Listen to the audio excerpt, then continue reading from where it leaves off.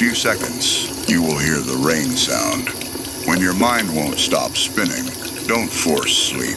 Just listen and let the anxiety fade.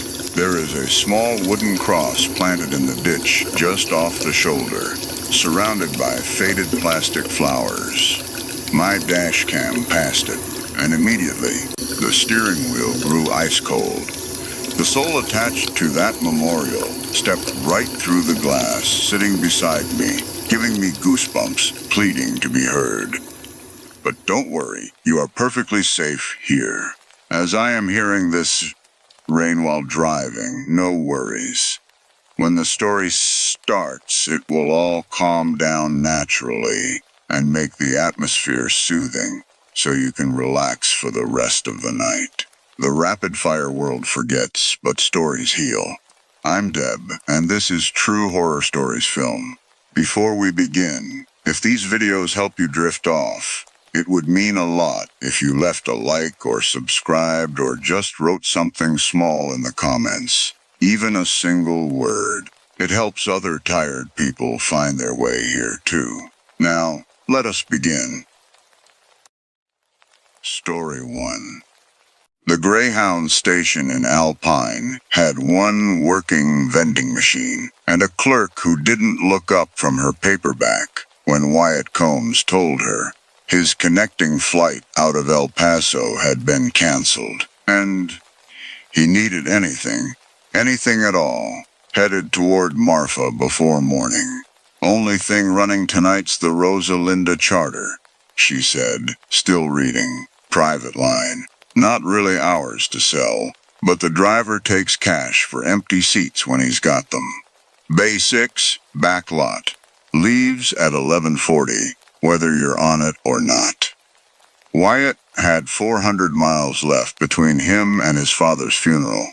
A man he hadn't spoken to in 9 years, and had exactly one good reason to see buried properly. A phone call from a stepmother he barely knew, informing him, in a tone that suggested she expected him to decline, that his father had asked for him specifically in his last clear week. Had wanted, apparently, to say something he never got around to saying. And 11:40 was in 19 minutes. He wrote obituaries for a living, had for over a decade, for a chain of regional papers that couldn't afford a real staff writer for the job. And there was something almost funny to him. In the tired, hollowed-out way things get funny at midnight in a bus station, about racing across West Texas to finish a story he'd been avoiding writing his whole career. He was good at obituaries. He was good, specifically, at finding the sentence that made an ending feel complete, the detail that let a grieving family close the book instead of leaving it open. Editors had learned to trust him with the hard ones, the estranged fathers, the sudden deaths, the lives that didn't want to resolve into 300 tidy words, because he had a talent, honestly earned through a childhood of watching his own father leave rooms mid-sentence, for reaching into a mess of a life and finding the thread that made it hold together. He had never once managed that trick with his own father, not even secondhand, not even in his head. He got on the bus. It was not, on first impression, an unusual bus. Older than the station's other rolling stock, cream-colored under decades of desert dust. RL4 stenciled small near the door. The paint around the numbers gone soft and pale, the way paint goes when a vehicle has sat under sun for longer than any single owner's memory. Maybe 14 passengers scattered through it in the dim cabin light, spaced out the way strangers space themselves on a night route, 3 empty rows to anyone else. An old man near the back with a duffel bag between his boots. A young couple asleep against each other 2 rows up, her hand loose in his lap. A woman in a cardigan reading a paperback with the cover worn illegible. The driver, A heavy-set man who introduced himself only as Boone, took Wyatt's cash without counting it, and told him bathrooms up front if you need it. Gets locked from 10 to 5. Plan accordingly, which struck Wyatt as an odd rule for a public bus, and not odd enough at 11:40 at night to ask about. Wyatt found his ticket stub in his shirt pocket as he sat. Seat 14, handwritten in blue ballpoint. No printed barcode, no company logo, just a torn half sheet that felt more like something a church raffle would hand out than something an actual charter line would use. And put it away without thinking much of it. The highway out of Alpine ran straight almost immediately, the kind of straight that Wyatt had crossed 100 times on other trips and never thought twice about. West Texas roads did that.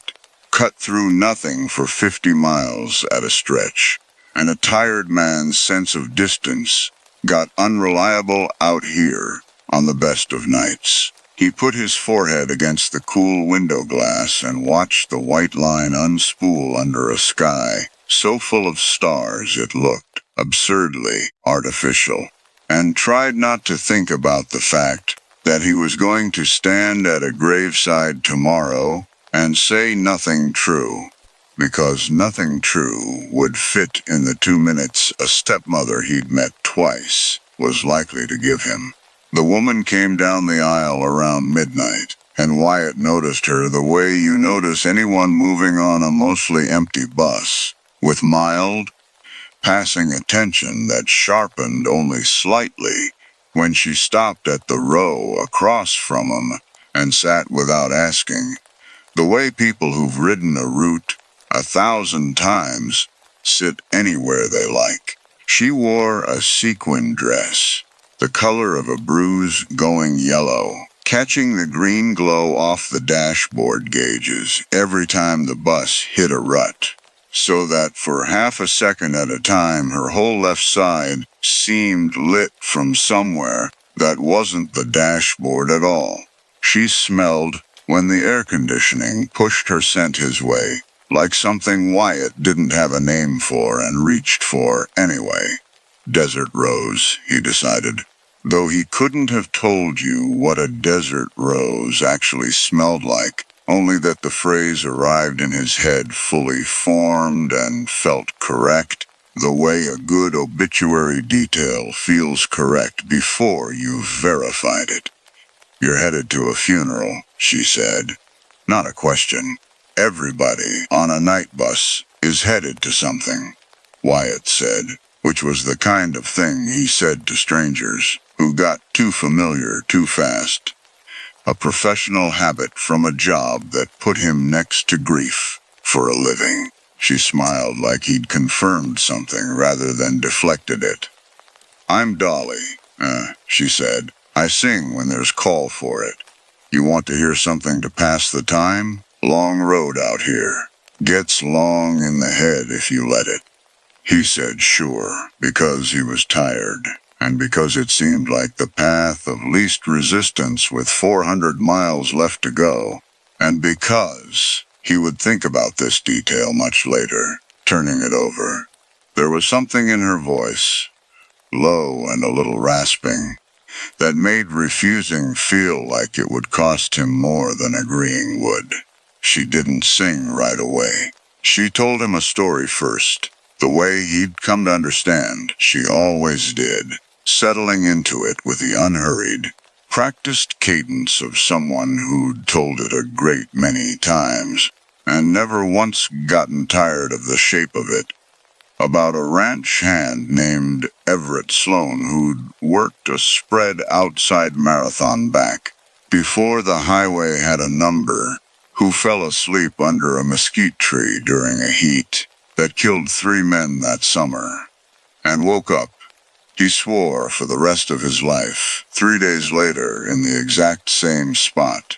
Not a mark of sunburn on him, unable to account for where those 3 days had gone, or why his boots, which he'd taken off before he slept, were found 40 miles east down the old stage road, worn clean through the soles. Nobody believed him, Dolly said, and there was something in the way she said it, easy and practiced, that made Wyatt think she'd delivered this particular ending a great many times.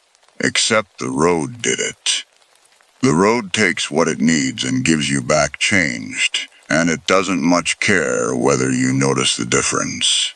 It was a good story. Wyatt told her so, meaning it partly as a professional compliment.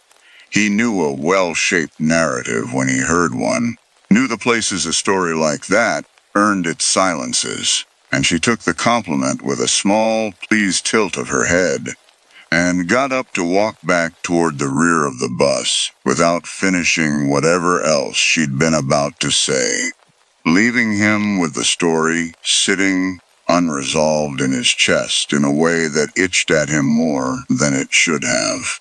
He realized, wanted the ending, wanted to know what Everett Sloane did afterward, whether he stayed on the ranch, whether the boots were ever explained, and the not knowing sat in him with a specific discomfort he recognized from his own work, the discomfort of an obituary that stopped one sentence short of closing. The old man with the duffel bag caught his eye a while later, across the aisle, and nodded at him the particular way strangers nod when they've decided you're worth a sentence. "First time on this route?" he asked, and when Wyatt said it was, the man made a small sound that wasn't quite a laugh. "Dolly get to you already? She's efficient. Used to take her half the night to warm a rider up. Now she's got it down to the first hour." He said it without menace, almost fondly, the way you'd talk about a coworker's habits, and went back to looking out his window before Wyatt could ask him what he meant by it, or how many times he'd ridden this particular route to have an opinion on Dolly's pacing. He noticed an hour later that the bus hadn't passed a single-mile marker. He noticed it the way you notice something only after your mind has already quietly logged several instances of its absence. West Texas highways were lousy with green mile markers. He'd driven this stretch enough times to expect them every few minutes, and he found himself watching for the next one, with a low, building attention, and simply not finding it. He blamed his own tiredness first, told himself he'd been watching the dashboard glow instead of the shoulder. Watched more carefully after that, and still, across what felt like another 20 minutes of unbroken dark highway, found nothing. He checked his phone. No signal, which wasn't strange out here, but no time either. The screen had frozen on 12:41, the little loading circle beside the clock spinning uselessly, and when he powered it fully off and back on, it came back up still reading 12:41, the same frozen minute, as though the phone itself had simply stopped keeping score. He told himself the battery was dying oddly. He told himself the mile markers were a construction detour he'd missed the sign for. Both of these were things that could genuinely happen on a highway at midnight, and he held on to them the way a tired man holds on to anything reasonable, right up until Boone came over the bus intercom sometime later. Wyatt couldn't have said how much later. His sense of the ride's length had gone soft and unreliable in a way that unsettled him more than he let himself admit, and announced in the flat, practiced tone of a man reading a line he'd read 1,000 times, that they were coming up on the halfway stop. 15 minutes. Stretch your legs. Facilities available. Back on the bus by the second horn. Wyatt had ridden enough long routes to know what a halfway stop should look like. A gas station, a diner, with bad coffee, fluorescent light, and a bored attendant. What the bus pulled into instead was a gravel lot beside a single unlit building with no sign, no pumps, no other vehicles, set against dark scrubland that gave no hint of which direction civilization might lie in. Several passengers got off anyway, stretching, unbothered, walking toward the building's dark doorway like men and women who'd made this exact stop many times before. And Wyatt sat frozen for a moment with the specific cold understanding of a person noticing all at once that everyone around him is calm about something he is not calm about at all. He got off anyway.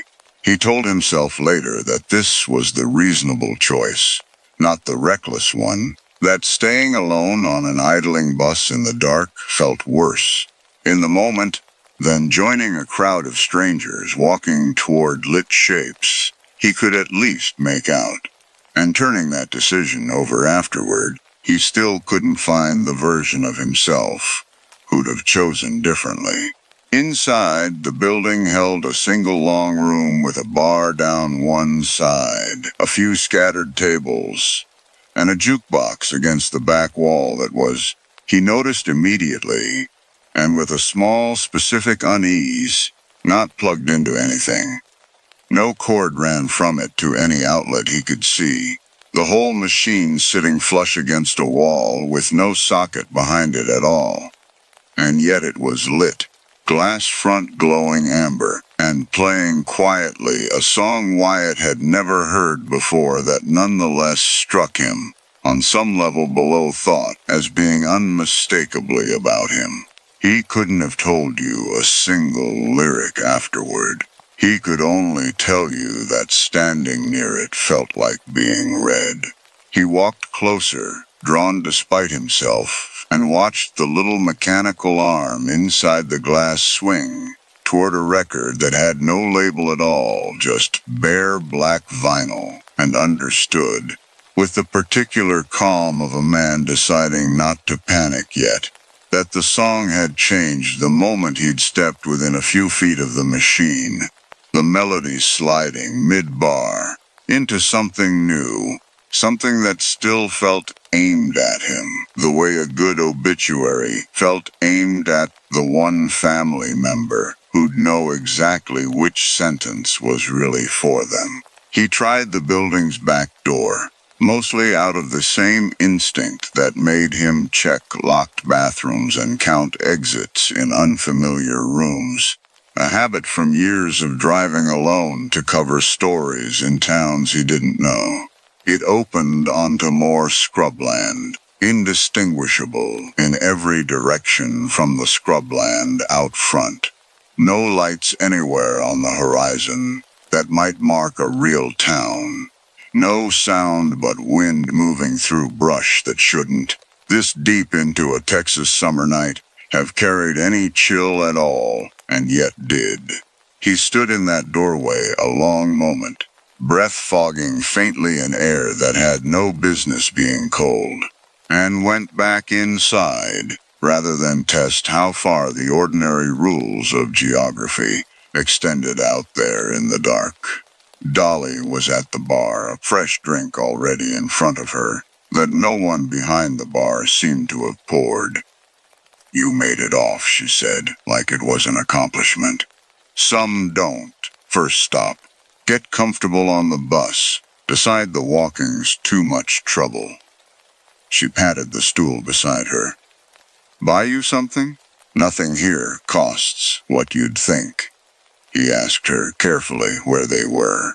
She told him a town name he didn't recognize and was fairly sure didn't exist on any map he'd ever studied of this stretch of Texas. Said it the way you'd say the name of somewhere perfectly ordinary, and when he pushed, asked how far to Marfa, asked what time it actually was, asked why his phone had died on the exact same minute, for what felt like an hour now.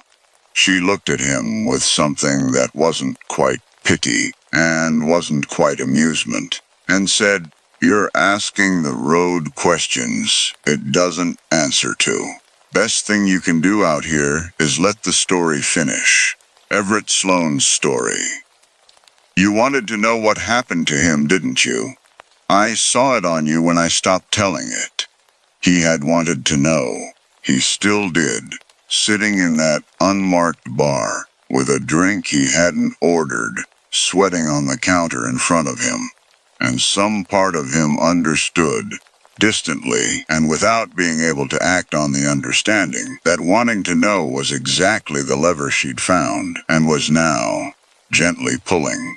The second horn sounded from outside, and passengers filed back toward the bus, with the same unhurried calm they'd left it with, and Wyatt went with them because the alternative, staying behind in a building that had no visible way of being connected to any road he could find, frightened him more in the moment than getting back on. That was the pattern he'd noticed later, turning the whole night over and over. Every choice he made was the reasonable one, judged against the choice standing next to it. It was only the whole shape of the night, looked at from outside, that read as a trap. From inside it, each door he walked through was simply the least bad one available. Back in his seat, the highway resumed its straight black nothing. And this time Wyatt did the thing his job had trained him to do without quite meaning to. He pulled the reporter's notebook out of his bag, the same battered spiral one he carried to every assignment, and started writing things down with the specific, steadying discipline of a man doing the only useful thing left available to him. No mile markers past Alpine. Phone frozen 12:41. Halfway stop, no signage. Jukebox unplugged and playing. 14 passengers boarding. 14 now, faces don't all match. Boone hasn't touched the wheel. Getting the facts onto paper in his own cramped shorthand did something to steady him that nothing else had all night. It was, he realized, the same comfort he gave grieving families for a living, the comfort of turning something formless and frightening into a record, a shape, a thing that could be looked at rather than only felt. He started keeping a record the way he built an obituary out of scattered facts a family gave him in no particular order, collecting details, holding them up against each other, looking for the shape underneath. He counted passengers, checking the number against his notebook. 14 when he boarded.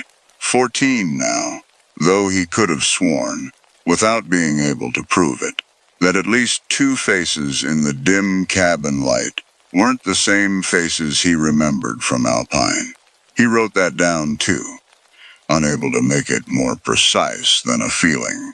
He watched Boone's reflection in the long mirror above the windshield and noticed the driver hadn't touched the wheel in some while, hands resting loose in his lap, the bus holding its straight line on its own down a road with no curves to test it. He wrote that down as well, and underlined it because it was the first thing all night he'd actually watched happen with his own eyes rather than simply failed to notice. He tried once to reach the front and ask Boone outright how much longer to Marfa, working his way up the aisle with a hand, braced on each seat back the way you'd steady yourself on a rolling ship rather than a bus running smooth blacktop. The aisle seemed, in a way he couldn't have measured or proven, longer walking than it had looked sitting still. He passed the old man with the duffel bag, past the sleeping couple, past the cardigan woman who glanced up from her illegible paperback and gave him a look of mild, patient amusement, as though she'd watched other passengers make this same walk and knew exactly how it went. And by the time he reached the front, worn thin with an effort that felt entirely out of proportion to the length of one bus aisle, Boone didn't turn his head. "Sit tight," Boone said. eyes on a road he wasn't steering. Route runs the route. You'll get where you paid to go. His voice carried no threat in it at all, which was somehow worse than if it had.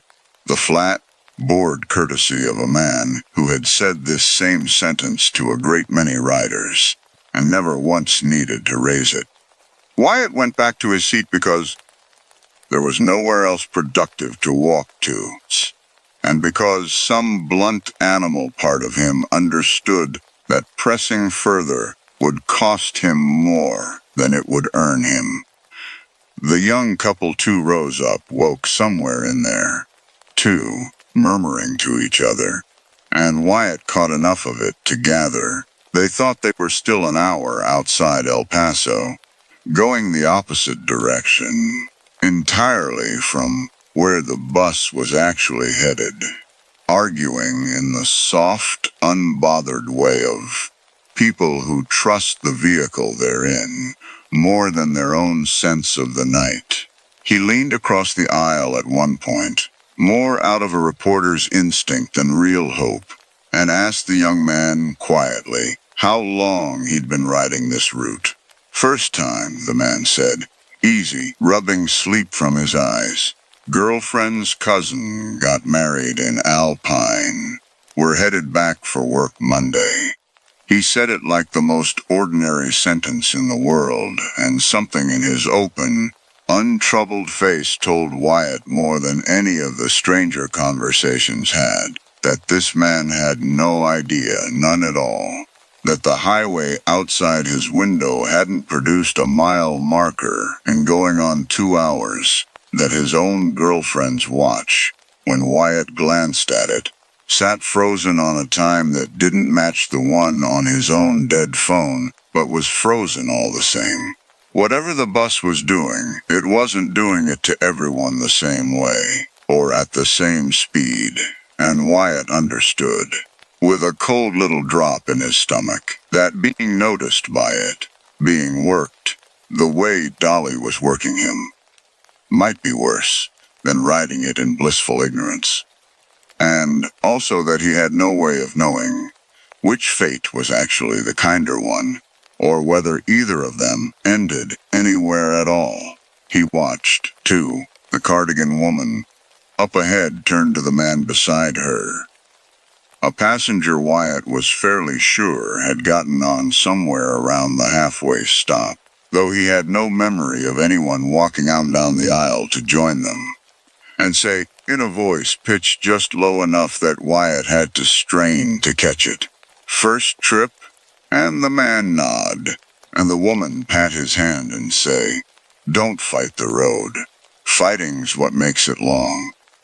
Dolly came to sit across from him again sometime after that, sometime being the only measurement he had left, his watch as frozen as his phone, both of them agreeing on a minute that could not possibly still be the actual time, and picked the Everett Sloan story back up exactly where she'd left it hanging, as though she'd simply paused a recording, rather than walked away for an hour. He didn't stay on the ranch, she said. Tried for a season, but something in him kept listening for the road, even when he was standing still.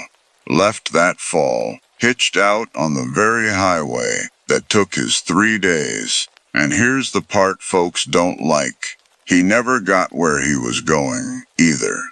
Kept riding. Some say he's riding still, if you know which route to catch him on. She looked at Wyatt with an attention that felt, for the first time all night, entirely undisguised. And you want the rest of it? There's a little more. She let the offer sit a moment before adding, almost as an afterthought, the way a good storyteller salts a detail in right when it'll do the most work. Funny thing about Everett, folks say he had a habit before he disappeared, same as you got. Man couldn't leave a story half told either. Started fixing up other folks' family Bibles for them, out past Marathon, writing in the death dates nobody'd gotten around to filling in yet. Say he had a gift for knowing which date to write before it happened. She smiled, close-lipped, watching that land. Maybe that's just a road told about a road. Maybe it isn't. Every instinct Wyatt had built across a career of finishing other people's stories told him to say yes, wanted to say yes with an intensity that startled him. A pull toward closure, so specific it felt almost physical, like an ache behind his sternum reaching for the missing piece, his mind already reaching ahead, unbidden, toward the shape the rest of Everett Sloane's story might take. The way it always did on a deadline, some professional reflex he'd never once had to fight before tonight. And it was exactly that pull, recognized in himself with sudden sick clarity, that let him understand what he was looking at. He wrote endings for a living because unfinished things haunted him personally, always had, long before his father. He could remember, if he let himself, being 9 years old and unable to sleep until a bedtime story was fully finished. His mother sighing and reading 3 extra pages past the point she'd meant to stop. And he understood now, sitting on that bus with the desert rose set thick in the recycled air, that Dolly, the bus, the road, whatever the story's real subject actually was, had found that soft place in him within the first 10 minutes, and had been working it, patiently, story by unfinished story ever since, the same way water finds the one weak seam in a foundation, and never once has to force its way through anything else. No, he said, and it cost him something physical to say it, a small tearing sensation somewhere behind his ribs that he would spend the rest of his life unable to properly describe to anyone. Not pain exactly. More like the specific discomfort of a stitch pulled tight and left that way. Something in him straining toward the missing ending and being held back by main force of will.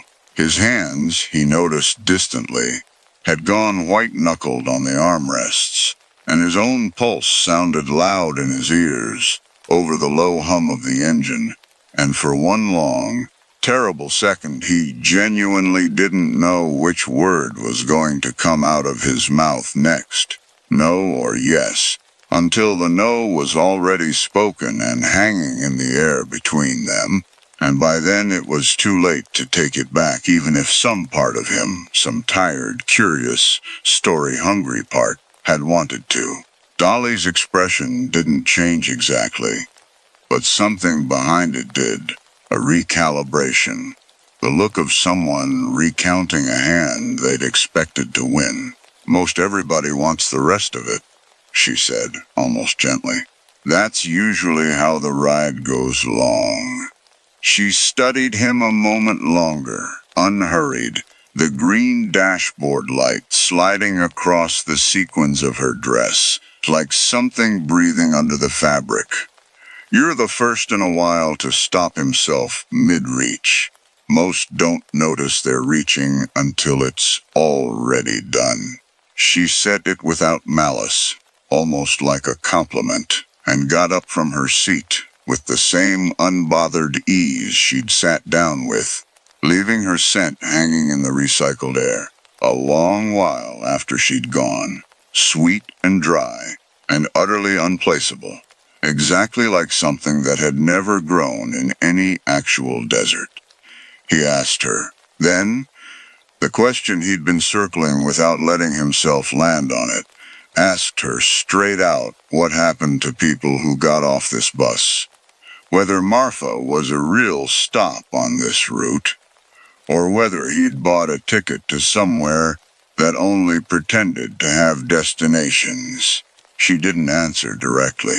She looked out the window at the unbroken dark instead and said, in the tone of someone stating a fact so old it had stopped feeling like a threat, that the road went where the road went, and that it had been running this particular stretch a long time before either of them, and that the only travelers who ever got truly stuck on it were the ones who couldn't stand to leave a story unfinished, that the road didn't take people so much as it accepted the ones who kept reaching for its next sentence.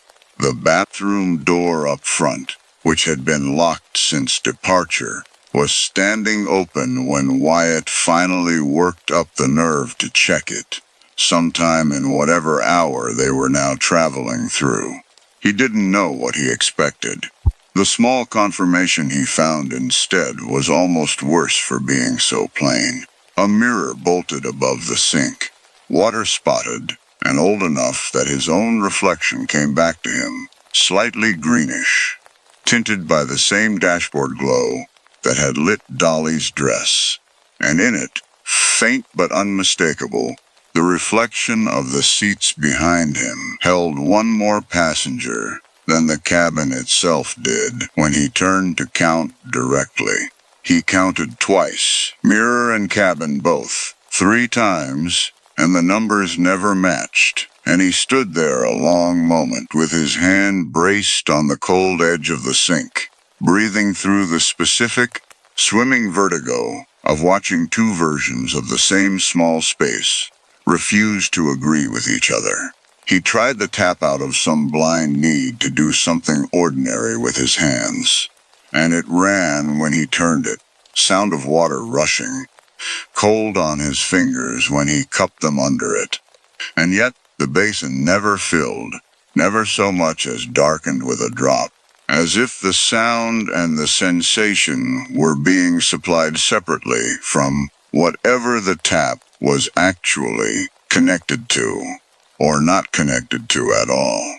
He understood, standing in that narrow doorway with his own reflection looking calmer than he felt, that whatever this bus was carrying, it was carrying more than the eyes could account for from any single angle, and had been for longer than one night's ride could explain. He tried, walking back, to catch the eye of the young man across the aisle, some instinct pulling at him to say something, warn him somehow, tell him to check his girlfriend's watch, and ask her why it hadn't moved. And the old man with the duffel bag reached out and caught his sleeve before he got there, gentle but firm, a grip with more strength in it than his loose, sun-spotted skin suggested he still had. "Don't," the old man said, quiet, not unkind. "Leave them be. Road doesn't care for being pointed at. You go stirring folks up who aren't asking questions yet. All you do is speed up whatever's coming to all of you, mine included. I've ridden a long while learning that the hard way." He let go of Wyatt's sleeve and settled back against his own window, duffel bag between his boots, exactly as it had been since Alpine. And Wyatt stood in the aisle a moment, with the taste of a warning he hadn't gotten to give going flat and useless in his mouth, understanding, with a fresh and specific dread, that the old man had said all of it, including mine, and that, whatever ledger the road kept, this man had apparently been paying into it far longer than Wyatt wanted to consider. He went back to his seat and made himself a promise, the kind you make when you've finally located the actual shape of a threat after hours of feeling its edges in the dark. He would ask nothing else. He would want nothing else finished. He would sit through however many more hours of straight black highway it took, unresolved and uncomfortable, and itching with a decade of professional instinct, screaming at him to reach for the ending. And he would not reach.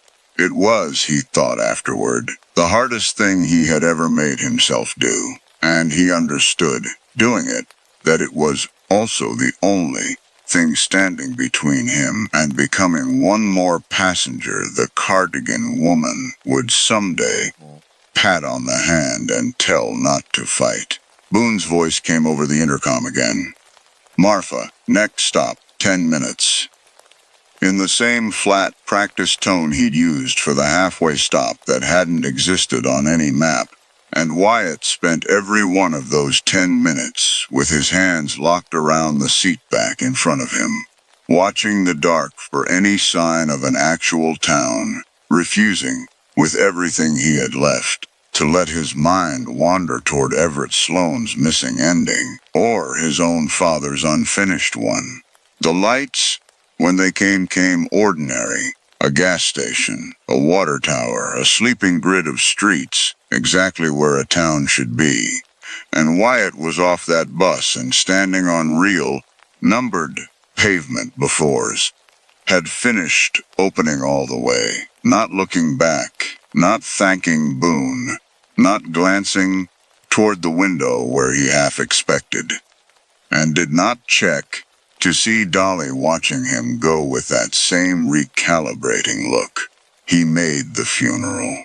He stood at the graveside and said almost nothing, which was, he'd come to feel, closer to true than anything he could have written. And when a cousin asked afterward whether he was all right, he said he was just tired from a long ride, which had the useful advantage of also being completely accurate. His stepmother pressed him, gently, for a few words for the program they were printing after the fact, some line to close out the service notes. And Wyatt found himself, for the first time in his professional life, telling a grieving family that some things were better left without a final sentence, that his father's story, like the road he'd ridden to bury him, didn't owe anyone a tidy last line, and that trying to force one might cost more than it was worth. She looked at him strangely, but she didn't ask again. He still writes obituaries. He's better at his job now, if anything.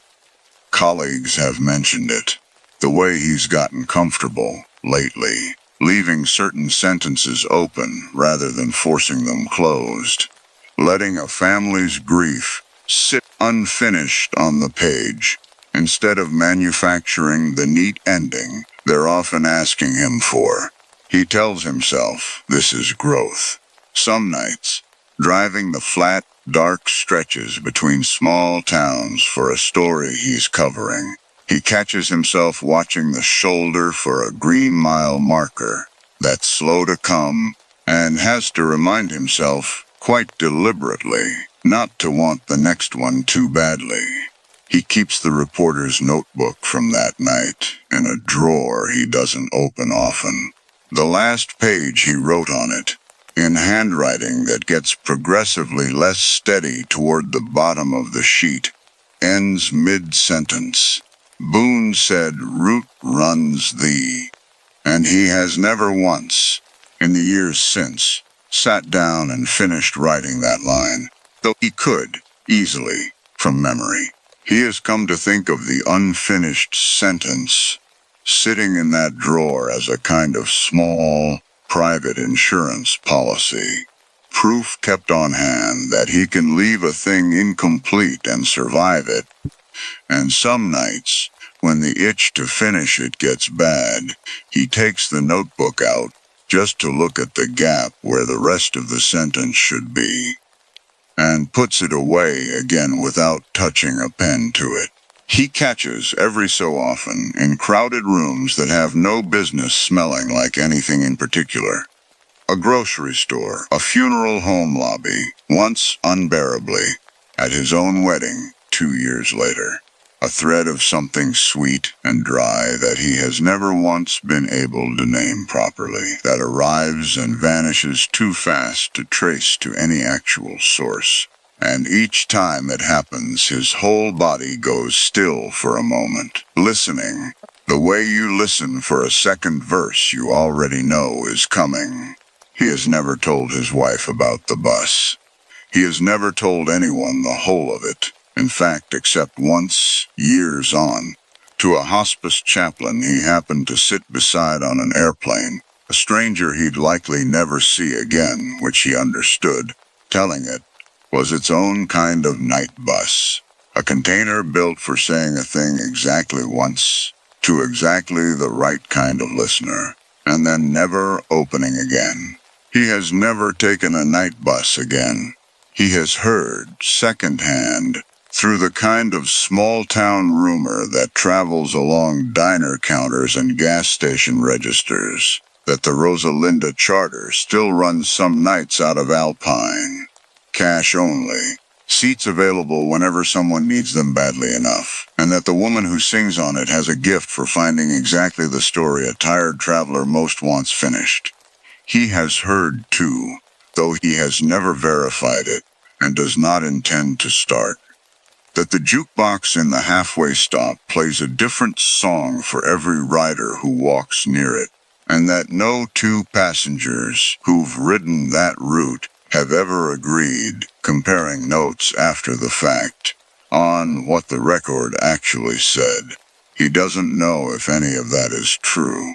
He has decided, on balance, that he doesn't want to know, and he has come to understand that decision, the simple, ordinary discipline of leaving a good story alone, as the truest thing his father ever taught him, though his father never said a word of it out loud, and though it took a haunted highway in the middle of West Texas to finally teach him how.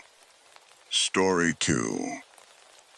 My name is Norman, and for 11 years I cooked for people who were dying, not in a hospital, not with a clipboard and a feeding schedule.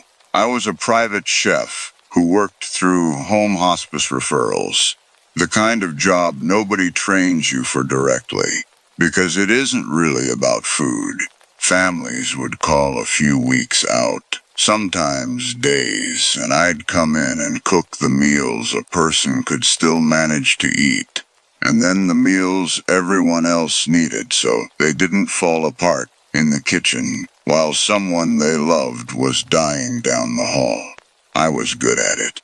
I knew how to make a broth that a person with no appetite could still finish, and I knew how to feed 12 grieving relatives from a stovetop that hadn't been used in a week, and somewhere in there I'd stopped being able to tell the difference between doing my job and needing to be needed. Elaine used to tease me about it. She'd say I fed people because I didn't know how to hug them properly, that a plate was easier for me than an arm around a shoulder. She was right, mostly. And then 2 winters ago, the ovarian cancer that had been quiet for 6 years came back loud, and I spent 4 months cooking for my own wife in my own kitchen, learning exactly how much love a person can pour into food that someone can no longer taste. After she was gone, I didn't know what to do with my hands. My Aunt Ruth's farmhouse came to me that spring. She'd died the previous fall, no children, and I was the only family left who returned calls. It sat 40 minutes north of the hospital, where Elaine had spent her last 3 weeks, a rambling 3-story place, with a wrap-around porch, and a barn that leaned slightly west, like it was listening for something. Ruth had never talked about the house much. I remembered visiting twice as a boy, and thinking it was the kind of place where the hallways were longer than the outside of the building should have allowed. Though I'd chalked that up to a child's imagination and never thought about it again, I decided, in the particular fog of that first widowed spring, that I would turn the farmhouse into something useful. Not a bed and breakfast exactly. I hated that phrase. Too cute for what I meant. But a place where families driving long distances for hospice visits could stay the night and eat something warm. That wasn't hospital cafeteria food or a gas station. Sandwich eaten in a parking lot at 11 at night. I put a small ad in 2 regional papers and 1 hospice newsletter. Home-cooked meals, quiet rooms, no charge beyond what people could give. I told myself it was a business. It was really just me, needing somewhere to put 4 months of unused tenderness. The first family arrived on a Thursday in June, the Okafors, a mother and 2 adult sons driving in from 3 states away to see a father who had maybe a week left. I remember standing in Ruth's big farmhouse kitchen at 10 that night, making a pot of jollof rice from a recipe the younger son dictated to me over the phone because it was what his father would have wanted to smell in a kitchen one more time, and feeling, for the first time since Elaine's funeral, like I was exactly where I was supposed to be. They slept 11 hours that night. All 3 of them. The younger son told me over breakfast, almost apologetic, that he hadn't slept that deeply since before his father got sick, like something in him had finally been allowed to put a weight down. I remember thinking, with real gladness, that the house was doing exactly what I'd hoped it would do. I didn't think about it again until the second family. That was the Halversons in July, an elderly couple whose grandson had been in a motorcycle accident, and after their 2 nights I found myself unusually tired, doing the exact same amount of cooking I always did. Bone tired in a way that took me a full day to recover from. I blamed the heat. I blamed the fact that I was 52 years old and cooking for 6 people twice a day on top of my hospice clients. It seemed like a reasonable explanation. And reasonable explanations were the only ones I had any use for that summer. There was a smaller thing before that, one I only remembered properly much later. The morning the Halversons left, I went to strip their bed and found the pillows dented deep in a way that didn't match how people actually sleep. Not the soft double dent of 2 heads turning through the night, but a single, precise hollow in each pillow, centered undisturbed at the edges, as if something had pressed down once and simply stayed there for 8 hours without moving. I remember running my hand over it and thinking it felt more like a mold than a memory of a person, and then folding the sheets and not thinking about it again, because a farmhouse gives you 100 small oddities a week if you go looking for them, and I had a lunch to plan and a hospice client to visit by noon. That is the trouble with reasonable explanations. There is always another lunch to plan. It was the third family, the Pruitts, that planted the first detail I should have paid closer attention to. Mrs. Pruitt mentioned, while I was plating a peach cobbler, that she'd woken in the night needing the bathroom and had gotten turned around in the hallway. Found herself, after several minutes of walking, back at the door of her own guest room, though she was certain she'd gone the opposite direction. She laughed about it. Old houses, she said. Funny how they play tricks on you at 3 in the morning. I laughed too, and refilled her coffee, and didn't think about the hallway again until much later, when I had reason to. By September, I had a rhythm going. Word had spread through the hospice network faster than I expected. Nurses recommending the place to families. The hospital's social worker keeping my card in a drawer she pulled out when someone looked like they needed it. I was cooking almost every night for people I'd never met and would likely never see again, pouring myself into meals for strangers with the same intensity I'd once poured into meals for my dying wife. And I told myself this was healing. I told myself this was what Elaine would have wanted. I started finding Ruth's kitchen ledgers around then, in a drawer beneath the flour bin. Not accounts, exactly. Recipes, mostly, in Ruth's small, cramped handwriting, with strange little annotations beside some of them. Next to a pot roast recipe. Keeps well through the second night, don't rush it. Next to a bread recipe. Proof it's slow, let it want it. I found these charming at first. The private shorthand of a woman who'd apparently run something similar to what I was running now, decades earlier. Though I had no memory of Ruth ever having guests. I asked a neighbor, old Wendell Croft, if he remembered Ruth taking in travelers, and he got quiet in a way that struck me as odd for a man normally happy to talk your ear off about anything. She fed people, he said finally. Whole family did, going back. Your people always fed people well out here. He said it like it wasn't entirely a compliment, and changed the subject to his tomatoes before I could ask what he meant. The driveway trouble started in October, though it took me weeks to admit it was trouble and not clumsiness on my part. I'd taken to walking down to the mailbox at the end of the long gravel drive most evenings, a habit from my old life that I'd kept because it gave me 10 quiet minutes to myself. One night in late October, distracted, thinking about a hospice patient who died that afternoon. I must have turned the wrong way at the fork where the drive splits toward the road versus the barn, because I found myself walking up to the barn door instead of down to the mailbox, though I was certain as I've ever been of anything, that I'd been walking the correct direction the whole time. I laughed it off.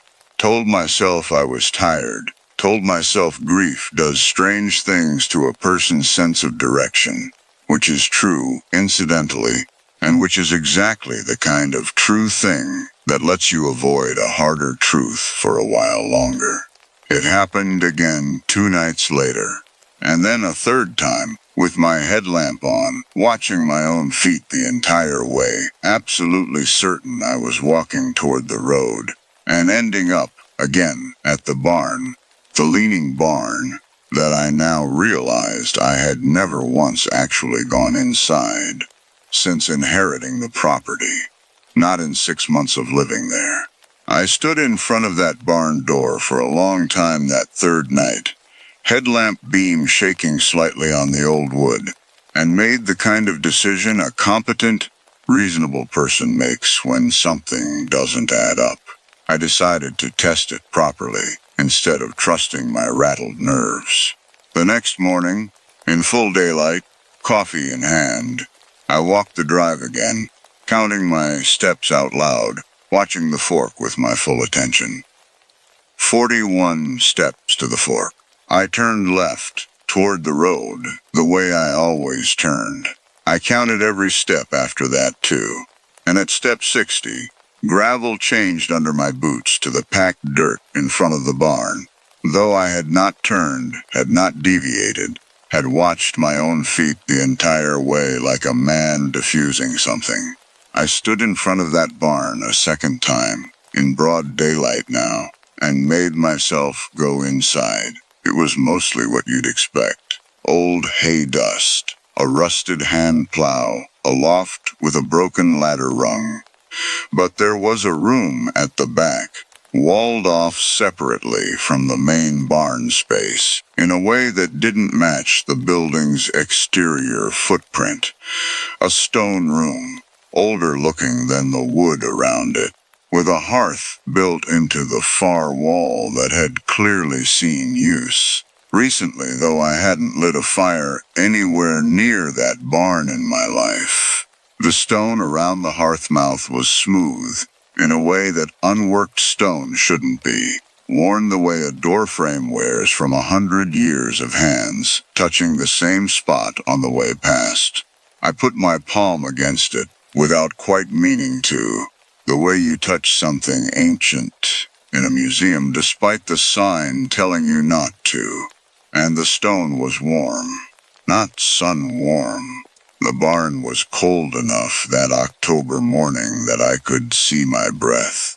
Hearth warm, oven warm, like something had been cooking in it recently, though there was no fire laid, no ash, no wood. I went back to Ruth's ledgers that afternoon with different eyes. There was a recipe I'd skimmed past before, tucked between the pot roast and a canning method for green beans that I'd taken for a joke or a private family superstition. A recipe with no measurable ingredients at all. Just a title. Cook it slow and mean it. And beneath that a single line. The house eats what you put into it, not what you cook with it. I'd read that the first time as sentimental kitchen wisdom, the kind of thing you'd cross-stitch onto a dish towel. Standing in the kitchen that October afternoon, hearth-warm stone still faintly remembered on my palm, I read it very differently. I want to be careful here, because I don't want to make this sound like I understood. In October, what I came to understand later, I didn't. What I had in October was a barn with a room I couldn't reach on purpose, only by accident. A driveway that redirected itself when I wasn't fighting it, and a great-aunt's cryptic notes that suddenly felt less like sentiment and more like instruction. What I did with that, being a reasonable and by then somewhat frightened man, was start paying much closer attention to my guests instead of to myself, because whatever was happening seemed to be happening around them, through the food. And I told myself that if I understood the mechanism, I could keep controlling it, keep it contained to something that helped people, rather than something that hurt them. That's the decision I want you to sit with for a moment, because it's the one that mattered most, and it was, at the time, completely reasonable. I started watching more carefully. I noticed that the guests who arrived carrying the most raw, recent grief. A mother whose son had just been given a terminal diagnosis that morning. A husband still in his work clothes, because he'd driven straight from the hospital without stopping. Those guests slept the deepest, woke the most rested, and also left something behind that I can only describe even now as a faint dimming, not in themselves exactly, in the room after they'd gone. A guest room that had held someone in acute grief for 2 nights felt, the morning after they drove away, warmer than the rest of the house, and stayed that way for a day or two, before fading back to ordinary temperature. I checked this with a thermometer eventually, feeling foolish, and found nothing. No measurable difference. It wasn't a temperature. It was something a thermometer had no opinion about. I started, too, noticing what happened when I cooked. Not the food itself. The food was always fine, sometimes better than fine. Some of the best cooking of my life happened in that farmhouse kitchen that autumn. It was the process.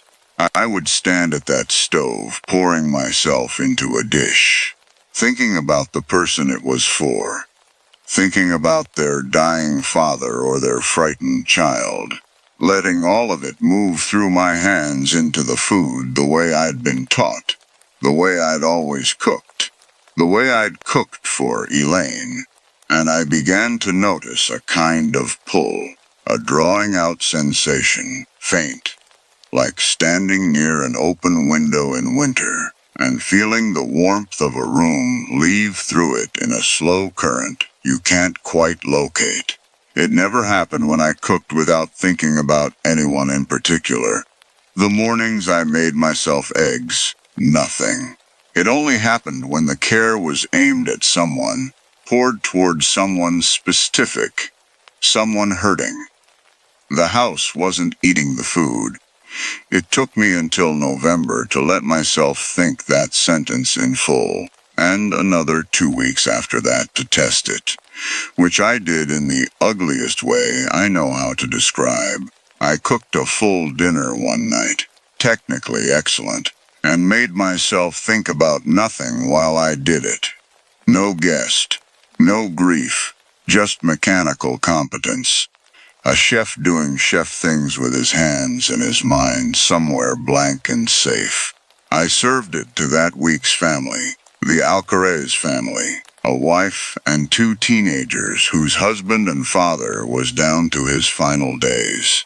They ate it, said it was lovely, thanked me, and that night, for the first time since June, none of them slept particularly well. The younger daughter came down for water twice. Nobody mentioned the deep, unnatural rest that every other family had described.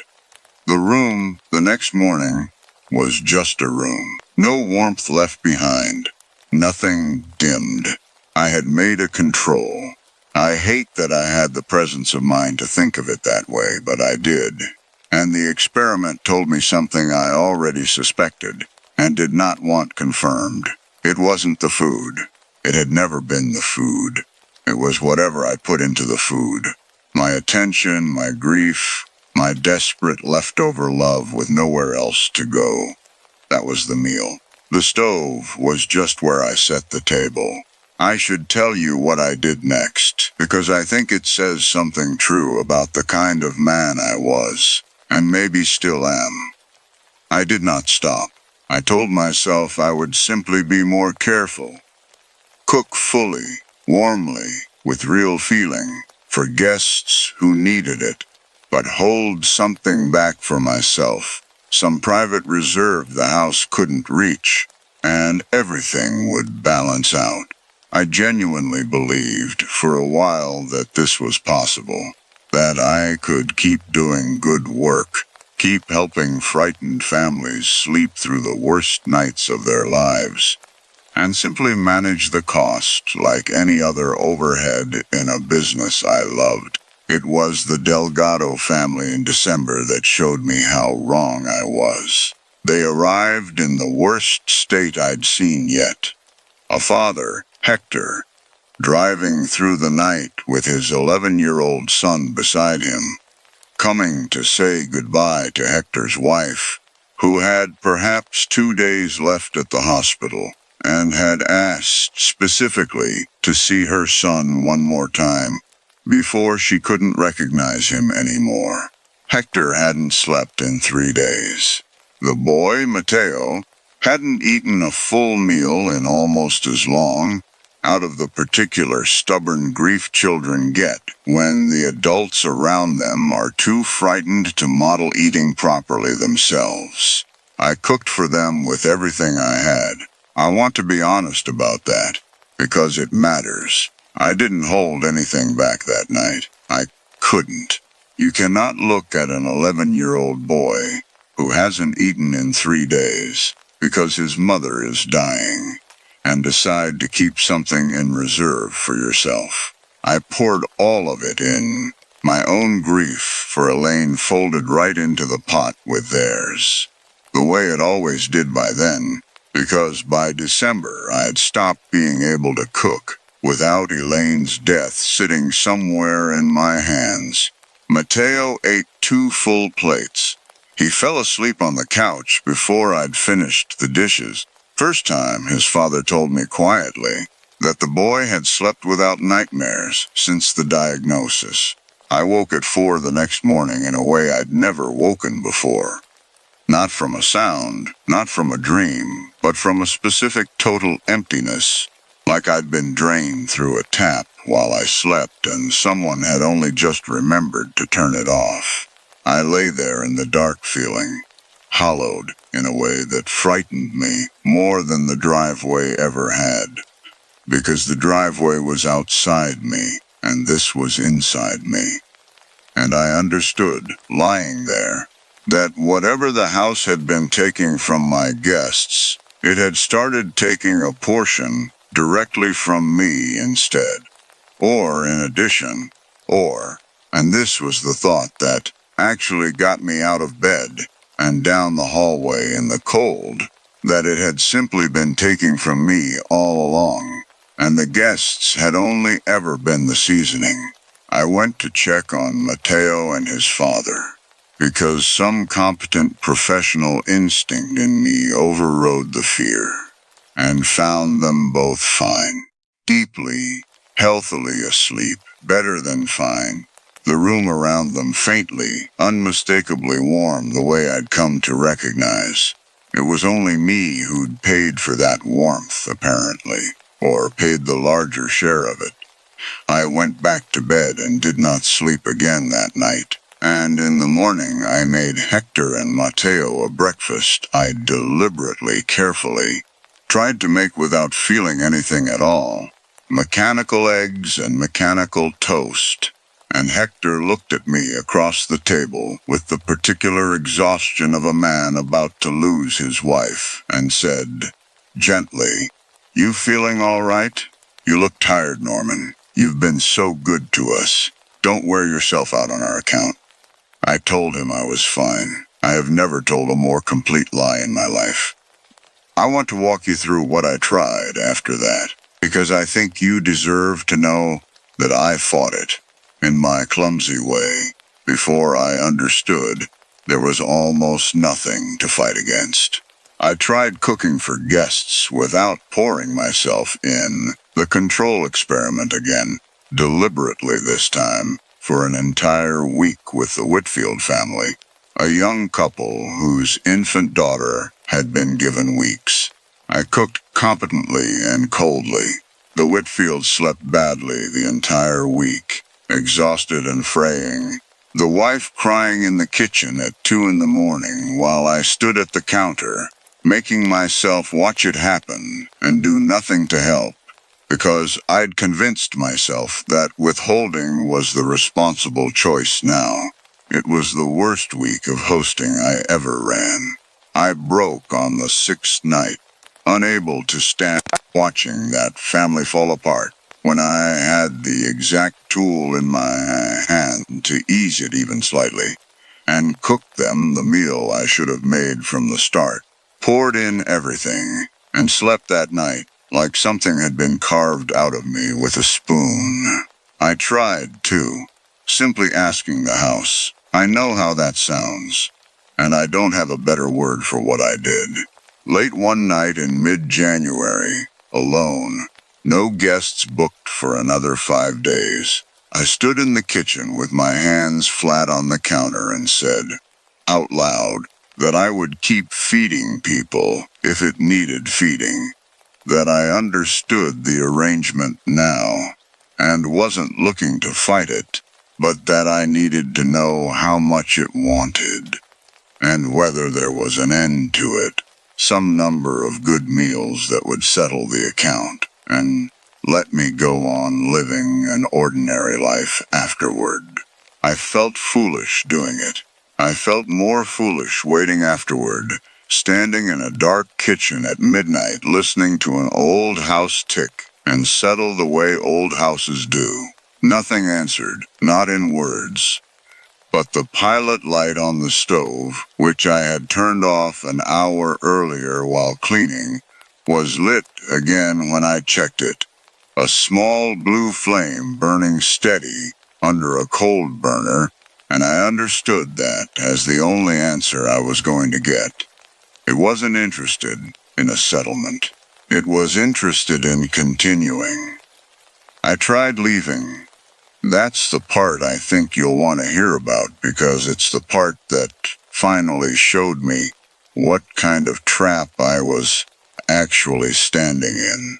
Early January, a lull between families, I loaded the car and decided I would simply drive to the hospital where Elaine had died, 40 minutes south, and sit in the parking lot for an hour, and prove to myself that the driveway thing only happened at night, only happened when I was tired, only happened under specific conditions I could avoid.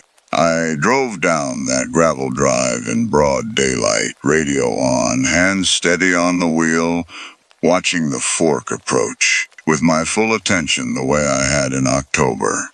I turned left. The gravel became packed dirt.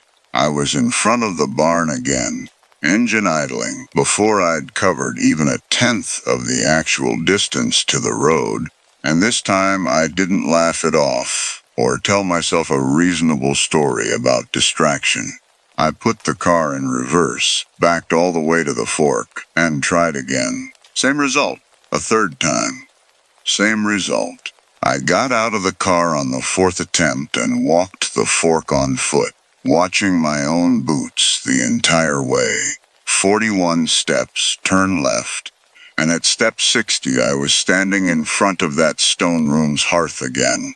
Though the barn door had been, I would have sworn under oath, 100 yards behind me the entire walk.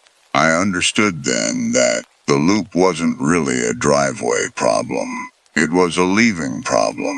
It didn't matter which direction I meant to go. It only mattered that I meant to go, and specifically, that I meant to go away from the house, while there was still warmth left in me to give it. The barn, the hearth room, was where the house kept whatever it hadn't finished collecting yet. I was not being redirected at random. I was being led back to the part of the property that hadn't gotten its full share. I did not sleep that night either.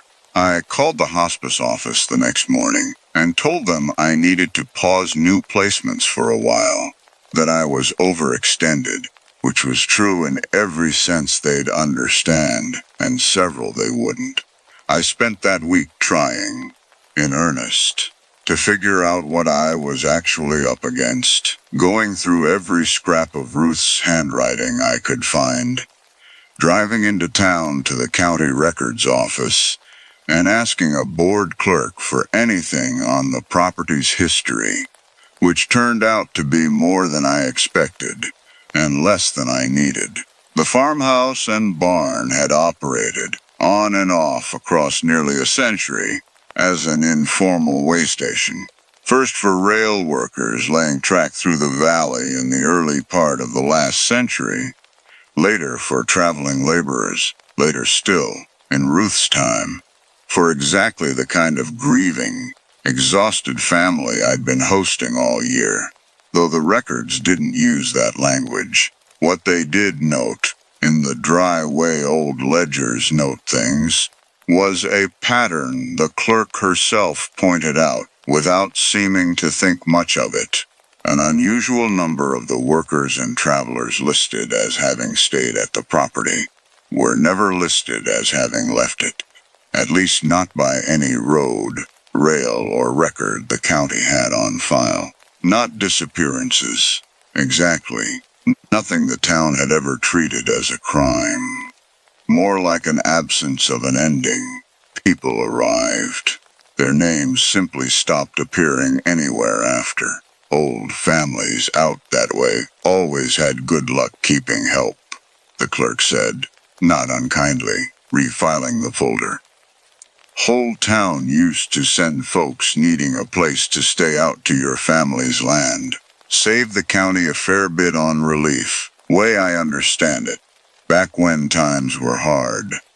She said this the way you'd mention a minor local eccentricity, and I understood, standing there, that the town's comfortable arrangement with my family's property was not a secret so much as a thing everyone had simply agreed not to look at too closely, generation after generation, because it was convenient, because it cost them nothing, because the people it cost something were always, conveniently, from somewhere else. I asked her, carefully, whether anyone had ever come looking for the people who stopped appearing in the records. She pulled a second folder, thinner, and slid it across without much ceremony. 3 letters, decades apart, from relatives writing to the county, asking after a brother, a husband, a hired hand who'd last written home from an address that matched Ruth's property almost exactly, allowing for a different house number the road had used before it was renamed. Each letter had the same short, dry reply stapled behind it, in 3 different clerks' handwriting across 3 different decades, saying essentially the same thing. No record of further residence in the county, presumed relocated. Nobody had ever driven out to check. It would have meant, I understood now, driving up that same gravel drive. And I wondered, standing in that records office, with the letters in my hand, how many of those inquiring relatives had simply never made it past the fork either, and how the county would have filed that. I drove home that afternoon with the particular fury of a man who has just learned that his own family, his own town, had been quietly complicit in something for 100 years and called it good luck. The Delgado family, Hector and Mateo, came back the last week of January. Hector's wife had died on the 15th, and he called to ask, hesitantly, whether he could bring Mateo back for one night on their way home from the funeral, because the boy had asked for it specifically, had said it was the only place he'd slept properly since his mother got sick. And Hector didn't have it in him to say no to his grieving son over anything so small. I should have said no. I understood exactly what I was risking by then. But I looked at that request the same way I'd looked at every request that year. A father trying to hold his son together with whatever tools he had left, and I could not make myself refuse it. That's the flaw at the center of all of this, if you want to call it that. I have never, in my whole life, known how to let someone hurt in front of me without trying to feed them through it. The house knew that about me before I did. I think, honestly, it may have known it about my whole family for 100 years, which is a much colder thought than I want to sit with, even now. They arrived on a Friday evening in bitter cold, both of them wrung thin from the funeral. Mateo silent in the way children get when grief has run out of ways to make noise. I cooked that night with nothing held back. There was no version of that evening where I could have held anything back. Not for that boy. Not after what he'd lost. And somewhere around 10 o'clock, plating the last of it, I felt the pull start before I'd even finished pouring myself into the dish, faster and stronger than I'd ever felt it. Like the house had been waiting a month for exactly this meal and wasn't interested in pacing itself anymore. Mateo ate. Hector ate less, watching his son, grateful and exhausted in that particular collapsed way of a man who has just buried his wife. I did the dishes on legs that didn't feel entirely like mine, and went to bed knowing, with a certainty I can't fully explain, that I would not wake up feeling the way I'd felt after any previous night. I was right. I woke at 3 in the morning to a house that was completely silent in a way it had never been silent before. Not the ordinary quiet of a sleeping farmhouse, but an attentive quiet, the specific quality of silence a room has when something in it is listening to you breathe. I got up because some part of me already knew I needed to check on Mateo, and found his room empty, the bed still faintly warm, no sign of a struggle, no sign of anything except a boy who was simply no longer where he'd been. I found him in the barn. I don't know how I knew to go there. Perhaps because the loop had taught me, over 4 months, that the barn was where the house kept its unfinished business, and some animal part of my mind understood Mateo hadn't been finished with yet. I ran the driveway that should not have led anywhere in 3 minutes, and it led me straight there this time. No looping, no redirection. Because I think now that it wanted me there. The barn door was standing open when I reached it, which it had never once done in 6 months, and the cold that usually met me at that threshold was gone, replaced by something closer to standing in front of an oven with the door cracked. A dry, patient warmth that had no business existing in an unheated building in January. I found the stone room's door standing open for the first time, too. Warm orange light coming from inside it, though I had never once seen fire in that hearth. And Mateo sitting cross-legged in front of it, eyes open, utterly unresponsive, while the hearth breathed. There is no other word for it. A slow, deep, contented breathing, drawing something pale and thin off the boy's skin, the way steam lifts off a plate set down too soon after leaving the oven.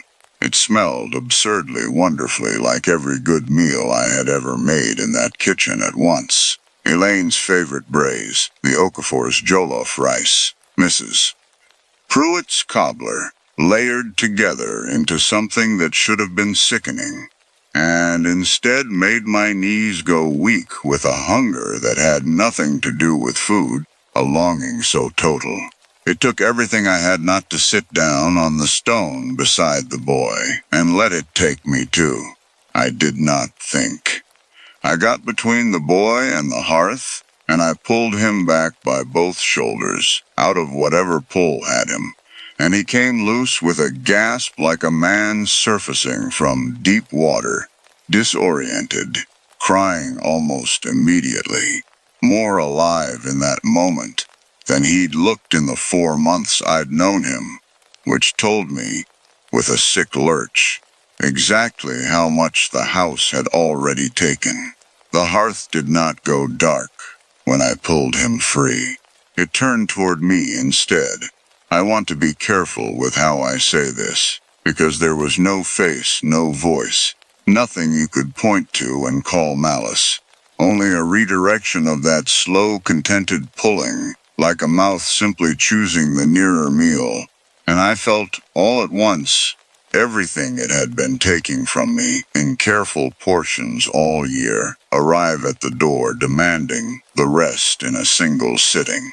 Every dish I'd cooked for Elaine in her last 4 months, every plate I'd made since, 11 years of feeding people I couldn't save, folded into that one enormous pull, and I understood, in the very last clear thought I had that was entirely my own, that I had been the real meal from the beginning, that the guests, the families, the grief I'd poured so carefully into their food had only ever been the house's way of teaching me to keep the reservoir full so that, eventually, on the right night, with the right final measure of some particular unbearable love, it could finally collect what it had been patiently, generously fed toward for 11 years.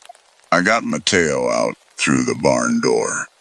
I remember that clearly, his weight against my side, his father's voice somewhere ahead of us in the dark, shouting his son's name across a yard that had mercifully stopped rearranging itself the moment I made the decision to leave without looking back. I remember putting him into Hector's arms at the fork in the drive, both of them alive, both of them, as far as I could ever tell afterward, entirely themselves. I do not remember walking back to the barn myself. I only remember understanding, with a calm that frightens me more in memory than the fear did at the time, that I was going to. Hector called the county 2 days later, when I didn't answer the phone, and a deputy found the farmhouse locked and orderly. No sign of forced entry, no sign of struggle. A pot of something good still on the stove, gone cold, my truck still in the drive. They looked for 11 days. They found nothing, which the clerk at the county office would have told them, if anyone had thought to ask her, was simply how it went out on that land. And always had. The house has a new owner now. A cousin of mine, once removed, who took it on without knowing much of anything, and placed a small ad in 2 regional papers and a hospice newsletter this spring, offering home-cooked meals and a quiet room to families who need one. I understand the ad ran itself, more or less, a business already fully staffed in its way, needing only someone willing to stand in the kitchen and mean it. People still ask my cousin, sometimes, what became of the last man who ran the place, and she tells them, honestly enough, that I moved on to something else, which is truer than she knows. She's mentioned to me, in the offhand way you'd mention any small kitchen habit, that the stove pilot light relights itself if she ever forgets it, and that certain recipes seem to turn out better than her skill should really account for on the nights a guest arrives looking especially wrung out. She thinks the house has good bones. She isn't wrong. I couldn't tell you, from where I am now, whether I mind. That's the part I think you should carry with you tonight more than any of the rest of it.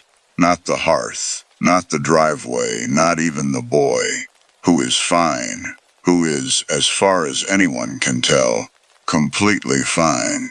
It's that some nights, when a tired stranger's car turns up that long gravel drive, looking for somewhere warm to stop, I think I am, in whatever way is left of me, glad to see them coming. I think the warmth in that kitchen isn't waiting for them the way a trap waits. I think it's waiting for them the way I always did. Like there is nothing in the world I would rather do than feed them. I don't know how to tell you that isn't the same thing. I'm not sure anymore that it is. Sleep well. Story 3. The seismic trace on Maravas's laptop spiked at 4:47 a.m., a clean sawtooth signature she'd have recognized blind after 6 seasons running control for Comstock Ridge, except it registered on a sensor buried under Route 9, a line that hadn't been armed, fired, or walked in for years. She was already awake, already dressed, coffee going cold on the dash of the snowcat, while she waited for first light to clear the lower gate. She pulled the trace up twice, then a third time, checking the sensor ID against the route map pinned above her desk. Sensor 9C, Route 9. Decommissioned in her second season, the year before she made lead forecaster. Folded out of the shot plan after a slide cycle nobody talked about in detail. She knew the shape of the story the way you know a scar on someone else's hand. Present, unquestioned, never explained. She told Denny, her second-year trainee, that it was almost certainly sensor drift. Old cable, old junction box, 4 winters of freeze-thaw, working a splice loose, until it threw a false read that looked like a slab release. It happened. She'd seen worse drift out of newer gear. Denny didn't ask why a decommissioned route still had a live sensor feeding data at all. Mara didn't offer it. She logged the spike as equipment fault, requested a service ticket for 9C, and got on with the morning's actual work, which was 4 active routes, 41 charges between them, and a lift opening at 8:30 that wouldn't wait on her curiosity. The control room ran on habits she'd built over 6 seasons without ever deciding to build them. Coffee poured before the radio check, not after. Boots by the door in the order she'd need them. The day's route packets stacked left to right in the sequence she'd fire them. Always the same sequence. Because a forecaster who reorders her own routine on a whim is a forecaster who eventually misses something. She mentioned that habit to Denny once, early in his training, half as a joke about getting old in a young person's job. He'd written it down anyway. The way he wrote down everything she said in those first months, filling a spiral notebook with her exact phrasing like it was scripture. There was an old resort radio channel, too, decommissioned along with most of the analog gear a decade back, that still occasionally caught stray interference on the scanner bolted under the dash of the Snowcat. A habit of the mountain's own electronics nobody had ever bothered to explain to her. 3 short bursts of static at almost the same time most mornings, gone before you could get a fix on the source. She'd stopped noticing it years ago. She started noticing it again the week Route 9 woke up, because the bursts had, without her tracking it consciously, started landing closer to 4:47 a.m. than they ever had before. The second spike came 2 mornings later. Same sensor, same clean signature, timestamped 4:51 a.m. 4 minutes later than the first. Not 4 hours, not 4 days, 4 minutes, which she noticed only because she'd pulled up both traces side by side out of habit. And the near match in timing sat wrong in her stomach before her brain had worked out why. Equipment drift doesn't sync itself to a schedule. She drove out to the junction box that afternoon anyway, telling Denny it was for the service ticket, not because anything about the second spike had actually worried her. That was the story she told him, and mostly the story she told herself. The box sat where the groomed run ended and the boundary rope started. A squat green cabinet half buried in wind-packed snow, and when she opened it, the splice inside was intact. Clean copper, no corrosion, no chew marks from rodents, nothing that explained. 6 years of silence followed by 2 identical spikes 4 minutes apart. She closed the box, told the service company to stand down the ticket, and didn't tell Denny that part. Mara was good at exactly one thing that mattered here, and she was good at it in a specific, narrow way. She could read a slope shot log the way other people read weather, could look at 41 charges laid out across 4 routes and know, without checking, which sequence would fail to release a slab, and which would bring the whole face down clean. 6 years of that instinct had made her fast, and it had made her trust her own read over almost anything else, including, on a bad day, people telling her something was wrong. That was the flaw, if you wanted to name it. She didn't second-guess her own pattern reading, and Route 9's pattern, dormant, then 2 spikes 4 minutes apart. Then, on the 5th morning, 3 spikes across 3 different sensors along the same abandoned line, 9A, 9C, and 9F, spaced 2 minutes apart this time, tightening instead of repeating. She read as data before she let herself read it as a warning. She sat with that third trace longer than she'd admit to anyone, tracing the tightening interval out by hand on a legal pad, 4:47, 4:51, then 4:49, 4:51, 4:53, 3 points that didn't fit a single equipment fault model, no matter how she rotated the variables. And the part of her that had built a career on trusting exactly this kind of pattern work wouldn't let her file it as noise anymore, even though the part of her that had to answer to a resort budget wanted badly to.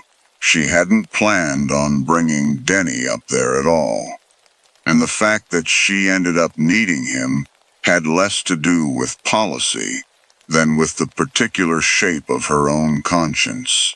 He was the one hire in 3 seasons she'd actually pushed the resort to make.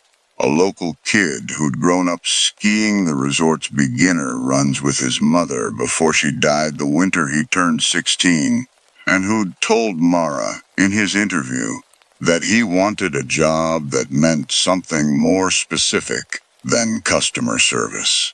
She'd seen enough of herself in that answer to fight for him, and some part of that fight had quietly become a responsibility she carried into every decision she made about where he went and what he was ready for, Route 9 included. She pulled the old shot log for Route 9 out of the records room that evening, a paper binder nobody had touched since the digital system went in. Its spine cracked in a way that told her exactly where in the book it had been forced open most often, well before the final third. The pages leading up to that point were unremarkable. Dates, weather notes, charge counts, initials, the same dry procedural record every other route's binder kept. Nothing that read as anything but a normal season's paperwork. She found the last page filled out in a hand she didn't recognize, dated the March before her first season. 41 charges fired that day, too. Same total as her current 4 routes combined, though Route 9 alone had never carried more than 16 in her own memory of the maps. The final entry read, "Sequence held. Do not refire out of order. Nothing else." No incident report stapled behind it. No cross-reference to a personnel file. Nothing that told her what sequence or why holding it mattered, or what refiring out of order had done the one time somebody apparently tried. She looked for a follow-up entry. There wasn't one. The binder just stopped. 4 blank pages. And then the newer digital era logs picked up on Route 9's replacement lines, like nothing had happened in between. She asked the resort's operations director the next morning, carefully, framing it as a records question, a housekeeping thing. He told her Route 9 had been pulled from the shot plan over terrain liability, a phrase that meant nothing and was clearly meant to mean nothing. Delivered with the specific blandness of someone repeating a line he'd been given rather than one he'd worked out himself. When she pushed, asked what the sequence note meant, asked why a decommissioned route still had live sensors on somebody's maintenance budget, he told her the file was before his time and suggested, not unkindly, that she focus on the routes actually in the plan. She recognized the tone. It was the tone people used when they wanted a question to have been asked and answered, regardless of whether it had been. She tried one more angle before she let it drop for the week. A retired patroller named Gene Osterhaus still lived in the valley, ran the general store's ski tuning bench on weekends, and had worked the mountain back when Route 9 carried its own dedicated crew. She caught him between customers and asked, as lightly as she could manage, whether he remembered anything about the old 9-line closure. His hands kept moving on the ski edge he was filing while he answered, which she noticed only because it meant he wasn't looking at her when he said it. He remembered a bad morning, he said, a slab that came down out of sequence, faster than the crew expected, and a young forecaster, younger than Mara was now, who'd walked away from it and never worked another season on the mountain afterward. He didn't have a name for her. He said the resort had been careful about how the story got told at the time, and when Mara asked what careful meant, he set the ski down, told her some questions were better left with the people who'd actually stood on that slope, and went back to filing the edge. Like the conversation had already ended, she didn't push him further. Something about the set of his shoulders told her he'd already said more than he'd meant to. There was one more thing before the hut, a small thing on its own. The kind of detail that only mattered once she had the rest of it to set it against.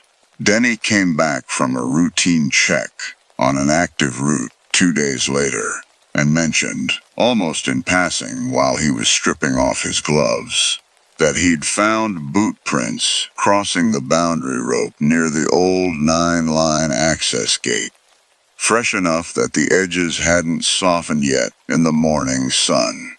He'd assumed patrol had been through on a training walk, and hadn't thought much of it until he mentioned it to one of the patrol leads at lunch, who told him nobody from patrol had been anywhere near that gate all week. Training schedule had them on the opposite side of the mountain. Mara asked Denny to describe the tread pattern, and he did, precisely because he was good at that kind of detail, even when he didn't know why it mattered yet. A straight lug pattern, no branding notch, nothing like the resort-issued boots every patroller and forecaster on staff was required to wear. She didn't tell him what she thought that meant, mostly because she didn't have a version of it she was willing to say out loud yet. Not to a 22-year-old she was responsible for training, and not to herself. She should have let it go there. She has said as much since, to Denny, to herself, on the drive home some nights when the roads are empty enough to think about it, without anything else competing for the thought.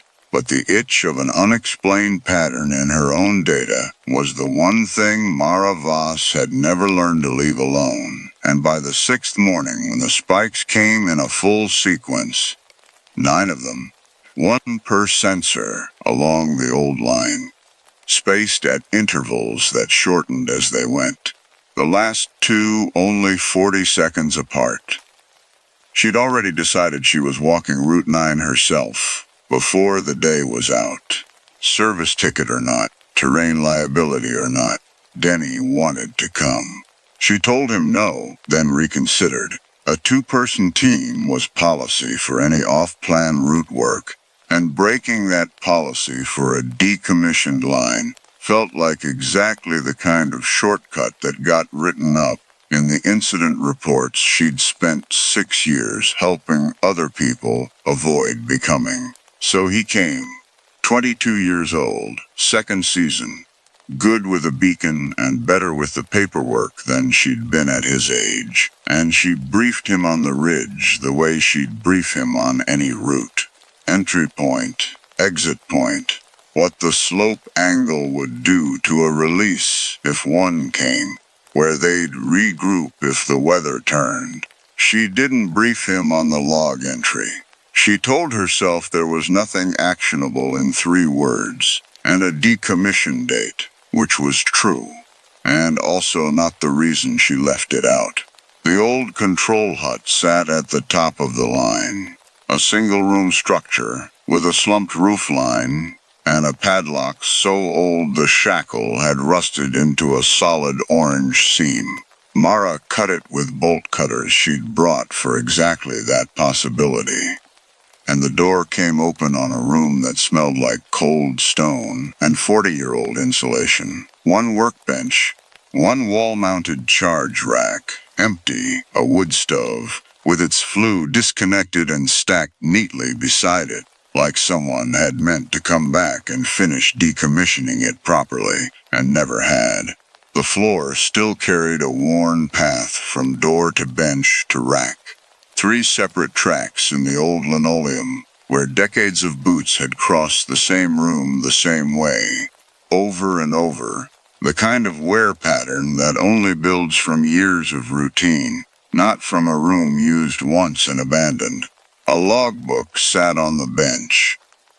A second one, smaller than the binder in the records room, sitting there like someone had set it down mid-shift and never come back for it. Its cover swollen soft from 40 winters of damp and dry cycling through an unheated room.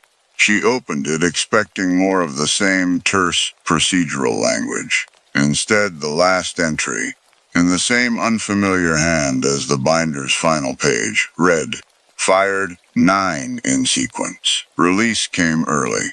Team not clear. Holding sequence 4."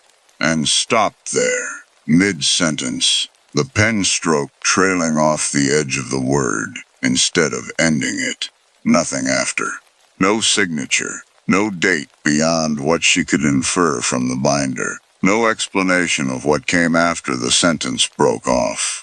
That was when Denny called her name from outside, and the tone of it, not urgent, not yet, just puzzled, was the first genre beat she'd have sworn. Walking up that ridge an hour earlier was going to arrive as something worse.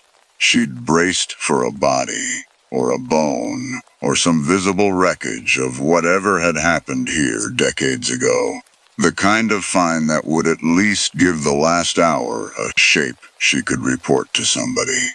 What she found instead, when she stepped back out into the wind, was Denny crouched at the charge rack's old exterior mount, looking at 9 fresh detonator caps laid out in a neat row across the snow, unwired, unconnected to anything, arranged in an order that matched, cap for cap, the sequence numbers still legible on the rusted rack behind them.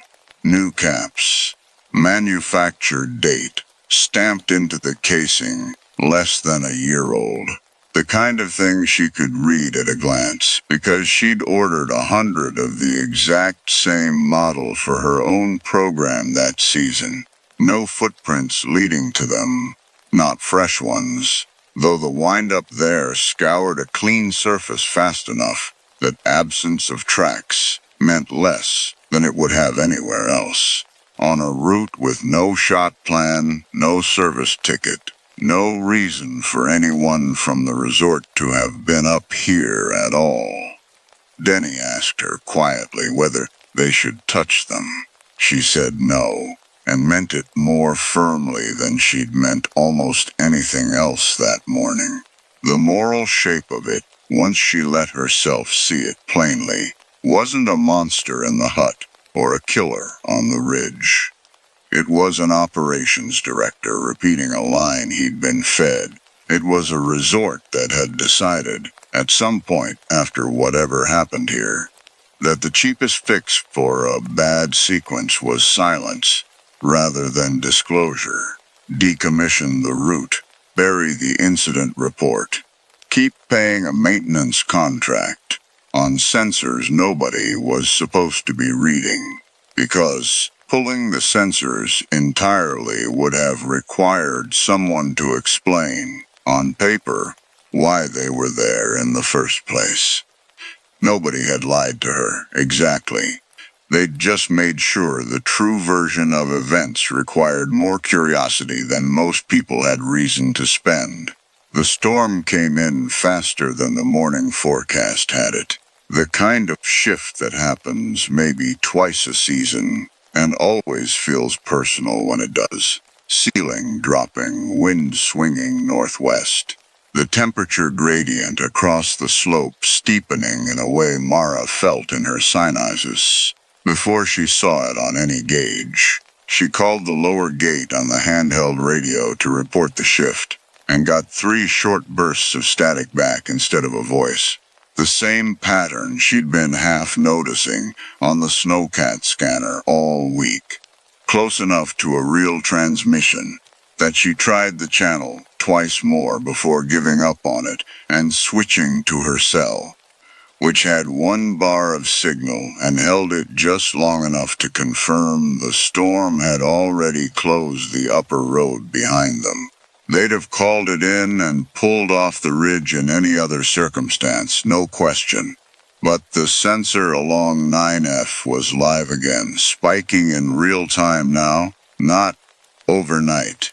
A jagged trace she could see updating on the handheld the resort issued for exactly this kind of field check, and it was climbing at a rate that meant something on that slope was already moving.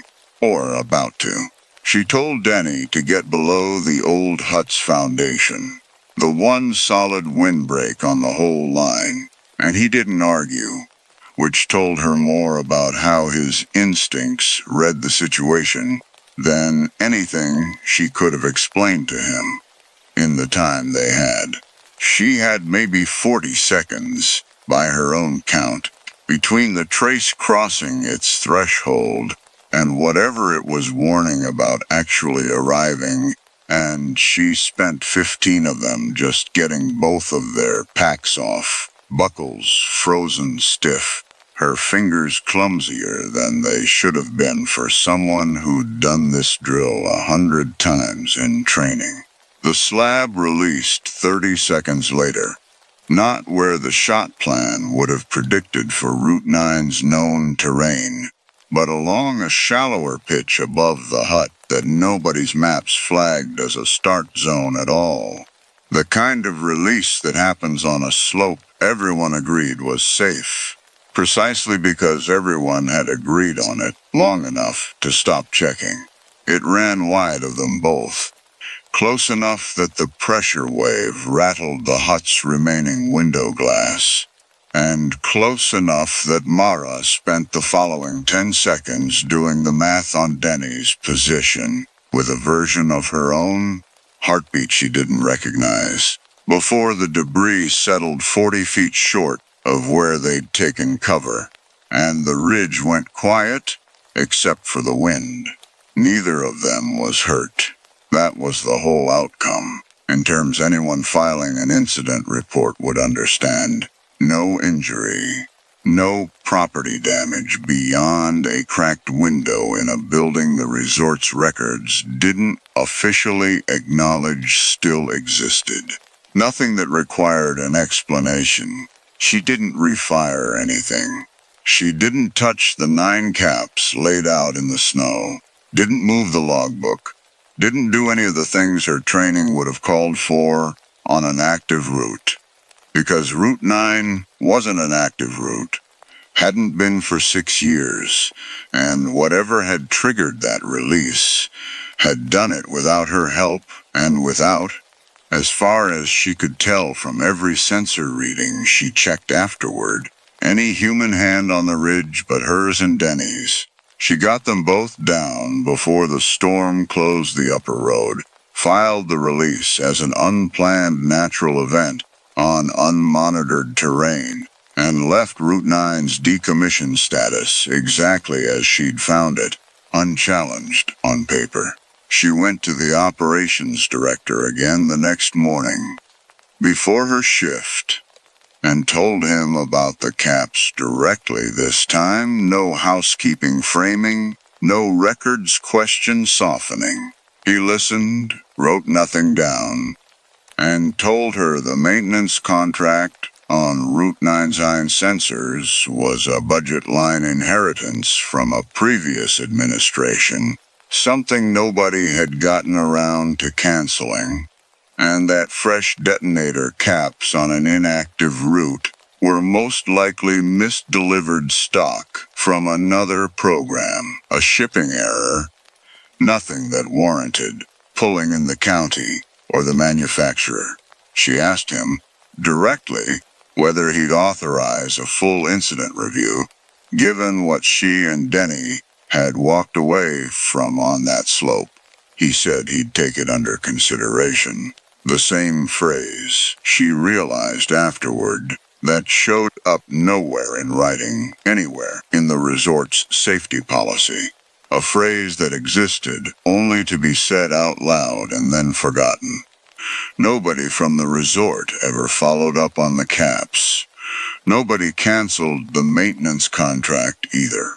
Both facts sat there afterward, unresolved, the kind of quiet an institution produces not by deciding anything, but by simply declining to decide. She thinks about the sentence in the logbook more than she'd like to. Holding Sakink for what or for whom, is a question she's stopped trying to finish herself.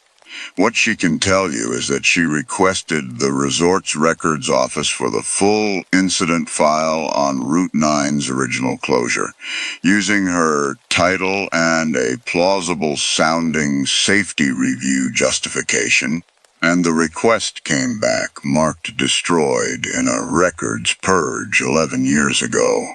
A purge that, as far as anyone in the current office could tell her, no policy on the books actually required. She went back to Gene Osterhaus once more, weeks later, and asked him directly whether the young forecaster he'd mentioned had a name he was willing to give her. He told her he genuinely didn't remember one, and something in the way he said it, flat, final, offered without any of the hedging he'd used the first time, made her believe him, which unsettled her more than if he'd lied. She hasn't asked Denny what he thinks happened up there. He hasn't offered. They still work together, most mornings, and some part of the season's routine has shifted without either of them naming it out loud. He fires his charges in a different order now than she taught him, small variations from run to run, instead of the fixed sequence she drilled into him that first season. And when she noticed it and asked him about it, he just said he'd rather not always do it the same way twice, and left it there, and she hasn't pushed him to explain further than that. She checks Route 9's sensor feed first now, before any of her live routes, every single morning, whether or not there's any operational reason to. There hasn't been another spike since the storm. She keeps checking anyway, because the alternative is trusting that 6 years of silence means the story's actually finished, and she's no longer willing to make that assumption on the resort's word alone. Some mornings, driving up before first light with the coffee going cold on the dash the way it always has, she catches herself listening for 3 short bursts of static on the old channel before she's even reached for the scanner. And some mornings, for no reason she can name, they come. Story 3. I trained as a polysomnographic technician, which is a long way of saying I watched people sleep for a living, a job I fell into almost by accident after a professor mentioned the clinical hours paid better than most part-time work available to someone still finishing a degree. Overnight shifts mostly, at a sleep disorder clinic wired into a strip mall between a tax office and a defunct video store. Patients came in for studies. We glued electrodes to their scalps and chests, wired them into a bank of monitors, and spent the night watching lines scroll across screens in a dim control room while they slept in curtained rooms down the hall. I did it for 2 years while I finished my clinical hours toward licensure.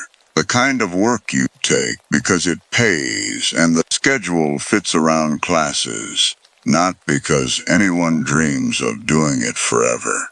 The first thing you learn in that job, before almost anything else, is not to trust your eyes. Every tech learns it the hard way at least once. You're watching a live feed at 3 in the morning, sleep-deprived yourself, and something on the screen looks wrong. A shadow crossing the frame, a shape at the foot of the bed, and 99 times out of 100 it's compression artifact, or a moth against the infrared lens, or your own exhausted brain finding a face in static the same way it finds one in a water stain. We were trained to trust the leads over the eyes. The EEG doesn't lie the way tired vision does. If the waveform says the patient is in stage 3 sleep, the patient is in stage 3 sleep, whatever the video feed seems to be doing in the corner of your screen. I got very good at that discipline. It's the reason I lasted as long as I did at the clinic, and it's the exact same reason I almost didn't get out of it in one piece. I remember the exact night that discipline got drilled into me for good early in my training, watching a live feed with a preceptor named Adaise looking over my shoulder. A patient's video feed showed what looked, for one full second, like a second person crouched beside the bed, and I actually gasped out loud, hand already reaching for the intercom to check on the patient. A daisy caught my wrist before I could key the mic. "Look at the EEG first," she said. "Always the EEG first." The waveform showed nothing but ordinary stage. 2 sleep, no arousal, no movement artifact, consistent with someone crouching beside a bed startling a sleeper awake. We reviewed the footage afterward, frame by frame, and found a moth, drawn to the infrared emitter, casting a shadow across the lens at exactly the wrong angle. Aditya told me that story was the whole job in miniature. Your eyes will lie to you constantly in a dark room at 3 in the morning, and the only thing in that building that doesn't lie is the data. I believed her completely for 2 years, right up until the last few weeks I worked there. The clinic had 6 study rooms, each one basically identical. A bed, a nightstand, a small camera mounted high in one corner with an infrared light for night recording, a one-way mirror we almost never actually used since the camera did the job better. Room 4 was the one nobody wanted. It wasn't posted anywhere. No sign, no official policy. Just something every tech who'd worked there more than a few months understood without being told directly. When the schedule put a patient in room 4, the senior techs found reasons to trade shifts. I noticed the pattern within my first month and asked my supervisor, a soft-spoken man named Hollis who'd been running the night shift for 11 years, why nobody liked that room. He said it had bad wiring. The electrode leads picked up more interference than the other rooms, made for messier studies. More artifact to clean out of the data before it went to the sleep doctor for reading. It was a reasonable answer. Old strip mall wiring causing electrical interference wasn't remotely unusual. I didn't think about it again for months. I mentioned the trading pattern once to another junior tech, a guy named Priyesh who'd started around the same time I had, and he said he'd noticed it too, and had a theory that a patient had once coded in that room years back, a bad cardiac event during a study, and that the senior staff just didn't like being reminded of it. It sounded plausible enough that I let it settle into place as an explanation without ever confirming it with anyone who'd actually been there. As an explanation without ever confirming it with anyone who'd actually been there, the way rumors do in workplaces, filling a gap nobody wants to ask about directly.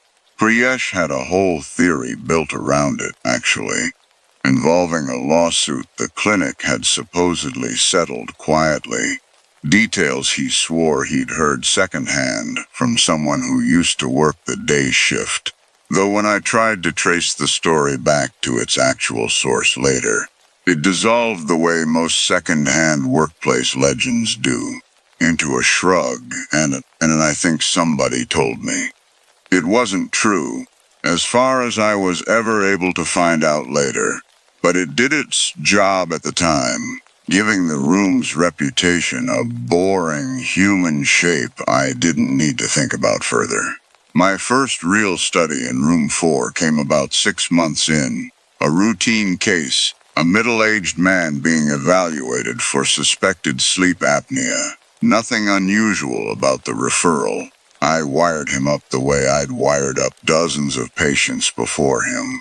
Checked impedances on every lead until they read clean, settled him in, and went back to the control room to watch the feed overnight. the way I always did, cycling through 6 small windows on my monitor bank, one per room, checking each patient's stage and respiratory data every few minutes.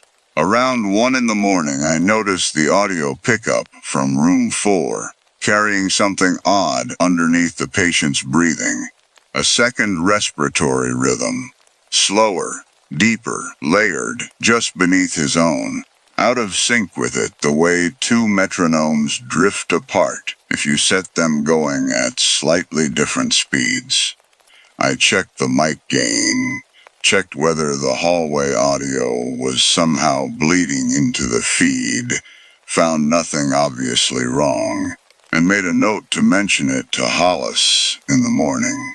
He listened to my description over coffee at shift change, and said it was almost certainly crosstalk from the aging audio wiring room 4 was known for the same interference issue that made the room unpopular in the first place.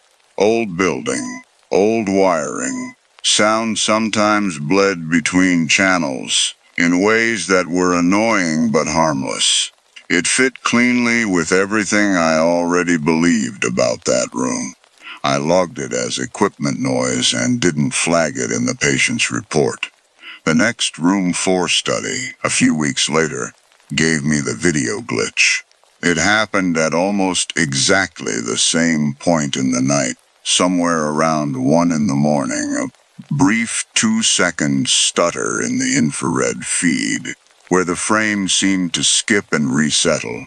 The patient's position on the bed shifted slightly between the frame before and the frame after, in a way normal sleep movement wouldn't quite account for. Not impossible. People do shift in their sleep, but the timing of it, precisely 1 in the morning again, sat oddly with me, even as I told myself it was almost certainly the same interference Hollis had already explained. I pulled the raw footage afterward and watched the 2-second gap frame by frame on the editing software we used for archiving studies, slowing it down as far as the software would allow, and found nothing conclusive in the gap itself, just a blur that could have been compression artifact, or could have been anything else I didn't want to name. What caught my attention more than the blur was the frame immediately after it resolved. The patient's blanket, which had been pulled up to his chest in every frame before the glitch, was folded back to his waist in the frame after, as though he'd thrown it off sometime during those 2 lost seconds, which was ordinary enough on its own, except that his position and breathing showed no corresponding arousal in the data. Nothing that would explain a sleeping man moving a blanket with that much deliberateness, without so much as a change in his heart rate. I eventually filed it the same place I'd filed the audio, equipment noise, old building, nothing to flag. It was the patient's own report that finally made me start writing things down for myself instead of just the official chart. She was a woman in her 60s, referred for suspected night terrors, and when I checked in with her the next morning during the standard post-study interview, she mentioned almost apologetically, like she expected me not to believe her, that she'd felt certain at some point during the night that someone was standing at the foot of the bed watching her sleep. Not a dream, she said, or at least it hadn't felt like one. A clear, cold certainty of a presence, gone by the time she managed to force her eyes open. I asked what time she thought this happened. She said she couldn't be sure. Somewhere in the deep of the night, maybe 1 or 2. And added, almost as an afterthought, that whatever it was hadn't felt threatening exactly. Just present, patient, the way you'd describe someone waiting for something, rather than someone meaning harm. I checked her sleep stage data afterward, and found she'd been in what the software flagged as an unusual transitional stage at 1:07 a.m. A waveform pattern the automated scoring algorithm couldn't cleanly categorize into any of the standard sleep stages. Something Hollis, when I showed him, waved off as a scoring glitch. The software occasionally struggling to classify borderline data. Nothing that reflected anything real happening to the patient. I wanted to believe him. I mostly did. A second patient, a college student in for a narcolepsy workup a few weeks after that, gave me a version of the same account without my prompting him at all. He said he'd woken briefly, sometime in the night, with the absolute certainty that someone had just finished saying his name close, right beside his ear, though the room had been empty and silent when his eyes actually opened. He laughed about it a little during the interview. Embarrassed, said he figured his brain was just doing something weird coming out of RM. I checked the timestamp on his sudden, brief arousal in the sleep stage data. 1:06 a.m. I didn't mention the coincidence to him. I wrote it in my own log instead, next to the woman's, and told myself 2 data points still wasn't a pattern worth losing sleep over. An unintentional joke I didn't find funny even at the time. I started keeping my own private log after that, separate from the official charts, just times and observations, because the pattern had started to nag at me in a way I couldn't quite justify to anyone else. Every room 4 anomaly clustering around 1 in the morning, give or take a few minutes, night after night, patient after patient, regardless of who they were or what condition had brought them in. On paper, each individual incident had a clean, boring explanation. Taken together, laid out in my private log the way I eventually laid them out, they made a shape I didn't like looking at directly. Around the 8-month mark, I got curious enough to pull archived studies from room 4, going back further than my own time at the clinic, ostensibly to compare wiring interference patterns for a maintenance request I was drafting. Though I think even then, some part of me already suspected I wasn't looking for what I was telling myself I was looking for. The archive software let me search by room number, and I found 17 prior studies conducted in room 4 over the preceding 4 years. Most of them ordinary sleep apnea or insomnia referrals, nothing connecting the patients to each other in any obvious way. Different ages, different reasons for referral. No shared doctor, no shared employer, nothing I could find that tied them together, except the room itself. I worked through them methodically over 3 slow shifts, pulling the raw EEG one file at a time, cross-referencing timestamps against my own log, building a spreadsheet nobody had asked me to build, and that I told myself each time I opened it, I'd delete once I'd satisfied my own curiosity. I found the same unscored, uncategorizable waveform pattern at almost exactly 1:07 a.m. in 11 of the 17 archived studies, the timing drifting by no more than a couple of minutes in either direction, across 4 years of unrelated patients on unrelated nights, none of whom, as far as the charts recorded, had ever mentioned a presence or a name spoken close to their ear during their post-study interviews, which meant either they hadn't experienced anything, or nobody had ever thought to ask them the way I'd started asking. I brought it to Hollis directly this time, printouts in hand, the full pattern laid out instead of one anomaly at a time. My spreadsheet stapled behind them, like evidence I hadn't quite admitted to myself I was building a case with. He looked at the pages for a long moment, longer than I expected, flipping back to the first page twice, and then told me, carefully, that Room 4's wiring issue had been a known problem since before he started at the clinic. That maintenance had looked at it more than once over the years and never found the specific fault. That the clinic's owner had decided replacing the whole electrical run through that section of the building wasn't in the budget, given how rarely the issue actually affected a study's diagnostic usefulness. I asked whether anyone had ever looked into the timing clustering, specifically the 107 pattern across so many unrelated patients. He was quiet long enough that I thought he might not answer at all, and then said quietly that he didn't think anyone had ever laid it out the way I just had. He didn't say it dismissively. He said it like a man realizing, for the first time, that a question he'd never quite let himself ask had an answer sitting closer than he wanted.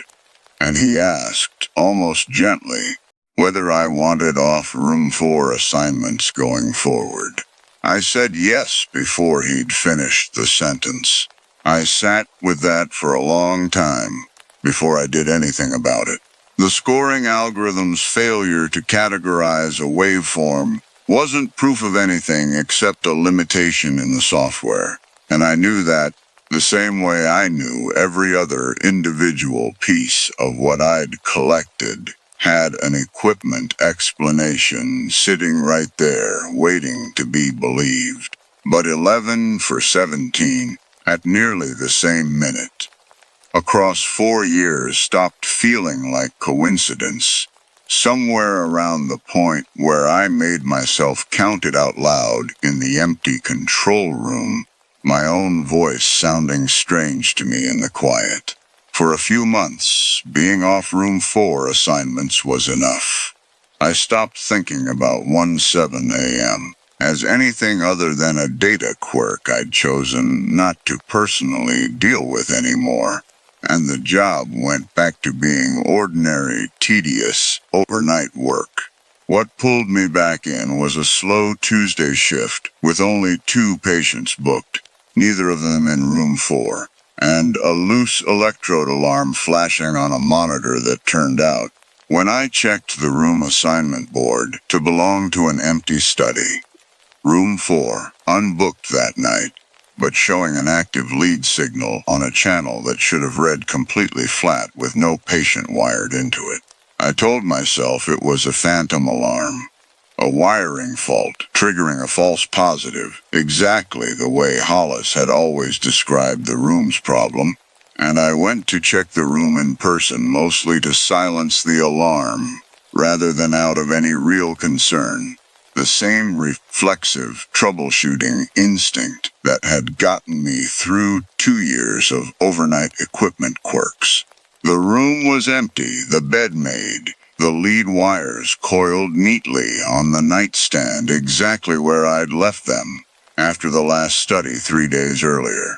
The alarm panel by the door still showed an active signal on channel 3, the frontal lobe lead, despite nothing being plugged into it that I could see.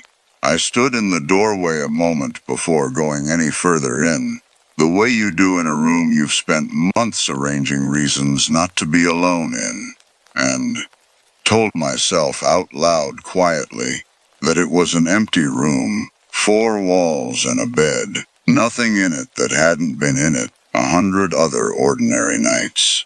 I crouched by the nightstand to check the connector itself, and it was there, close to the floor, that I felt it. A patch of cold air, sharply localized, maybe 2 feet across, sitting in the exact spot at the foot of the bed where the 60-year-old patient had once described a presence standing over her. I told myself it was a draft from the vent, an HVAC quirk in an old building, the same reasonable, load-bearing explanation I'd leaned on for 8 months running. I stood in it a moment longer than made sense, watching my own breath, which didn't fog, which told me the air wasn't actually cold enough to explain what my skin was insisting it felt, And that contradiction was the thing that finally cracked the explanation I'd been building for myself the whole time. I checked my watch without meaning to. It was 1:04 a.m. I don't fully know how to describe the next 3 minutes in a way that sounds like anything other than what it was, which is a woman standing alone in an empty room at 1 in the morning, watching a patch of unnaturally cold air that her own body could feel, but her own breath couldn't confirm, waiting for something she had no evidence would actually happen, and every private, unspoken certainty that it would. I didn't move from that spot. I remember thinking, very clearly, in the calm clinical voice I used for charting, that I should back out of the room and call someone, and I remember not doing it, staying crouched by the nightstand instead, watching the cold air the way you'd watch a held breath, waiting for it to release. The alarm on Channel 3 held steady, unwavering, the kind of clean, flat signal you only get from a properly connected lead, not the erratic noise of a genuine wiring fault. Somewhere around the second minute I became aware, in the vague peripheral way you notice something, without turning to look at it directly, that the temperature seemed to be moving, not spreading exactly, more like drawing itself smaller, concentrating, the way cold gathers at the center of something rather than the edges. At 1:07 by my watch, the cold patch simply wasn't there anymore. No gradual fade, no draft moving on, just gone, the way a held breath releases. And the alarm on Channel 3 dropped back to its normal disconnected reading in the same instant, as if whatever had been generating the false signal had, for those 3 minutes, actually been present to generate it. I stood up too fast, my knees stiff from crouching, and left the room without checking anything else, closing the door behind me, the way you'd close a door on a sleeping patient you didn't want to wake. Priyesh was covering the control room while I'd gone to check the alarm, and he asked, when I came back in, why I looked like I'd seen a ghost, meaning it as a joke. The kind of thing you say to a coworker who's pale from 3 in the morning and bad lighting. I told him the alarm had cleared on its own, which was true, and didn't tell him anything else, because I didn't yet have language for the rest of it that wouldn't have sounded like exactly what it was. I quit the clinic 2 weeks later, gave notice earlier than my certification technically required, and finished my remaining clinical hours at a hospital sleep lab instead. Newer building, no history I knew of, nothing that ever made the hair on my arms stand up at 1 in the morning. I told Hollis on my last shift about the empty room and the alarm and the 3 minutes, the whole of it, the first time I'd said it out loud to anyone. He didn't look surprised, exactly. More like a man hearing a rumor confirmed that he'd spent years arranging his whole schedule around not having to confirm. He thanked me for telling him, which struck me as a strange thing to thank someone for, and said he'd keep the room off the junior schedule going forward. The same quiet accommodation that had apparently been passed down, unexplained, for as long as anyone could remember working there. He asked, almost as I was walking out the door for the last time, whether I thought the clinic should shut the room down entirely, stop booking it at all. I told him I didn't know, and that wasn't really a decision that was mine to make anymore. I've wondered since whether he ever did. I still work in the field. I'm good at my job, better maybe than I have any right to be, because I never stopped being the technician. who trusts the leads over her own eyes. Except now, underneath that discipline, sits a second one I never talk about with colleagues. I watch the clock at 1:07 on every overnight shift I run, in every building I've ever worked in since, and some quiet, unscientific part of me never quite stops waiting to see whether the waveform on the screen agrees with what the air in the room is about to feel like. I never found out what was in room 4, or whether it was in the room at all rather than the address, or the wiring, or something in whatever ground the strip mall had been built on before it was a strip mall. I looked once at the county records for that stretch of road and found nothing remarkable enough to explain anything. No fire, no death on record, nothing that gave the feeling in that room a name I could hold on to instead of just carrying. I've decided that some readings are never going to resolve into a clean waveform, no matter how long you sit with the data. You just learn to watch the clock and trust your instruments. And try not to think too hard about the nights the instruments and your own skin can't agree, or about how many other patients, in how many other rooms like it, never happened to mention what they felt at 1 in the morning. Because nobody ever thought to ask. I think about the college student sometimes, laughing off the sound of his own name spoken close to his ear, and I wonder whether he still thinks about it too, whether it ever crossed his mind again on some ordinary night years later, the way it still crosses mine, or whether the not knowing simply settled into him the way it settled into me. Quiet and permanent, filed away under something reasonable he never quite believed. Story 4. I have been a telecommunications engineer for 26 years. I know how to signal travel. I know how a call routes from one point to another through switching equipment and relay stations and physical cable buried in the ground or strung between towers.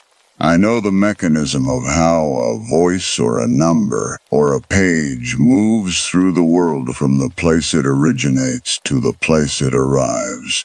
I know this the way a surgeon knows the body, not as a mystery, but as a system, with rules that do not break. On an afternoon in 1989, on a stretch of Interstate 4 between Tampa and Orlando, I received a page from a number that turned out to be the number of the payphone standing directly beside me. And I have spent 36 years applying everything I know to that fact, and the fact has not moved. I want to start with what I understand about how a telephone call travels, because the understanding is the whole point. When you dial a number from a payphone, the signal leaves the handset and travels through the physical cable connecting that phone to the nearest switching station. At the switching station, the number you have dialed is read by routing equipment that determines the most efficient path to the destination.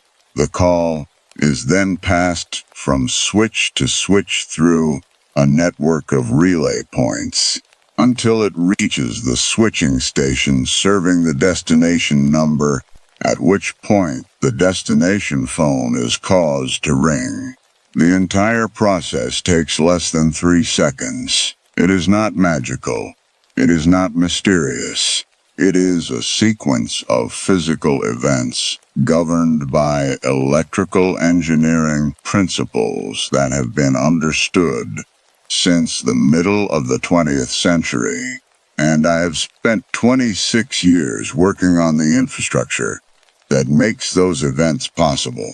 I tell you this because I need you to understand what it means that the number on my pager was the number of the payphone standing directly beside me. Not a similar number. Not a number in the same exchange. The same number. digit for digit, verified twice. And when I dialed that number from the phone I was holding, the phone beside me rang. For that to happen through any mechanism my training can account for, the following would have to be true.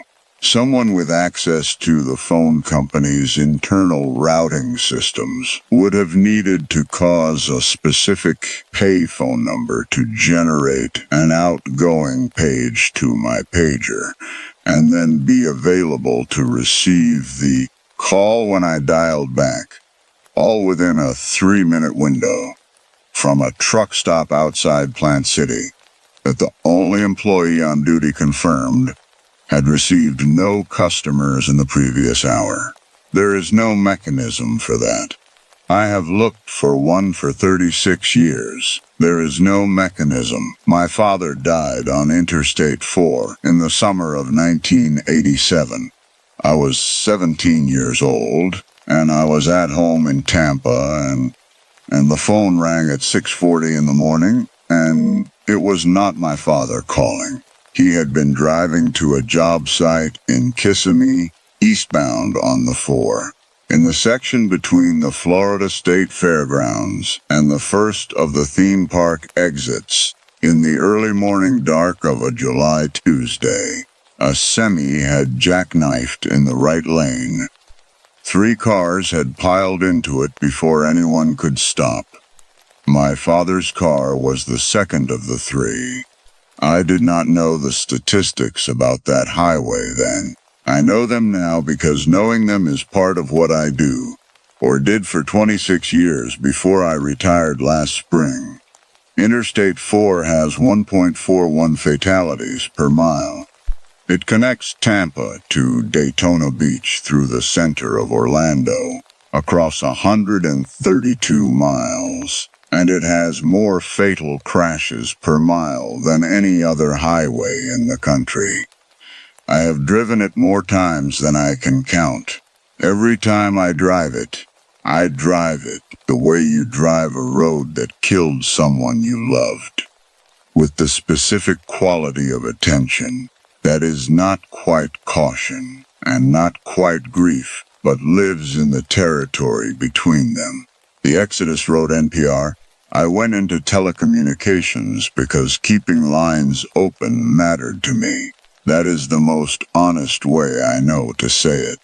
After my father died, there was a period, a few months, stretching toward a year, when I called his number sometimes, not because I expected him to answer, because the phone ringing at the other end meant the line was still there, meant the connection had not been entirely severed, means something I could not name then, and can describe only imprecisely now, which is that a ringing phone is evidence of a system functioning as designed, and a system functioning as designed was, in the months after my father died, the most comforting thing I had access to.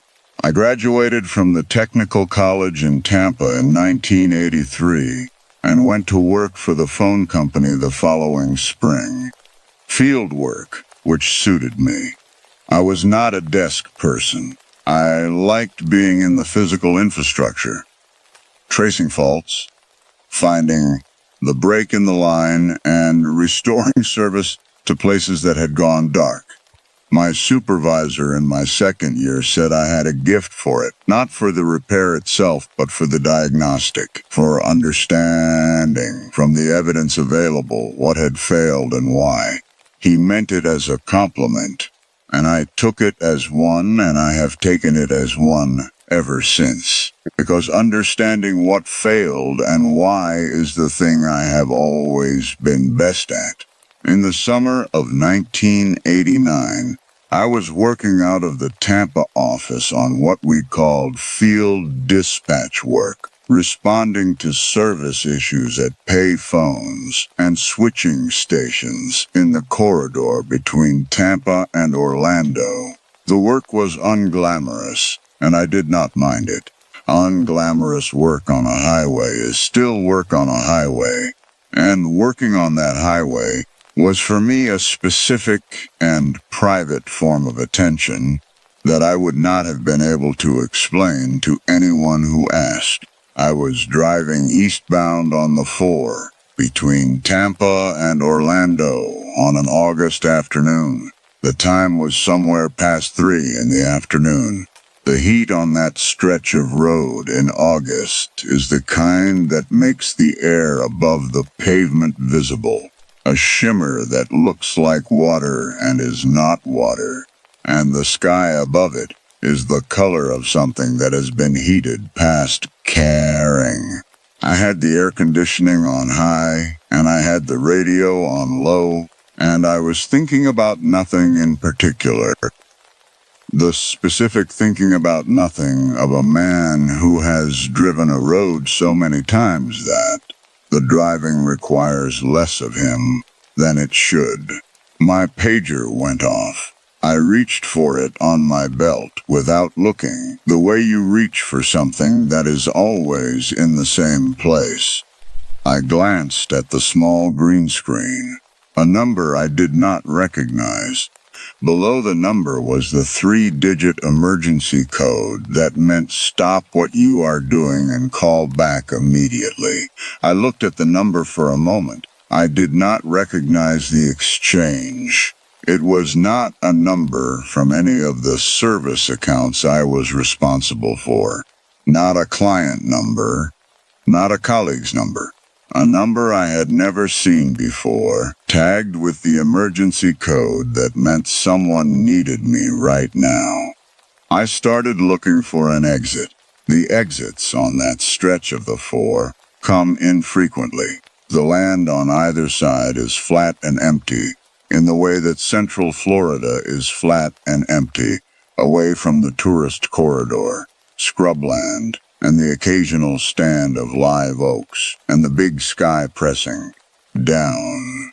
I drove for perhaps 3 minutes before an exit appeared, and I took it down to a service road and followed the service road to a truck stop.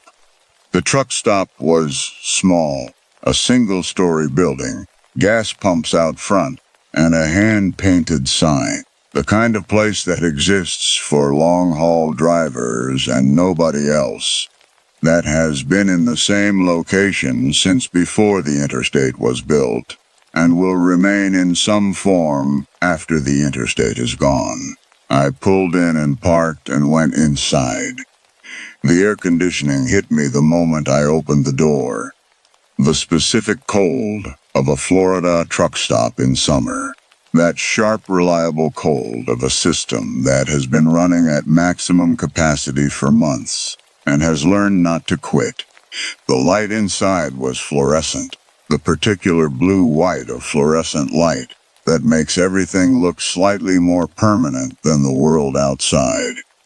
There was a cooler along one wall and a coffee station and a counter with a young woman behind it, who looked up when I came in and then looked back down. I asked her for quarters for the payphone. She counted them out of the register without much conversation. I noticed, in the way I notice things that are part of the infrastructure I work in, that there were 4 payphones along the near wall, a row of them, the black handsets in their cradles, and the small printed number above each keypad. I took the quarters to the second phone from the left, which was the nearest one, and fed a quarter into the slot and dialed the number from my pager. It rang. 1 ring, 2 rings, 3. I stood in the cold blue-white light, listening to the ringing and thinking about the things you think about when a phone does not answer. Whether the person had stepped away, whether the number was a misdial, or whether the emergency code had been added by accident. I was on the 4th ring when I heard it. Another phone ringing, not in my ear, in the room. I held the handset away from my face and listened. There it was, the bright, flat ringing of an incoming call coming from somewhere to my left. Not from the phone I was holding. From the row of phones along the wall, I looked at them, the phone 4 positions to my left, the far end of the row, was ringing. I hung up the handset. The moment the cradle received it, the ringing stopped. I stood in the truck stop, in the cold fluorescent light, with the quarters in my palm, and I did not move for a moment that I cannot accurately time. Then I walked to the end of the row and looked at the number printed above the keypad of the phone that had been ringing. I looked at my pager. I looked at the phone. I looked at my pager again. Every digit matched. The number that had paged me was the number of the pay phone at the end of the row. The same phone that had rung when I called it. The phone that was physically present in the room where I was standing. I am a telecommunications field engineer. I have been one for 26 years. I know what that means and what it does not mean. What it means is that a payphone's number is assigned to that physical instrument and associated with the switching station serving that location. What it does not mean, what it cannot mean under any mechanism I can account for, is that a payphone generates an outgoing page to a technician's pager and then receives the return call. A payphone does not place calls. It receives them, and it places them when someone standing at it inserts a coin and dials. It does not act autonomously. It does not page people. The equipment does not work that way, and the routing system does not work that way. And I know this the way I know my own hands. I asked the woman at the counter if anyone had used the phones before I arrived. She said no. She said I was the only person who had come in during the last hour. I stood in the cold light for another moment. I put the remaining quarters in my pocket. I thanked her and went back outside. The heat came back at me like something that had been waiting. I sat in my truck for a moment, with the engine off and the windows up before I started it, sitting in the heat, holding the pager in my hand and looking at the number on the green screen. I looked at it the way I have learned to look at anomalies in the field, carefully, without urgency, with the specific quality of attention that is trying to find the explanation rather than the feeling. I could not find the explanation. I started the truck and pulled back onto the service road and back onto the highway. I was perhaps 10 miles east of the truck stop when traffic ahead of me began to slow. It slowed the way traffic slows on the 4 when something has happened that requires every lane to compress into the same narrow space, not the gradual deceleration of congestion, but the abrupt, collective recognition that the road ahead has changed. I came to a stop and sat there. The trucks around me idled. The flat land on either side of the highway sat in the afternoon heat and did not offer anything. I could see the lights before I could see what the lights belonged to. Blue and red, moving in the particular pattern of emergency vehicles that have arrived at something serious. Then, as the traffic inched forward and the perspective opened, I saw the highway. A semi had shed its cargo. The Plant City section of I-4 sees a high concentration of commercial truck traffic in the afternoon hours, and what I was looking at was the result of a load that had not been secured against the force of a sudden stop. Steel components, the kind used in construction, scattered across the eastbound lanes in a pattern that told me the semi had braked hard and the cargo had kept moving. 3 vehicles were involved. The damage was not the damage of a collision that people walk away from.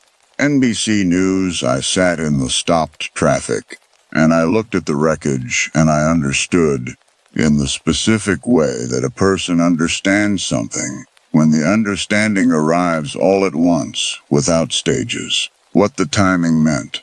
I had left Tampa at 2:30. I had been on the highway for approximately 40 minutes when my pager went off. I had taken perhaps 3 minutes to find the exit and reach the truck stop. I had been inside the truck stop for perhaps 15 minutes. I had driven perhaps 10 miles since getting back on the highway.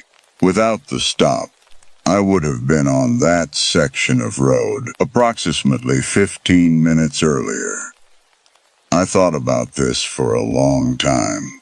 I sat in the stopped traffic on the deadliest highway in the country, and I did the math, and I thought about this for a long time.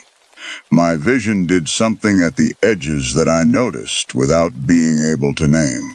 My hands were on the wheel, and they were not shaking, but they felt like they belonged to the inventory of the truck rather than to me. Noted, present, accounted for, but not quite mine.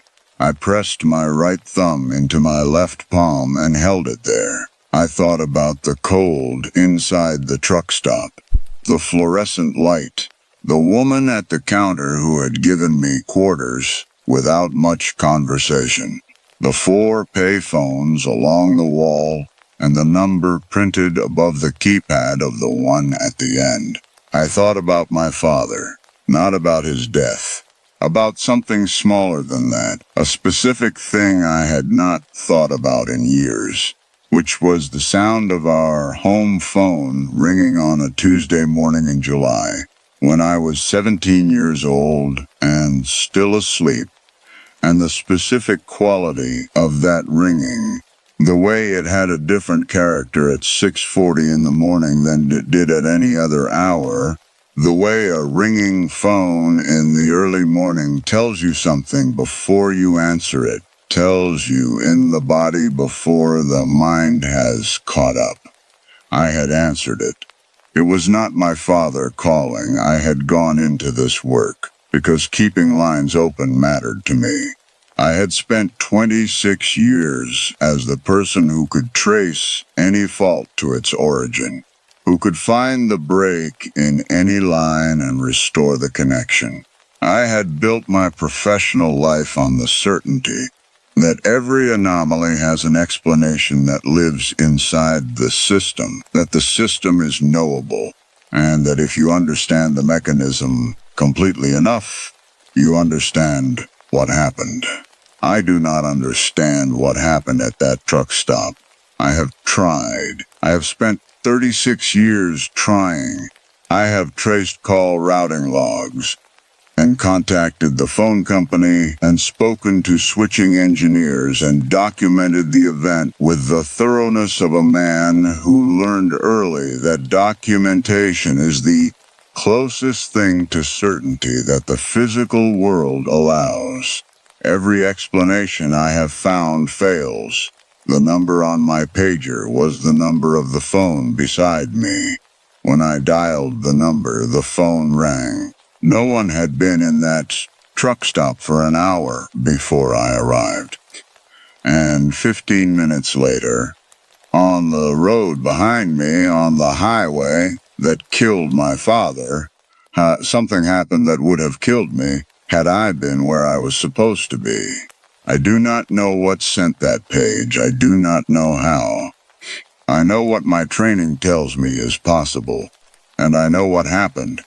And those two things do not reconcile. And I have been a field engineer long enough to know that when two things cannot be reconciled, you do not force them together. You mark the fault, and you note the location, and you accept that this particular break in the line is the one you are not going to find. My father kept lines open for a living too. Not communications lines, He worked construction, which is a different kind of infrastructure, the kind you pour and bolt and string across distances rather than run current through. But he understood, the way people who work with physical systems understand, that what you build has to hold what it is carrying. That a connection that fails at the wrong moment costs more than the connection itself. He told me this when I was young, in language that was more direct than that, on a morning in the kitchen before school, and I have thought about it many times, since in contexts he could not have anticipated. On an August afternoon in 1989, something sent me a page from a number that could not have sent it. The page made me stop. The stoppa made me late. Being late put me behind the crash instead of inside it. I have one explanation for this. It is not an explanation that lives inside any system I know how to work in. It is not an explanation that can be documented or traced or verified through switching logs or routing records or any of the mechanisms I spent 26 years trusting.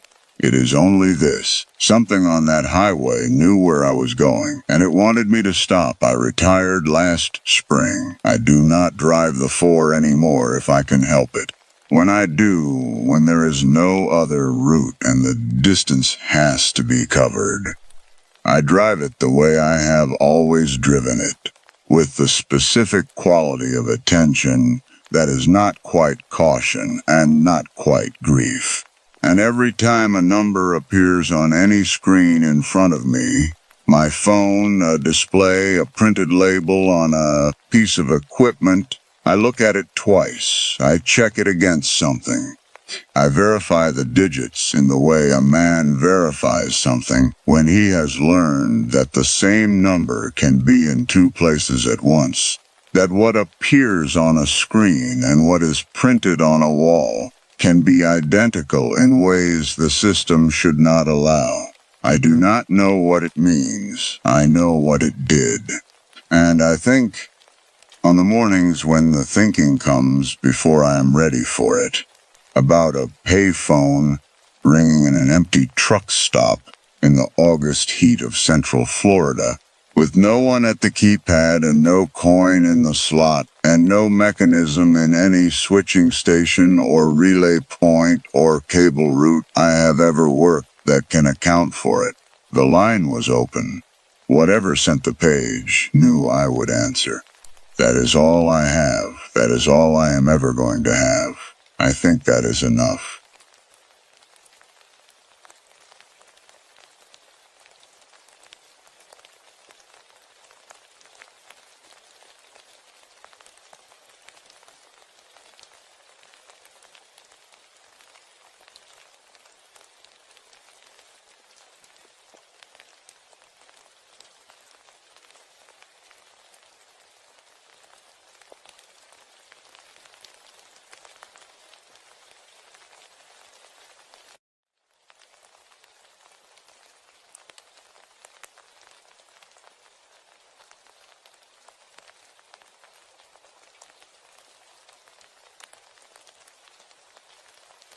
There is a smell that comes back to me sometimes, in the middle of ordinary moments. Antiseptic and something older underneath it. Something that antiseptic was specifically invented to cover. I smell it in hospital waiting rooms. I smell it in the corridors of government buildings. I smelled it last week in the lobby of my own apartment complex, just for a second, just long enough to stop walking. I have not been back to Edgefield in 14 months. The smell has not gotten that message.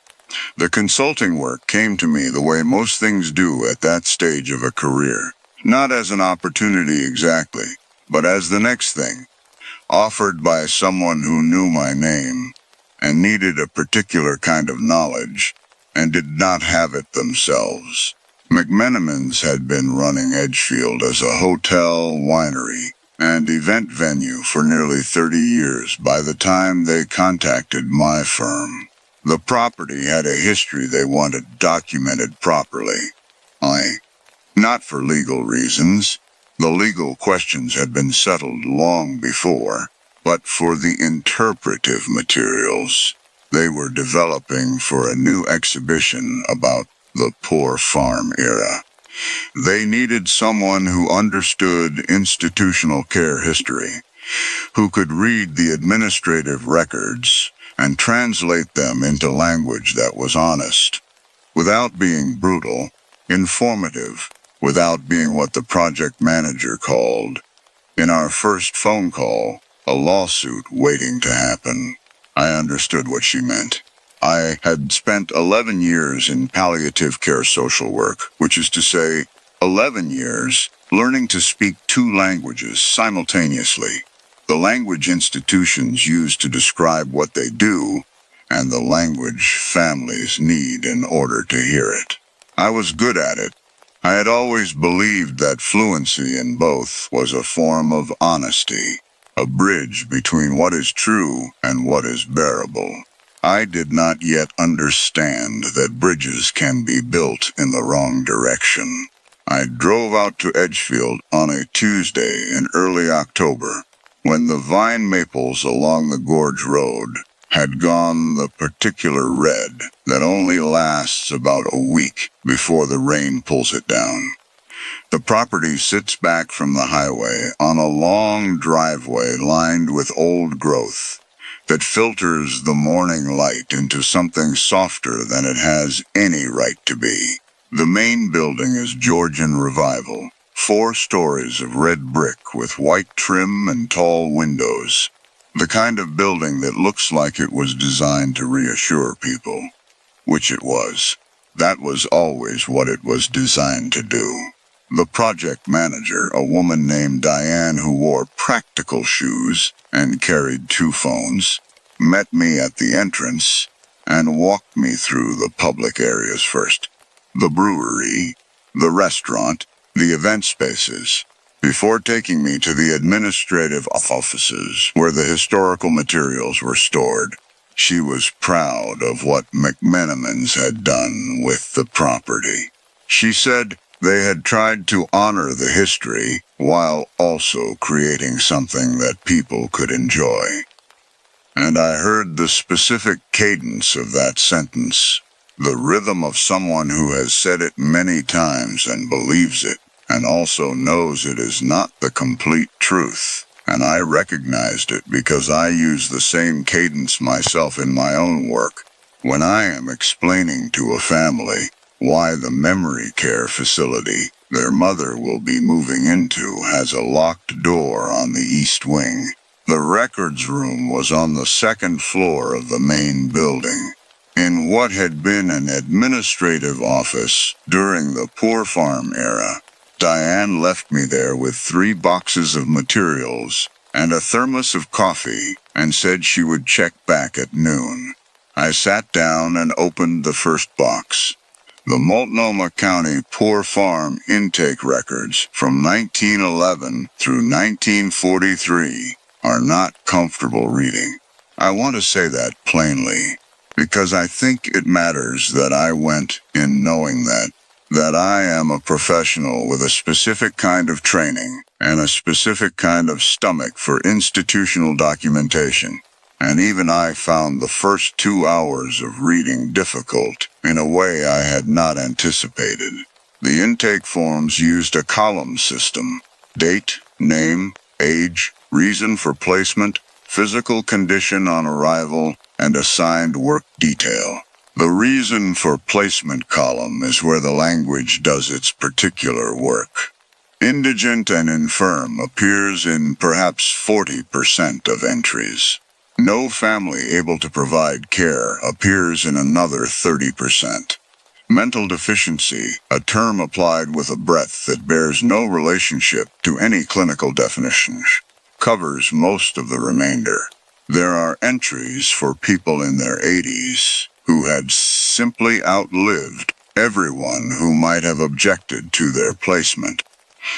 There are entries for people in their 30s with physical disabilities that, in a different set of circumstances, would have required no institutional intervention at all. There are entries for people whose reason for placement is listed only as referred by county, and nothing more.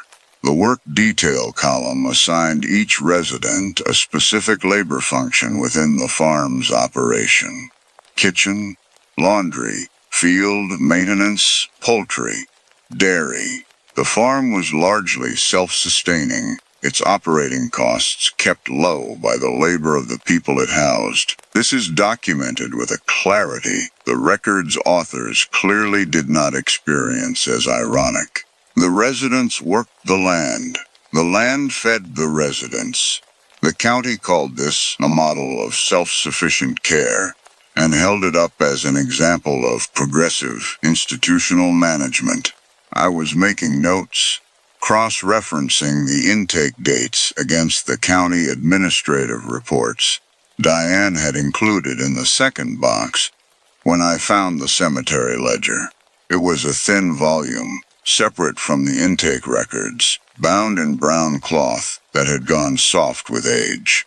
The entries were chronological, running from 1912 through 1951, each one listing a date, a name when known, a plot number, and a notation about whether the family had been contacted. The family contact column was filled in sporadically in the early years, and then, from about 1928 onward, almost never. The notation that replaces it, appearing with increasing frequency across the later decades, is 3 words: no family located. I have read a great many institutional records. I have learned to read the spaces between the entries as carefully as the entries themselves. What the cemetery ledger showed me, in the space between what it said and what it did not say, was that the effort to locate family had not failed. It had stopped. At some point in the late 1920s, the administrative decision had been made, not recorded explicitly anywhere, but legible in the pattern, that notification was not worth the cost of the attempt. The residents were buried in the on-site cemetery in numbered plots, the numbers corresponding to their intake reference numbers, and the county moved forward. I sat with that for a long time. My mother's room at Brightview Memory Care is on the 2nd floor, in the wing they call the Garden View section, which means her window looks out onto a courtyard with raised planting beds and a pergola that the activities staff decorates seasonally. I chose Brightview because the staff ratio was good, and the facility was clean, and the director had given me a tour that answered my questions before I finished asking them. I chose it with all the professional knowledge I had accumulated over 11 years of helping other people make the same choice. On my last visit, 4 months before the Edgefield project, I had arrived on a Sunday afternoon with flowers from the farmer's market, the kind my mother used to keep on the kitchen table when I was growing up. She had been sitting by her window when I came in, looking at the courtyard, and she had turned when she heard me and looked at me for what felt like a long time, and I had seen in her face the specific effort of someone trying to locate a memory that keeps moving. Then she had said, with the clarity that comes sometimes in the middle of the confusion, the clarity that is almost worse than the confusion, "You left me here." I had said what I always say to families in that situation.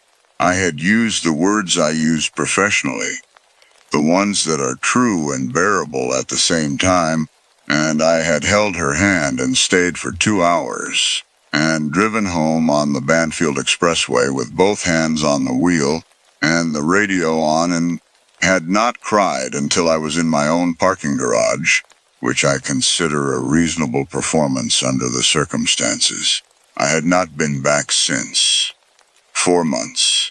I had told myself I was giving her time to settle further into the rhythms of the place. I had told myself this with my professional voice, the one I trust. The smell reached me at about 2 in the afternoon. I want to be precise about this, the way I am precise about everything I am going to tell you, because I know how it sounds, and I am not asking you to believe it, only to follow me through what I experienced as accurately as I can reconstruct it. I was reading a county inspection report from 1934, which documented the Edgefield Infirmary wing with the particular tone of a document that is noting things without recommending action when the smell came into the room. Not strongly, not as an assault. The way a smell enters a room when someone opens a door down a long corridor. Faint at first, thickening gradually, antiseptic, and underneath it, something older. Something that antiseptics were invented to cover. I recognized it immediately, and my recognition of it is the part I need you to understand, because that smell is not generic hospital. That smell is specific. It is the smell of a room where someone has been ill for a long time, where the body's processes have been ongoing in a contained space, and the cleaning has been thorough but not complete. I know that smell because I have spent 11 years walking into rooms that carry it. I know it the way a plumber knows the sound of a specific kind of leak, not consciously cataloged, just immediately and completely identified. There was no source for it in that room. I was in a converted administrative office. The building around me was a working hotel. There was no illness in that room, no body, and no history of medical use in that specific space. I opened the window. The smell dissipated. I told myself it was the age of the building. The way old structures hold and release the residue of their histories through their ventilation systems. This is true, as a general statement. I have read literature on the olfactory history of institutional buildings. I noted it in the category of things with rational explanations and returned to the county inspection report. I found the infirmary wing records in the third box. The infirmary had operated from 1919 through 1947, housed in a separate structure on the northeast corner of the property. The records were more clinical than the intake documents. Patient logs, medication dispensaries, and physician visit schedules. The physician came twice a week. On the days the physician did not come, care was administered by a staff of 3, which the records listed as attendants, not nurses. Attendants.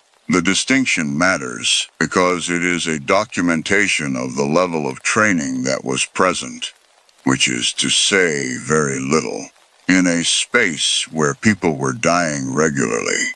The infirmary admission records used a separate numbering system from the main farm intake records, and they used it in the same way.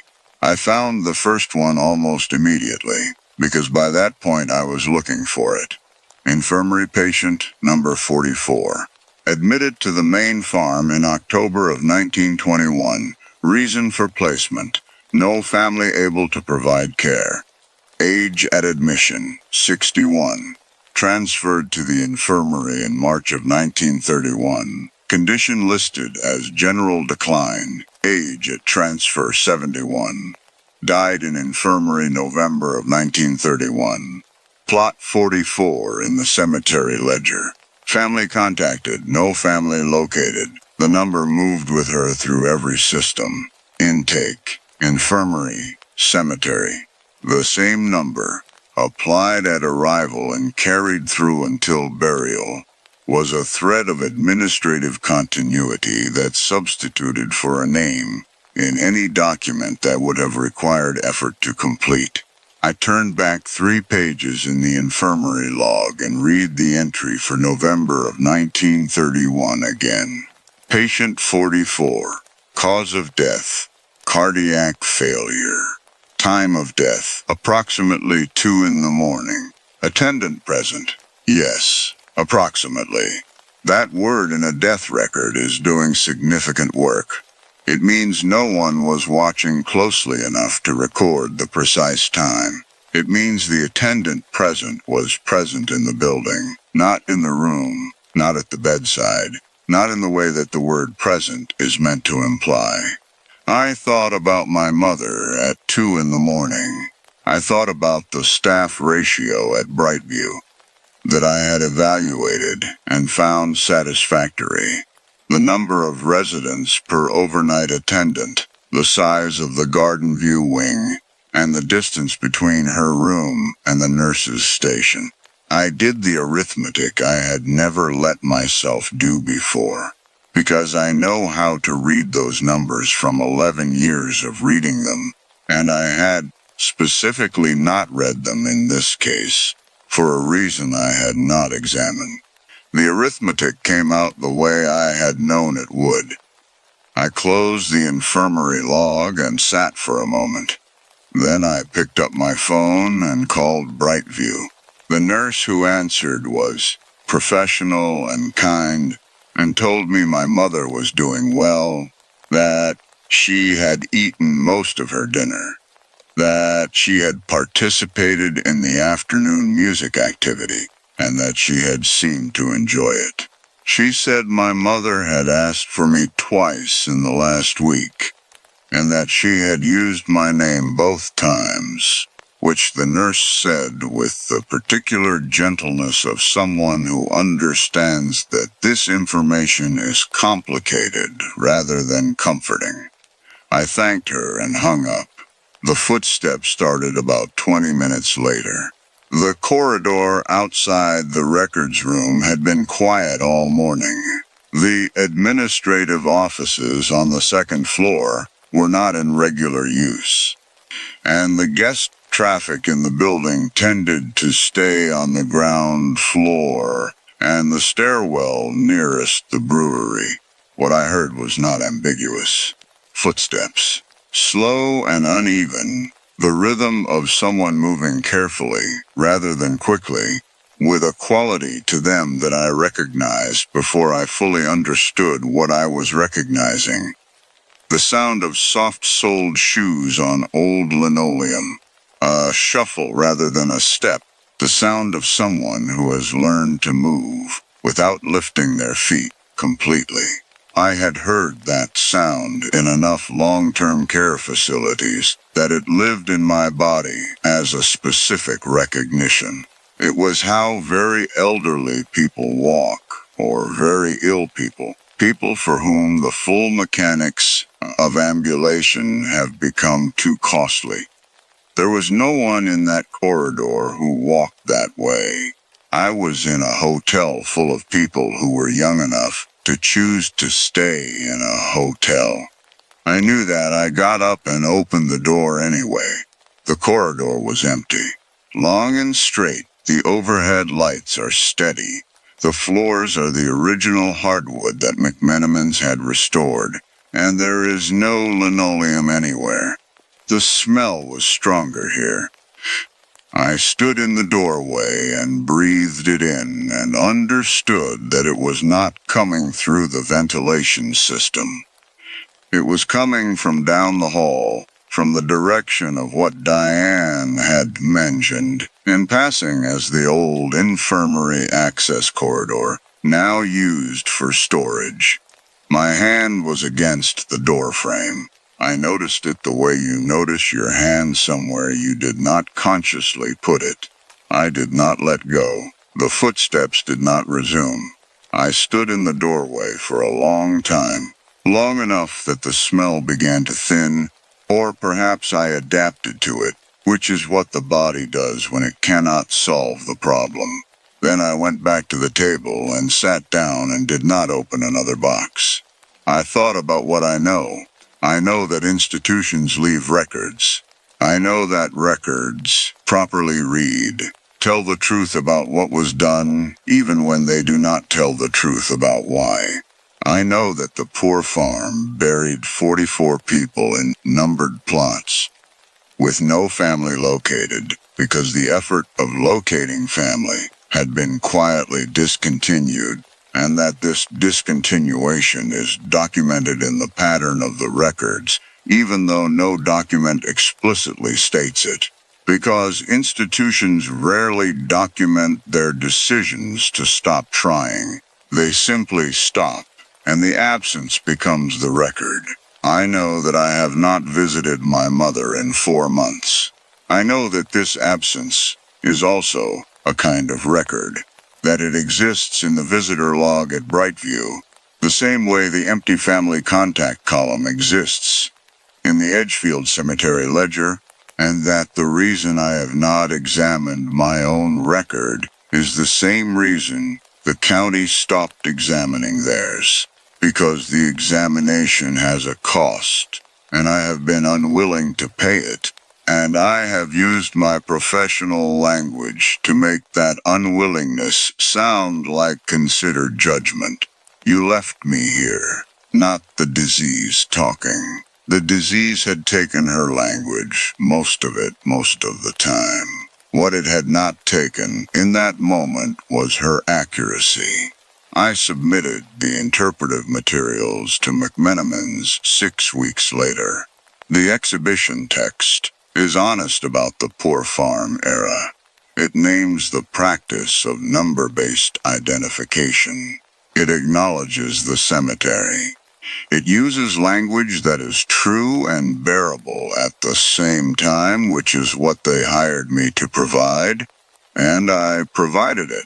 And I am not certain that true and bearable are the same thing anymore, or that my fluency in the space between them is the skill I always believed it was. I visited my mother 3 weeks after I finished the Edgefield project.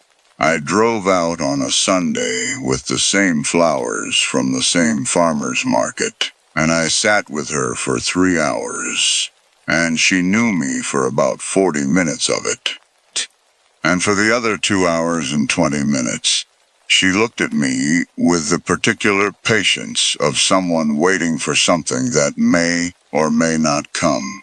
I go every Sunday now. I sign the visitor log. My name is in it every week. A record of presence that I am building the way you build anything that matters. Not all at once, not dramatically. 1 entry at a time. The smell comes back sometimes. In hospital corridors, in government buildings, last week in my own lobby just for a second.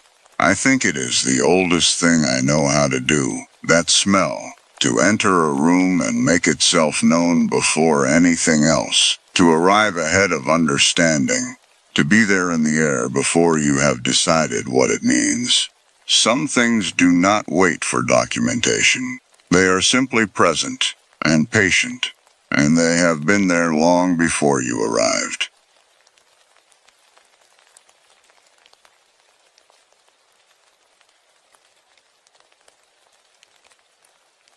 There is a number I cannot stop seeing. I have closed the file. I have shut down the drive. I have sat in my car in 3 different parking garages in 2 different cities, and told myself it was a cataloging error, a clerical coincidence, the kind of thing that happens when 2 broken record systems get cross-referenced for the first time in 140 years. I have told myself that for 11 months. I do not believe it anymore. The offer came through the Oregon Historical Society in early February, when the Willamette was still gray and running high from the January rains, and I had been between contracts long enough that I had stopped pretending I was being selective. The work itself was straightforward, the kind of project I had built a 17-year career around. 2 separate institutional archives, both largely undigitized, both from the same general era, had been flagged for potential cross-reference value by a graduate researcher who had since moved to a position in Edinburgh and left the project without a framework. My job was to build the framework, catalog the Shanghai tunnel intake logs, partial water damaged, recovered in 3 separate lots, from the basement of a building on Burnside that was being converted to condominiums, and cross-reference them against the Oregon State Hospital admission records from the corresponding period, roughly 1878 through 1921. The question the Historical Society wanted answered was narrow and administrative. Were there individuals who appeared in both systems, men or women taken off Portland's waterfront, processed through the Shanghaiing infrastructure, and then documented, years or decades later, as unclaimed or unidentified patients in the state's psychiatric system?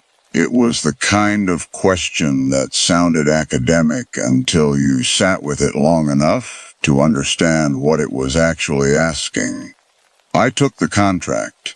I want to be precise about who I was when I started this work, because I think it matters for understanding what happened to me by the end of it. I am not a person who believes in hauntings.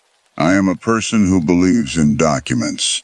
I believe that institutions, however imperfect, leave traces of what they did, and that those traces, properly read, constitute a form of truth that is more reliable than memory, more durable than testimony, and more honest than the stories institutions tell about themselves in their public-facing materials.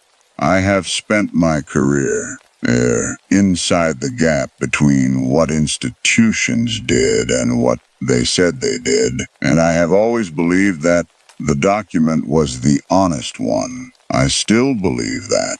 That is the part that frightens me most.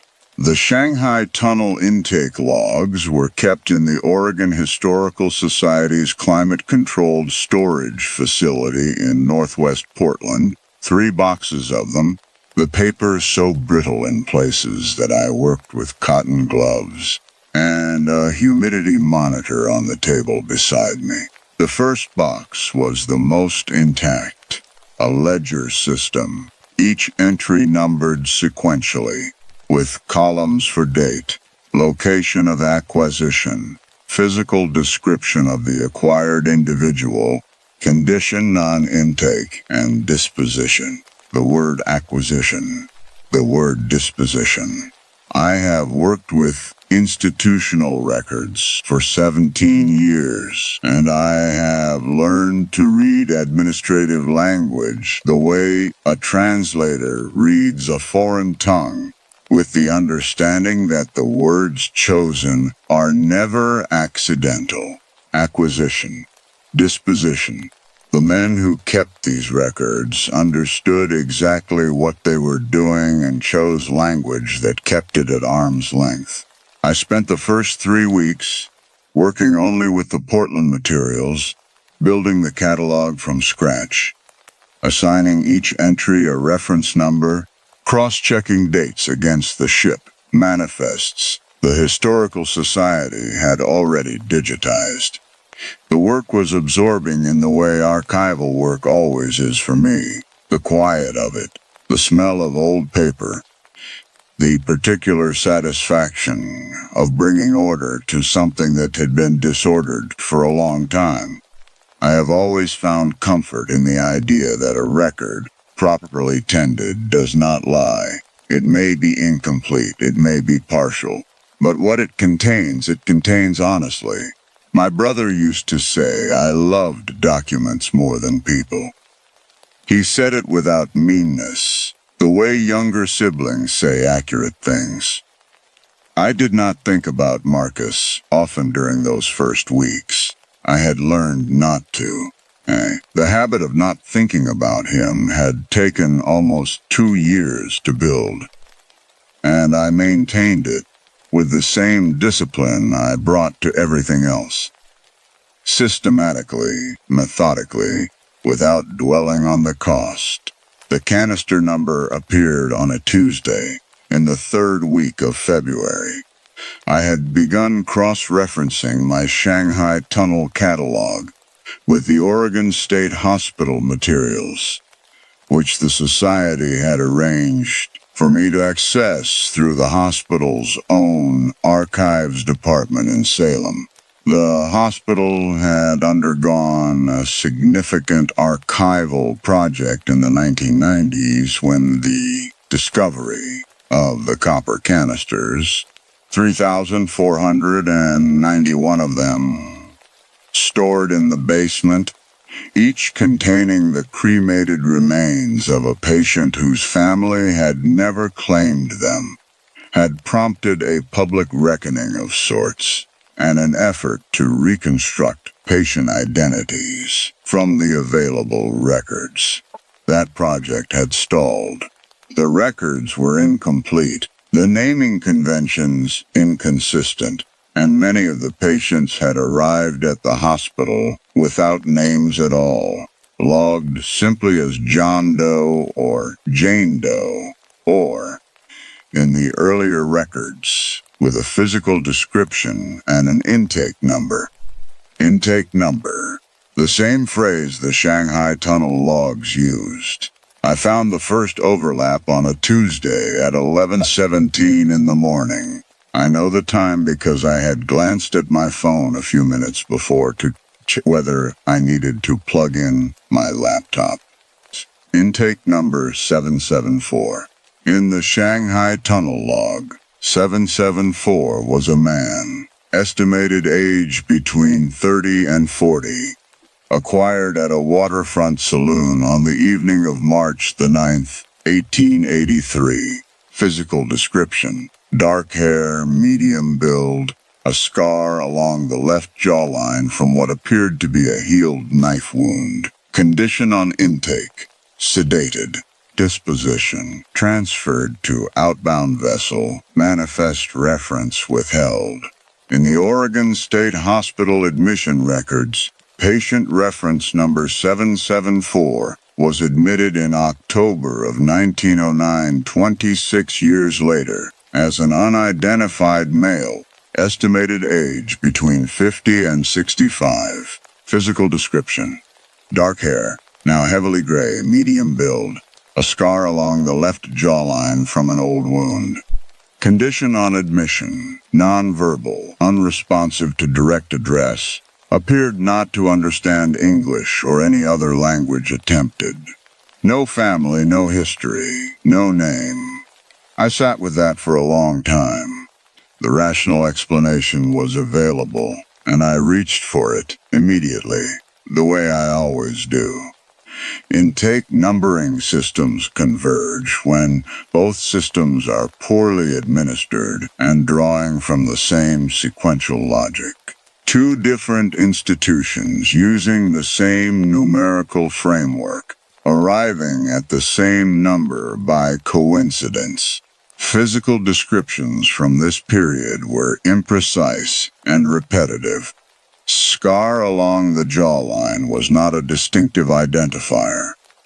It was a common one, visible in dozens of records from this era. 26 years between the two entries. A different man. I noted the overlap, flagged it in my catalog with a question mark, and moved on. I found the second one that same afternoon, number 403. The third the following morning, number 819.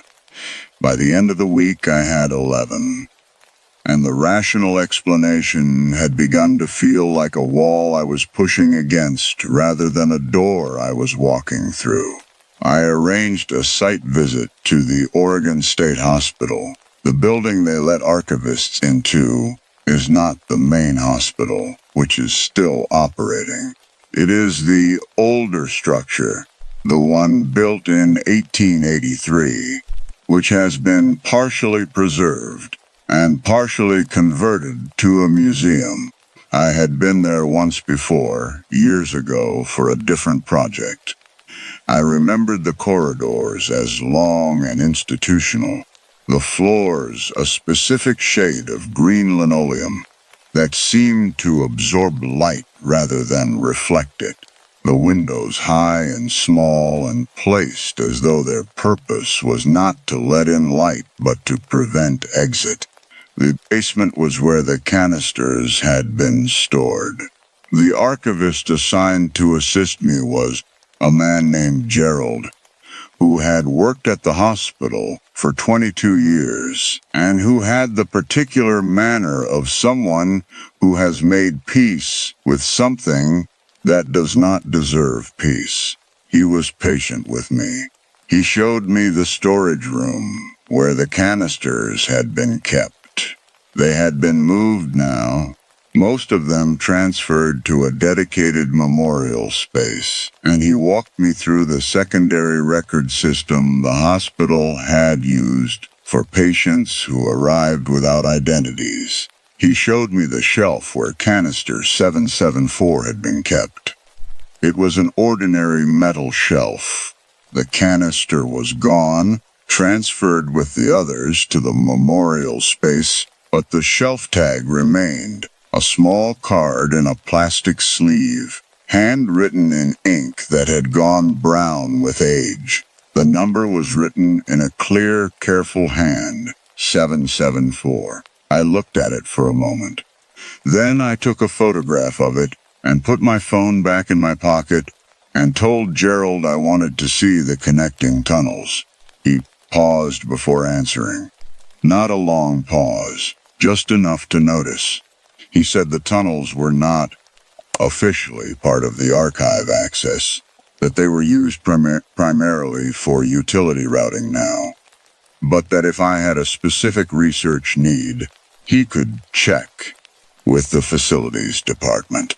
I told him I had a specific research need. The tunnels ran beneath 3 buildings. Gerald walked with me to the entrance, which was a metal door set into the wall of the basement corridor, and then stopped.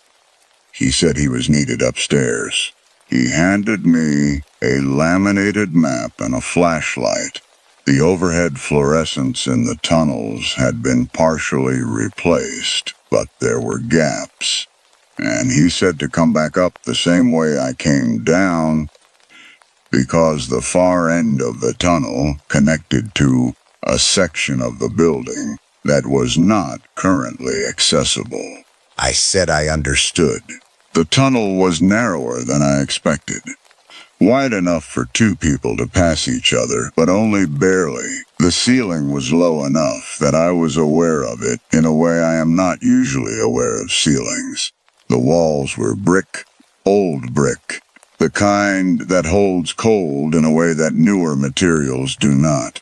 And the floor was concrete that had been poured in sections over different decades. The seams between sections slightly uneven so that my footsteps had a small, irregular rhythm. It smelled like the inside of a well, not unpleasant exactly, just deep. I had gone about 40 feet when I stopped. I am precise about this because I want to be accurate about what I experienced and what I did not experience. I stopped because the overhead light in that section was not working, and I needed the flashlight Gerald had given me, and when I turned it on, I noticed that the brick on the left wall of the tunnel was a slightly different color than the brick on the right. Not dramatically different. Not the kind of thing you would notice if you were walking quickly. The brick on the left was darker and more uniform, and the mortar between the courses was in better condition. The brick on the right showed water damage, age, the specific softening that very old brick develops when it has been exposed to moisture over a very long time. The brick on the right was older. I stood there with the flashlight and understood not in the way that archivists understand things. Not dramatically, not with a flood of feeling, but with the quiet, accumulating certainty of a conclusion you have been building toward without knowing it. That the tunnel I was standing in had not been built by the hospital. It had been built earlier, and the hospital had been built on top of it, connecting to it, incorporating it into its own underground infrastructure. The way institutions incorporate everything they find useful without asking where it came from or what it was used for before. My mouth had gone dry. I noticed it with a kind of detachment, the way you notice a small mechanical problem with a car. Registered, filed, not yet processed. I thought about Marcus. I had not thought about Marcus in 11 days. I keep the count because the gaps between thoughts of him are the measure I use to assess how I am doing. 11 days had been my longest gap. I was proud of it in the way you are proud of things that cost you more than they should. Marcus had gone into the facility voluntarily. He had signed the paperwork himself. I had seen the intake forms because he had named me as his emergency contact, and the administrative staff had sent me copies as a courtesy. His signature was on page 1, page 3, and page 7. His handwriting is very small and very neat, the handwriting of someone who was taught penmanship and took it seriously. The form said he understood the terms of the voluntary hold. The form said he had been advised of his rights. The form said that after 72 hours he would be reassessed, and the hold could be extended with his consent or with a physician's recommendation pending review. He was in there for 72 days. I have the forms. I have the reassessment documents, each one signed, each one extending the hold by increments of 7 or 14 days. I have the discharge paperwork. I have the medication log, which I requested under the health records provision, and which took 8 months to obtain. Everything is documented. The system worked exactly as it was designed to work. I have never looked at the medication log. It is in a folder in my filing cabinet at home, and I have never opened it. I keep it because I believe records should be kept. I do not open it because I believe, at some level I have not fully examined, that what it contains would not be the truth, even though it would be accurate. Standing in that tunnel, a flashlight in hand, the older brick on my right and the newer brick on my left, I understood that these were not different things, that the Shanghai tunnel intake logs were accurate documents, that the Oregon State Hospital admission records were accurate documents, that the pattern I had found in the cross-reference, 11 instances where a number assigned to a person in one system reappeared, decades later, attached to a different set of facts about the same approximate person, was not a coincidence and not a cataloging error. It was the record of what had been done, kept carefully and legibly, in language that used the word acquisition, and the word disposition, and the word admitted, and the word transferred, all of which were accurate, and none of which were true. The sound came from the far end of the tunnel.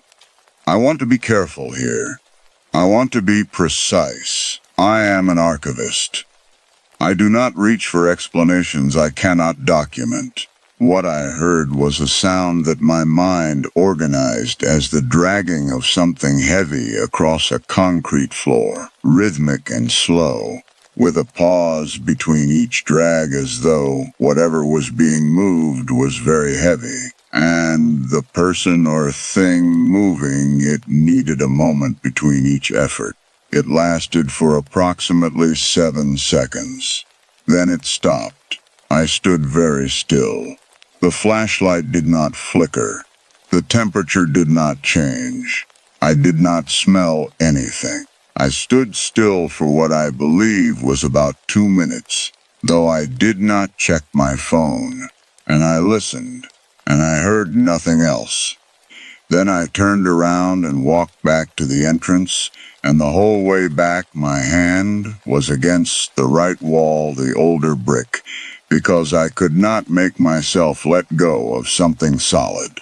Gerald was waiting at the top of the stairs. He asked if I had found what I needed. I said I had found something. I drove back to Portland that evening and went directly to my office and pulled up the cross-reference catalog on my laptop and went through all 11 instances again, more carefully this time, looking for the thing I had not let myself look for on the first pass. The numbers were not coincidences. They were sequential. The Shanghai tunnel records ran from intake number 1 through intake number approximately 2,800 across the period I had cataloged. The hospital records ran their own parallel numbering, but the overlapping numbers, the 11 instances, were not distributed randomly across both systems. They clustered. They appeared in a specific range, numbers between 600 and 900, a band of 300 integers, within which the same numbers appeared in both systems with a frequency that a statistician would not accept as chance. Someone had coordinated the numbering, not sloppily, not as an oversight, deliberately. A person with access to both systems, or two people in communication with each other, had assigned matching numbers to the same individuals as they moved from one institutional system to the other. The Shanghai tunnel logs were the intake records. The Oregon State Hospital admissions were the long-term filing. The institution had not lost these people. It had filed them. I did not sleep that night. I am not someone who uses that phrase loosely. I have always slept well. One of the few things in my life I have never had to work at. That night I lay in my bed and watched the ceiling and thought about Marcus's intake forms, his small, neat handwriting on page 1, page 3, page 7, and I thought about the medication log in the folder in my filing cabinet. And I thought about the man who had been acquired at a waterfront saloon on March the 9th, 1883, and admitted to a state psychiatric facility in October of 1909, and who had lived for 26 years in whatever space exists between those two documents. In the gap the records did not cover, the part of his life that had not been filed. In the morning I opened the medication log. I will not tell you what was in it. I will tell you that it took me 4 hours to read, and that when I finished I sat at my kitchen table for a long time without moving, and that what I understood by the end of it was not something I could have found in the document itself. The document was accurate. The document reflected decisions made by licensed professionals operating within the bounds of an approved treatment protocol. Everything in it was defensible. Everything in it was true in the way that institutional records are true, which is to say that it recorded what was done without recording why, or what was understood at the time, or what my brother looked like before and after, or what I did and did not ask during the 8 months I waited for the paperwork. I closed the folder and put it back in the filing cabinet. I submitted my cross-reference report to the Oregon Historical Society 6 weeks later. The report documented 11 confirmed instances of numerical coordination between the Shanghai Tunnel intake system and the Oregon State Hospital admission system, and recommended a formal investigation into the administrative overlap between the two institutions during the relevant period. The society thanked me. They said the findings were significant. They said they would pass the recommendation along to the appropriate parties. I have not heard back. I keep the catalog. I keep the cross-reference. I keep Marcus's medication log in the filing cabinet. I do not know what to do with any of it, which is a sentence I have never said before about a document in my life. Documents have always told me what to do next. That has always been the thing I trusted most about them. I think about canister number 774 sometimes. About the man it was assigned to, who had a scar along the left jawline, and who arrived somewhere in the spring of 1883, and arrived somewhere else in the autumn of 1909, and whose name does not appear in either record, not because no one knew it, but because no one wrote it down, because names were not what the system required. The system required numbers. I have always believed that a record, properly kept, does not lie. I still believe that. I have just learned that properly kept and honest are not the same thing, and that the gap between those two words is large enough to file a person in and keep them there, and call the whole arrangement documentation. I still work with archives. I do not know how to do anything else. Some nights I check the time and I realize I have not thought about Marcus in 10 days, or 12 days, or once in 17 days, and I feel the old pride of it, the careful satisfaction. And then I think about the tunnel, and the brick on the right side, and the sound from the far end, and I understand that the gaps between those thoughts are not healing. They are just the time between one entry and the next.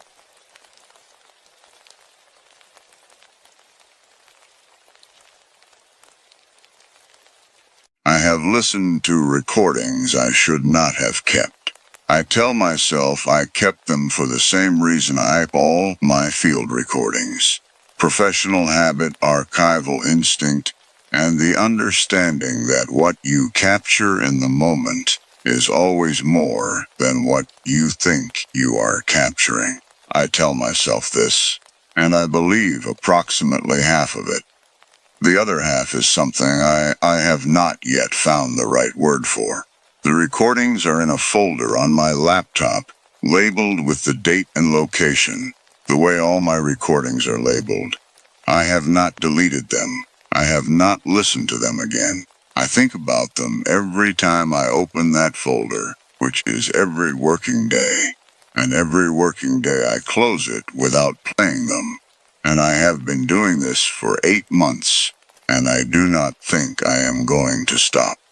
The production company found me through a sound designer I had worked with twice before, a man named Callum, who described my work to people with the specific generosity of someone who knows exactly what he is recommending and why. The brief was straightforward. Travel to Union County in eastern Oregon. Spend 3 days at Hot Lake recording the acoustic signature of the main building and grounds, and deliver a set of high-resolution ambient recordings that the documentary team could use both as atmospheric backdrop and as source material for acoustic analysis. They wanted what they called the voice of the place. That is the kind of language non-audio people use, and I had learned not to correct it, because what they mean is usually something I can deliver, even if the terminology is imprecise. I drove out in the second week of March. when the high desert was still carrying winter in the way it does. Not dramatically, not with heavy snow, but with a cold that comes from the ground rather than the sky. A mineral cold specific to elevation and volcanic soil. The drive east from Portland takes you through the gorge and then up and over and into a landscape that people who have not been there sometimes mistake for empty. It is not empty, it is withheld. There is a difference, and it matters, and I registered it the way I register all acoustic environments, as a set of properties that will shape everything I capture. I had researched Hot Lake thoroughly before the drive.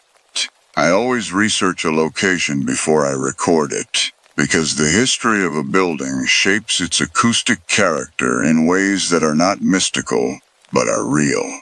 A space where there has been a great deal of human activity over a long period carries that activity in its materials, in the wear patterns of its floors, the resonance chambers formed by settled foundations, and the specific quality of its silence, which is never actually silence, but always the acoustic sum of everything that has happened in a space and left a physical trace. Old hospitals have a particular signature, not because of anything supernatural, because of what they are built of, how they are partitioned, the specific ceiling heights designed to allow for medical equipment and ventilation, and the corridors designed for gurney traffic. I knew what to expect from Hot Lake acoustically, which is to say I knew the category of sound environment I was walking into. I did not know the specific building. That is always the thing you cannot fully anticipate. The property sits back from the highway down a long access road.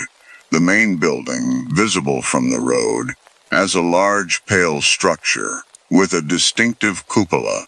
The kind of building that looks like it has been there long enough to have opinions about the landscape around it. The current owners had restored the exterior and portions of the interior, but significant sections of the building remained in various states of incompletion. The restoration ongoing, and, as the property manager explained, when she met me at the entrance, indefinitely slow due to the particular challenges of the structure. Her name was Renata. She was in her late 60s, practical and spare. The kind of person who gives you exactly the information you need and does not add warmth to it. She walked me through the accessible sections of the building on my first afternoon, narrating the history with the concision of someone who has told it many times. The resort years, the hospital years, the war years, when soldiers came to rehabilitate in the mineral waters, the school for the deaf, the osteopathic college, the long decline, the fire. The fire of 1934 had taken the medical wing. She said this the way she said everything, as a fact. I asked whether any of the medical records had survived. She said some administrative materials had been recovered, intake logs and a partial patient registry, but that the clinical records, the records of what had been done to patients, what treatments had been administered, what outcomes had resulted, were gone, completely. The fire had been thorough. I asked whether she knew how many patients had died at Hot Lake during the hospital and sanatorium years. She looked at me for a moment, not with hostility, with the expression of someone who has been asked this before and has decided on a policy of honesty. She said no one knew. She said the administrative records that survived could account for admissions and some discharges, but that the gap between those two numbers was not documented anywhere that still existed, and that the accepted position among the historians who had worked with the property was that the number was significant. I thanked her and went to set up my equipment. I work with a binaural recording rig and 3 sets of omnidirectional microphones that I place at measured distances from each other to capture the 3-dimensional acoustic space of a location. The technical term for what I do is spatial audio documentation. I am building a sound map of a place, capturing not just what a space sounds like, but how it sounds from every position within it, how sound moves through it, where it accumulates, where it disappears. The methodology requires patience and stillness.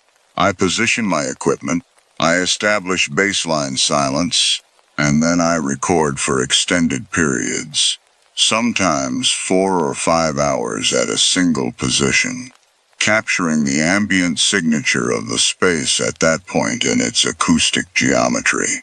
I began in the main hall on the first afternoon.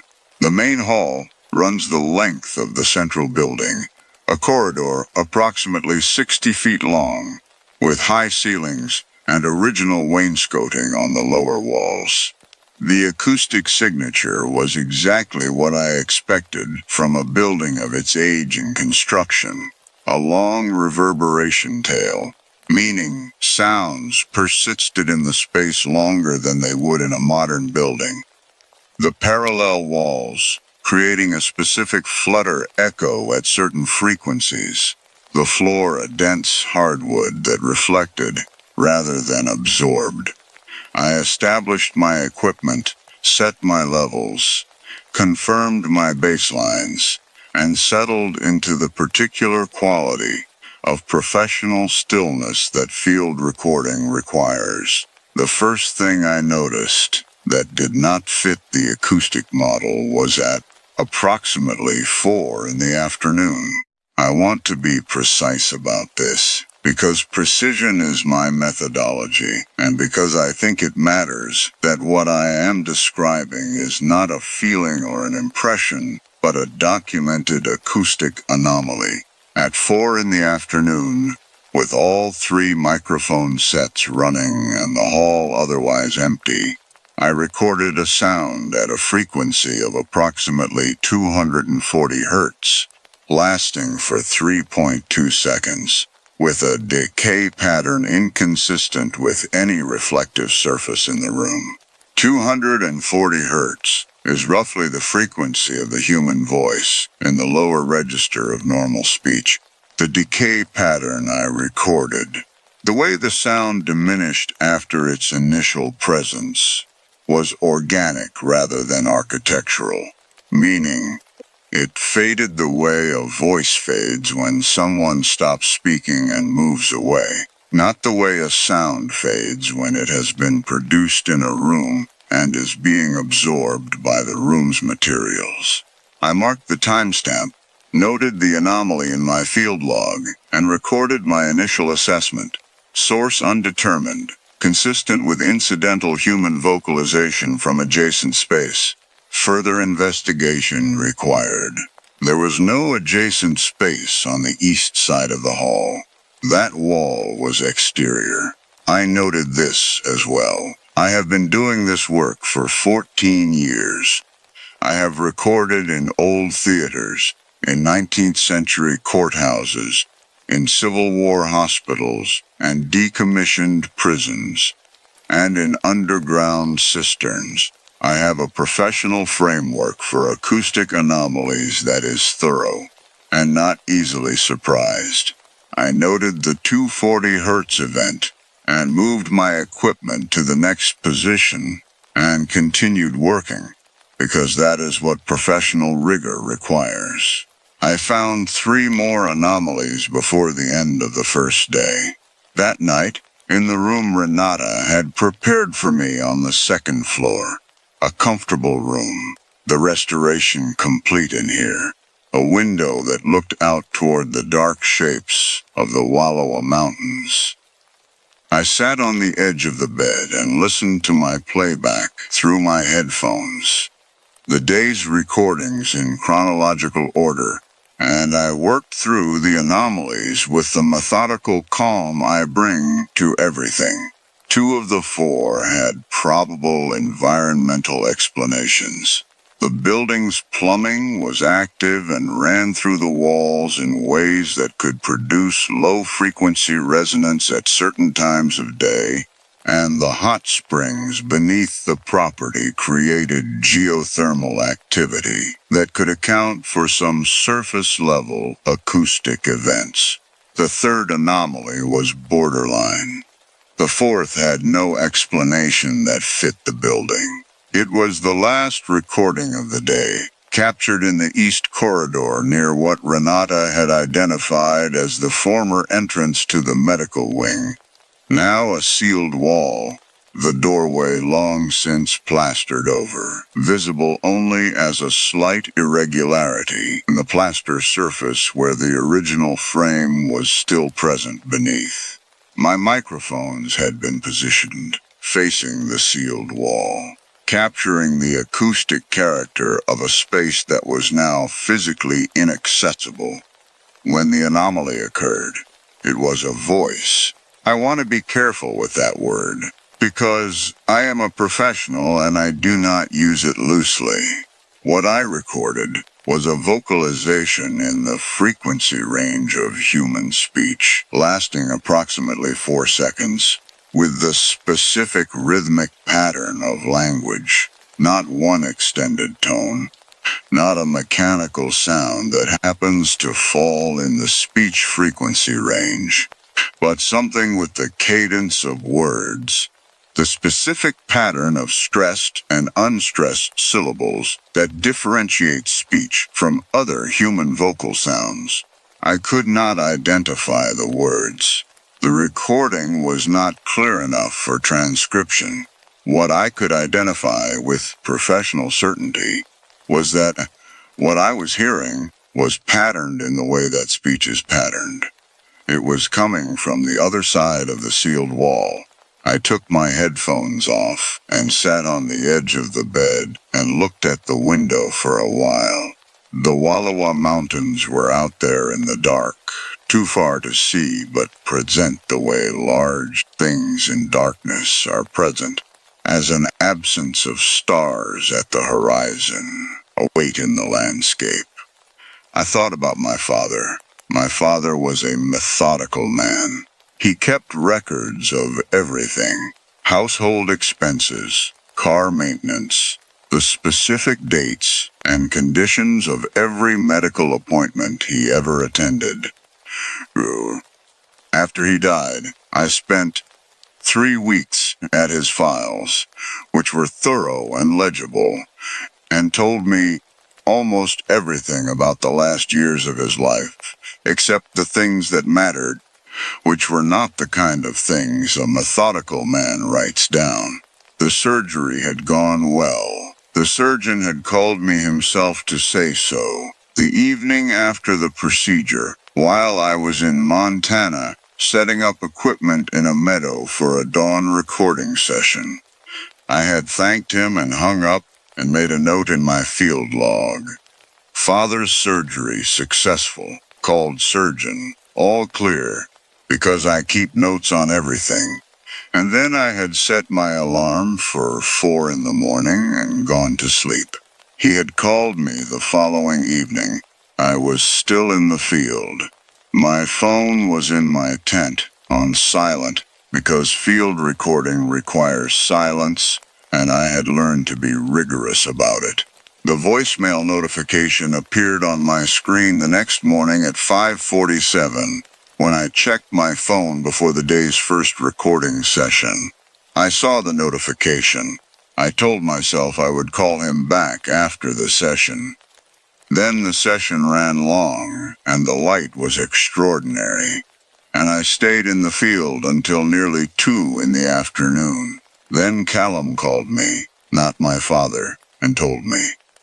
The voicemail is still on my phone, 14 seconds long, according to the notification. I have not played it. I have not deleted it. It exists in the same folder as all his other voicemails. labeled with the date the way all my files are labeled. And every time I open my voicemail application, I see the notification and the date, March 7th, 9 years ago, and I close the application again. I am a person who believes in capturing what is there. I have built a professional life on the principle that what you record is more honest than what you remember, that the document is more reliable than the recollection. I have 14 years of field recordings on my laptop, and I have listened to all of them multiple times because that is the work. I have not played 14 seconds of audio from March 7th, 9 years ago. On the second day at Hot Lake, I set my equipment up in the space adjacent to the sealed wall and recorded for 6 hours. The geothermal activity beneath the property creates a constant low-frequency presence in the building, a subsonic hum that sits below the threshold of conscious hearing, but registers on sensitive equipment. My microphones picked it up as a persistent signal at approximately 18 hertz, below the range of human hearing, but present and documentable. I spent the first 2 hours characterizing this signal, establishing its baseline, and mapping the variations as the morning progressed. And the spring's thermal output fluctuated with the ambient temperature. At 11:17, the vocal anomaly recurred, longer this time. 7.4 seconds. The same frequency range, the same rhythmic pattern of stressed and unstressed syllables. Still not clear enough for transcription, but longer and closer, and with a quality I can only describe in acoustic terms. A proximity quality, meaning the signal had the characteristics of a sound source that was nearer to the microphone than the previous day's recording. Not significantly nearer, but measurably. I sat very still and listened through my headphones as the playback continued. At 7.4 seconds, the vocalization ceased. 2 seconds of ambient silence, the subsonic hum of the springs, the distant sound of wind against the exterior walls. Then, at 9.6 seconds, a second vocalization, shorter, approximately 1.8 seconds, in a different frequency range, higher, approximately 350 hertz, which is the upper register of the male voice, or the lower register of the female voice, and with a different rhythmic pattern, not words, or not the same pattern as words, something more regular, something that sounded, in my professional assessment, like someone counting. The sound of the springs beneath the floor seemed at that moment to thicken. That is not a technical description. I do not have a technical description for it. The subsonic hum was unchanged on the recording, but something about the air in the corridor changed, and I felt it in the way you feel changes in air pressure. Before your ears have processed the information, as a slight resistance, a sense of the atmosphere around you becoming briefly more present than it was a moment before. My hands were on my knees. I became aware of them there because I was pressing down, keeping them still. I thought about soldiers coming to this building from the First World War, coming to sit in the mineral waters and heal things that were not going to heal, coming to a place whose records would later burn.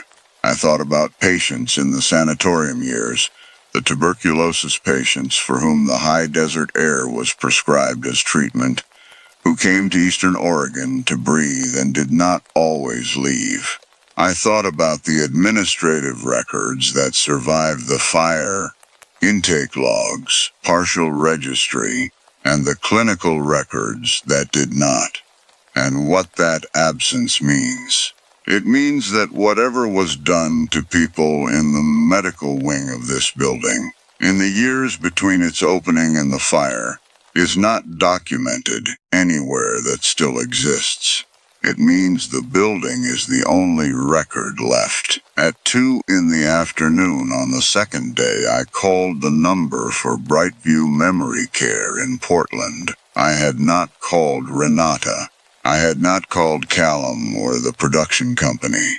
I had called my mother's care facility, which I had not called in 4 months, and asked to speak with the nurse on the Garden View wing, and had been told my mother was resting, but that she had asked for me that morning by name, and that the staff had told her I would call soon. They had told her I would call soon. Not that I had not called, not that it had been 4 months. They had given her the kindness of an expectation on my behalf. I thanked them and hung up and sat in the corridor of Hot Lake with my recording equipment running around me, and the warm hum of the springs beneath my feet, and did not move for a while. On the third day, I recorded in the building from dawn until the light began to fail in the late afternoon. I captured 23 separate vocal anomalies across 11 different positions within the main structure, each one documented with timestamp and frequency analysis and proximity assessment, and my professional notation of why each one could not be explained by the building's acoustic properties. I was thorough. I was rigorous. I gave every anomaly, every legitimate environmental explanation I could generate, and I noted in my field log, with the precision I bring to everything, the ones that remained unexplained after full analysis. There were 16 that remained unexplained. I packed my equipment as the last light left the Wallowa Mountains. Renata came to say goodbye, and I thanked her for the access and the room, and she looked at me with the expression she had when she told me the number of patients who had died here was significant and undocumented. And she said quietly, "Did you get what you needed?" I said I got more than I expected to get. She nodded as though this was the answer she had anticipated. I drove west through the dark, back through the gorge, the Columbia running black and enormous to my north, the lights of the towns along the highway small and specific in the way that lights in the high desert are specific, not clustered but placed, each one a deliberate fact in the dark. I had my headphones on the passenger seat. I did not put them on. I drove with the window cracked and the heating on and the road unspooling in front of me, and somewhere past Cascade Locks I picked up my phone from the cup holder, where it had been sitting since I left the property, and I opened my voicemail application. The recording is 14 seconds long. My father's voice, when he was well, had a quality I have tried to describe to people and found I cannot. It was not particularly distinctive as voices go. Not deep, not resonant, not the kind of voice you would cast in an audio production. It was a specific voice, personal rather than categorical, the voice of a methodical man who kept records of everything, and trusted that the records would be sufficient. I do not know if his voice in that final voicemail sounds like that. I have not heard it in 9 years. I have only the memory of the bass line, which I know from professional experience is not reliable, which is exactly why I believe in recording things. I played the voicemail on the highway west of Cascade Locks, my phone propped in the cup holder, the volume up, the window still cracked, the gorge dark on both sides. I will not tell you what he said. I will tell you that it was 14 seconds long, and that it contained fewer words than I expected, and that the last 3 of those words were spoken in the register of someone who is saying something plain, Something that does not require decoration or volume, something he trusted would be sufficient. I am not going to tell you the words. Some recordings are not for other people. I submitted the audio documentation to the production company 8 months ago. The anomalies are in the final deliverable, flagged and analyzed, each one accompanied by my professional notation. The documentary team is still in production. I do not know what they will do with the recordings of voices from the other side of a sealed wall in a building whose clinical records burned in 1934. I visit my mother every Sunday. I call on Wednesdays. I have not missed a Sunday in 8 months. Since I drove back from Hot Lake with the window cracked and the recordings on my laptop and my father's voice in the cup holder. The folder with the Hot Lake recordings is still on my laptop. I open it every working day. I have not played the recordings again. I think about the counting.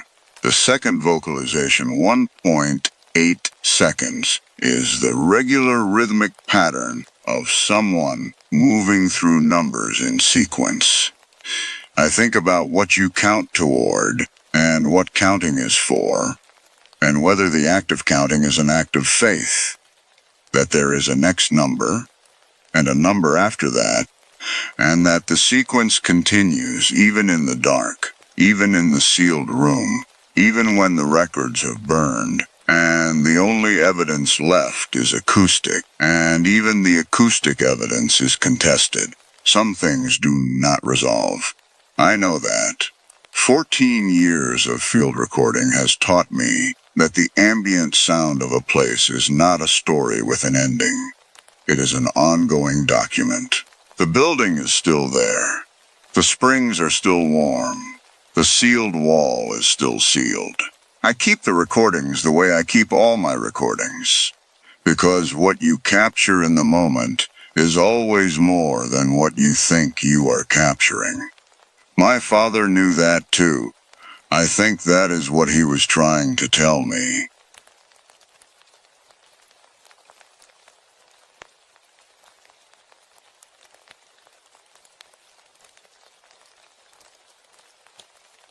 Stay with me a little longer. I know it is late, and I know the quiet has its own weight at this hour.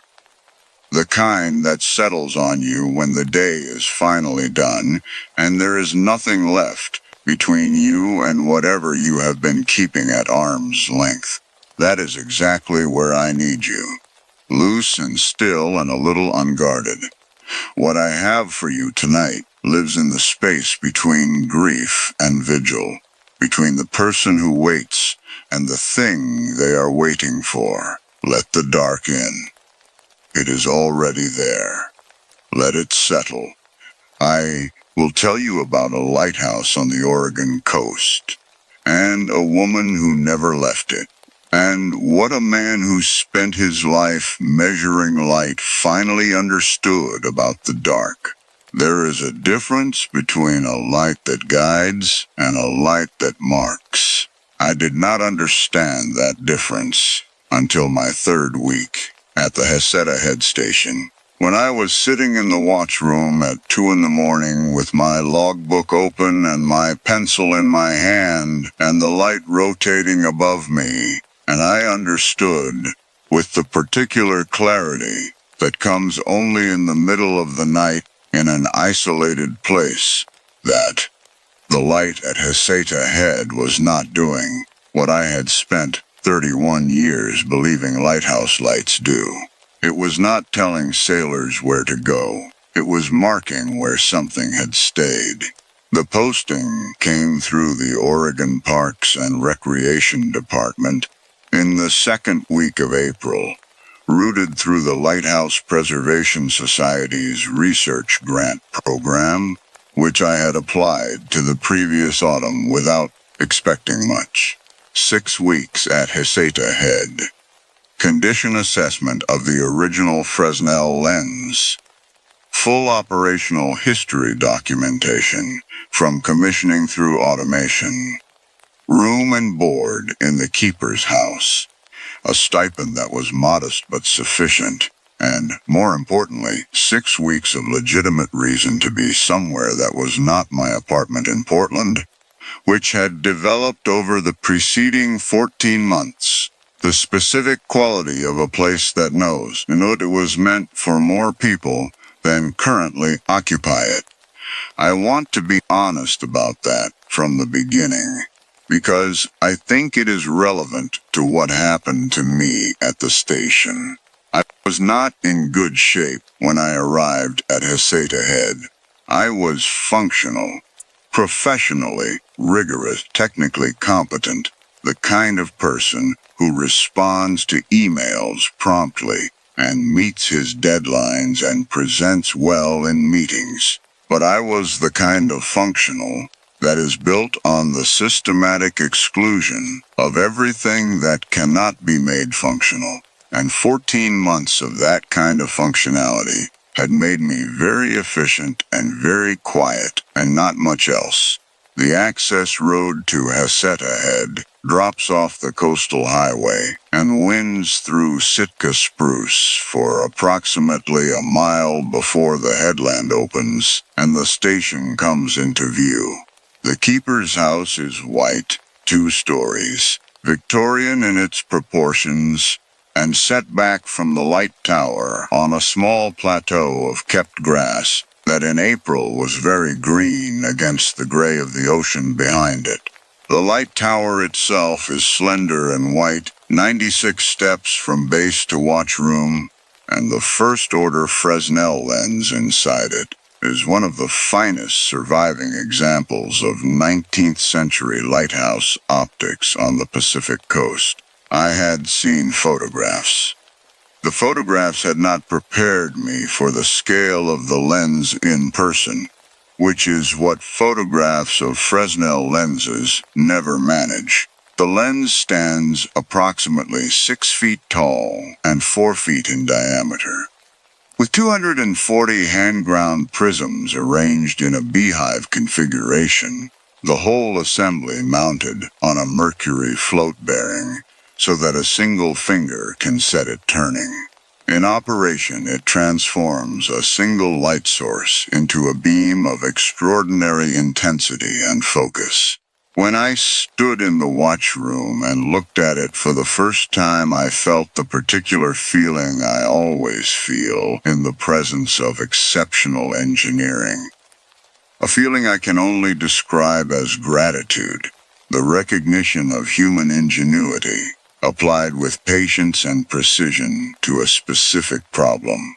Then the lens moved, not dramatically, not impossibly.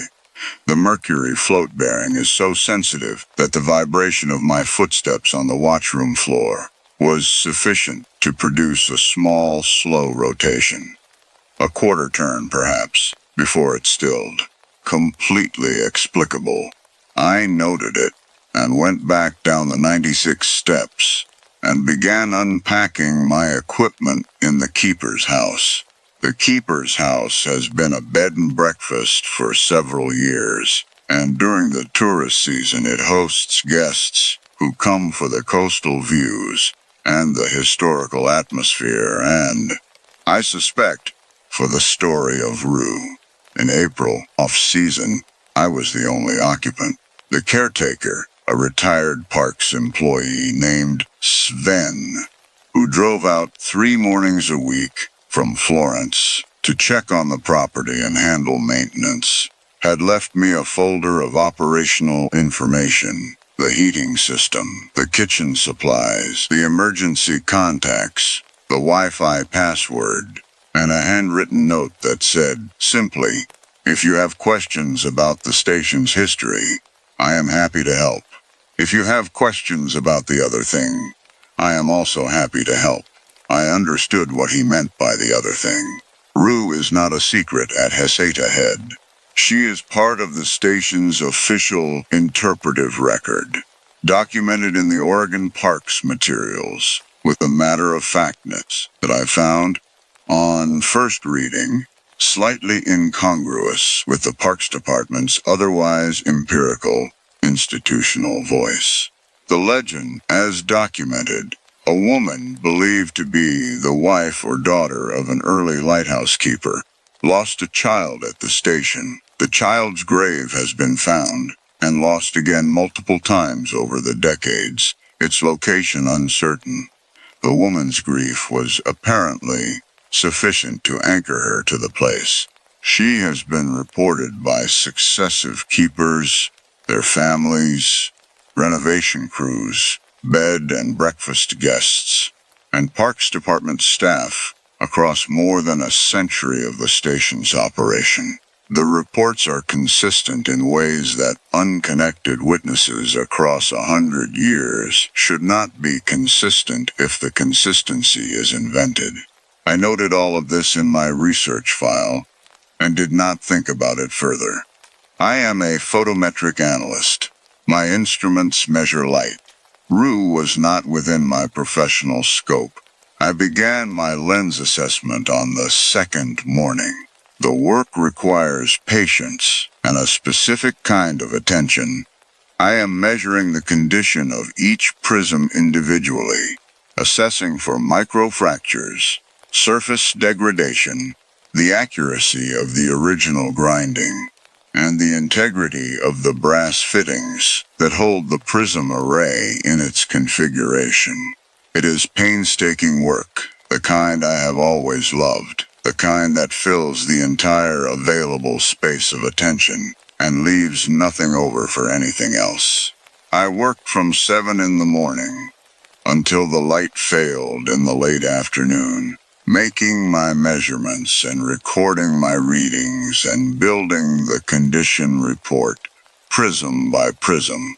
And when I came down the 96 steps in the early evening, my mind was fully occupied, and I was, within the limited definition I had available to me at the time, content.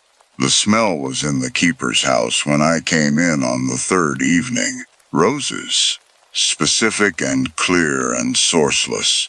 In a house where there were no flowers of any kind, no potpourri, no candles, no cleaning products with a floral scent. I noted it in the way I note everything. Registered, filed, seeking explanation. I went through the house, room by room. The kitchen smelled of the soup I had made for dinner and nothing else. The sitting room, the small study, the upstairs bedroom and bathroom. Nothing. I came back to the entrance hall and the smell was still there, faint now, and then gone. I noted it in my logbook. Date, time, duration, intensity on a scale of 1 to 10, 3, perhaps 4, and then source undetermined. Rose adjacent floral scent. No environmental explanation is immediately apparent. Monitor. I have always believed that the logbook is the honest record. That what you write down in the moment is more reliable than what you remember later. 31 years of lighthouse documentation has given me a logbook practice so ingrained it is almost involuntary.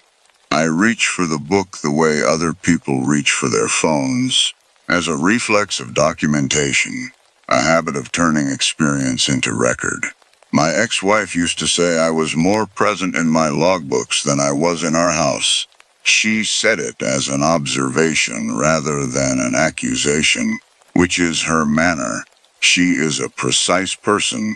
She says what she means without decorating it, and what she said during the conversation in which she told me she was leaving was precise in a way I have spent 14 months wishing it had not been. She said she had tried to reach me. She said she had tried for years, and in many different ways, and that she had finally understood that the ways she was trying were not ways that worked for me, and that she had run out of other ideas. She said this without anger. She said it with the specific exhaustion of someone who has been a long distance from the destination for a long time, and has finally accepted that the destination is not there. I had said, I remember this with the clarity of something recorded, rather than remembered. I had said that I had been present, that I had been home, that I had attended the things I was supposed to attend, and been reliable and consistent, and that I did not understand what she meant by available. She had looked at me for a moment. Then she had said, I know you don't. And she had said it with something that was not unkindness, but was the absence of the energy required for unkindness, a flatness that was harder than anger would have been. I had not examined that conversation since. I had noted it in the logbook, date, nature of conversation, outcome, and moved forward, which is what I do with things I cannot measure. On the 5th night at Heseta Head, I could not sleep. This was not unusual for the first week of an isolated posting. The sounds of a new building take time to become familiar, to move from foreground to background, and the keeper's house had a particular night voice. The wind off the Pacific against west windows, the specific creak of Victorian-era joinery, responding to temperature change, and above all the light whose rotation produced, even behind the blackout curtains I had brought, a rhythmic pulse of brightness every few seconds. The station's characteristic flash pattern, marking the darkness at its established interval. I lay in the dark and counted the flashes. Every 10 seconds, the Heseta Head characteristic. Every 10 seconds, a pulse of light through the curtains, a brief brightening of the room, and then the return of the dark. I counted until I knew the count was not helping, and then I got up and put on my coat over my clothes and went outside. The headland at 2 in the morning in April is a specific environment. The wind was present, but not violent. The kind of steady coastal wind that is a permanent condition rather than a weather event.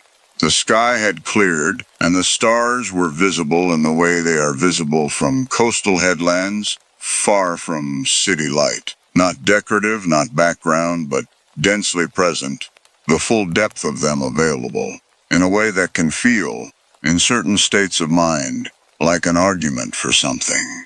The light rotated above me, its beams sweeping out over the ocean at 10-second intervals, 21 miles of visibility in clear conditions, reaching ships I could not see. I walked to the edge of the headland, not dangerously close. The path has a railing. The Parks Department is conscientious, but close enough to see the water 205 feet below.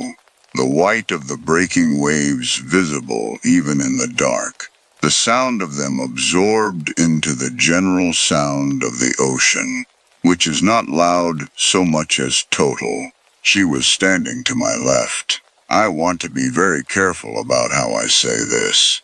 I am a person who believes in instruments. I am a person who believes that what can be measured can be known, and what cannot be measured must be approached with rigorous uncertainty. I did not see a figure in white. I did not see a woman weeping at the cliff's edge. What I experienced was a presence to my left that had the specific quality of another person standing within 10 feet of me. A warmth in the air, a slight shift in the way the wind was moving, the peripheral awareness that the space beside me was occupied in a way it had not been a moment before. I turned. There was nothing there. The headland was empty in every direction. The light swept over us, over me, at its 10-second interval, the beam passing somewhere above my head, reaching the ocean. But the warmth remained for a moment after I turned, long enough to notice, long enough to understand that what I was registering was not the warmth of the headland's retained heat, because the headland at 2 in the morning in April does not retain warmth. It was something else, and it was directed, not ambient, but located, emanating from a specific point in the air to my left, at approximately the height and position of another person standing close. Then it was gone.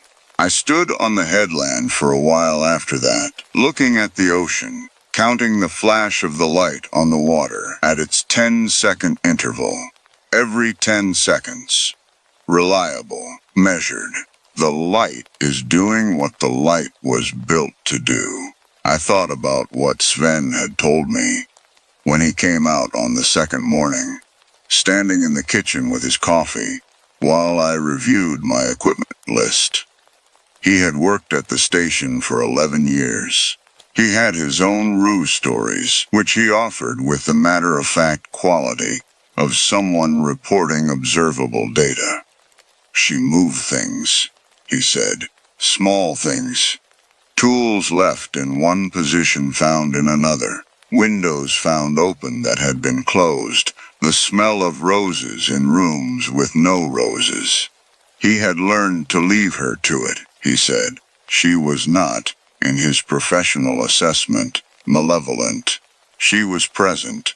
There was a difference, and the difference mattered.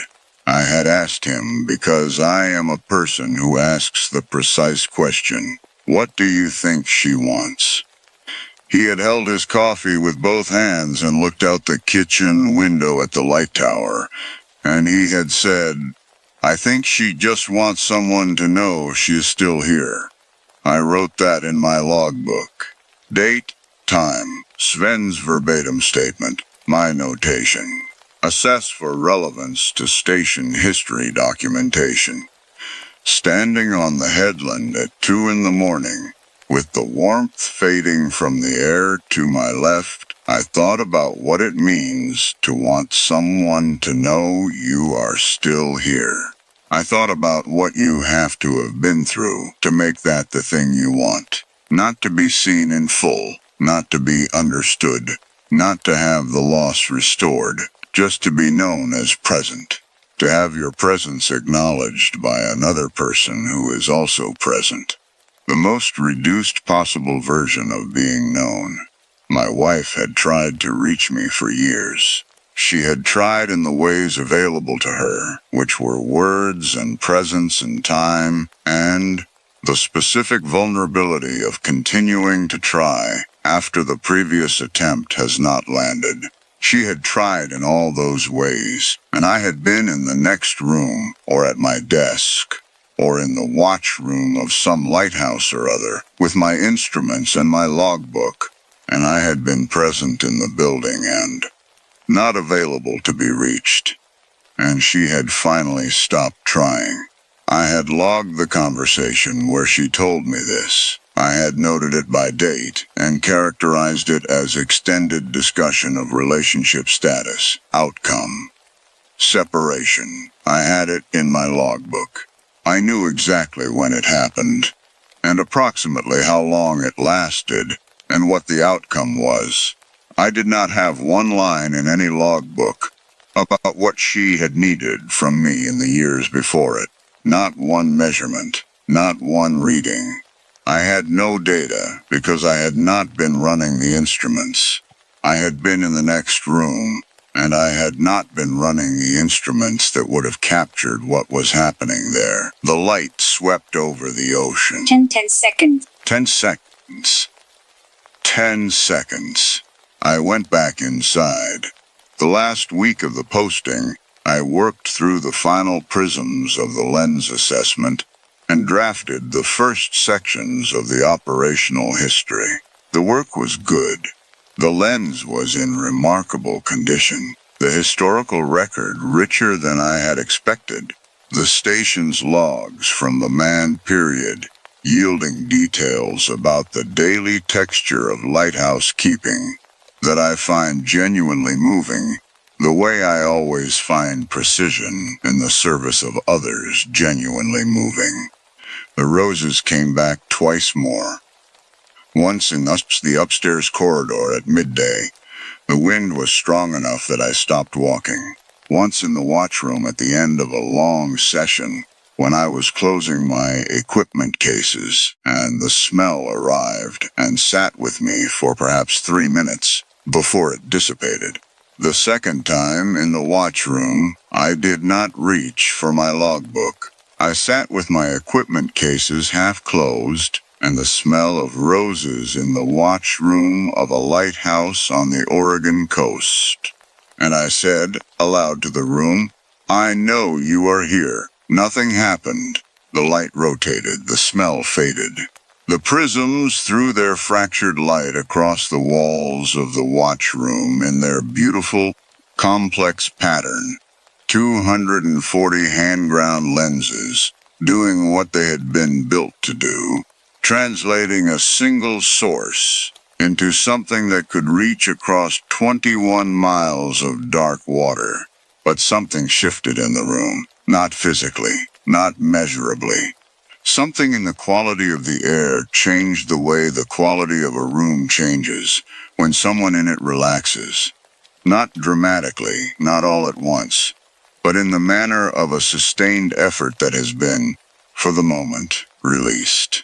I submitted the condition assessment and the first phase of the operational history to the Parks Department 4 weeks after returning to Portland. The report has a section on the station's documented paranormal history, which I wrote with the same precision I bring to photometric data, noting the consistency of witness reports across an unconnected population spanning more than a century, and characterizing the phenomenon as, in my professional assessment, warranting serious consideration, regardless of its resistance to instrumental measurement. My supervisor at the Preservation Society flagged that section in her review comments and asked if I wanted to revise it. I said I did not. I have thought many times about what Sven said, that she just wants someone to know she is still here. I have thought about what it took, what loss it took, what the dimensions of that loss must have been, to make that the whole of what a person needs. Just to be known as present, just to have another person in the room say, "I know you are here." I called my wife 6 weeks after I came back from Heceta Head, not to ask her to return. She had made her decision, and I have enough respect for her precision to honor it. I called to say that I had been thinking about what she said, about trying to reach me, and that I believed her now in a way I had not been able to before, and that I was sorry it had taken me this long to say so. She was quiet for a moment after I said it. Then she said, "Thank you," in the way that people say thank you when they have waited for something long enough that they had stopped expecting it. We talked for 40 minutes. I did not log the conversation. I know approximately how long it lasted because I checked the time before I called and after I hung up, but I did not log it, and I am not going to. Some things you do not put in the record. Some things you hold in the way Rue holds her station. Not because you are not ready to let go, but because letting go is not what is being asked of you. What is being asked is simpler than that. What is being asked is just to stay present, to remain in the room, to let the light keep doing what the light was built to do, and to trust that it is reaching further than you can see. Every 10 seconds, still here.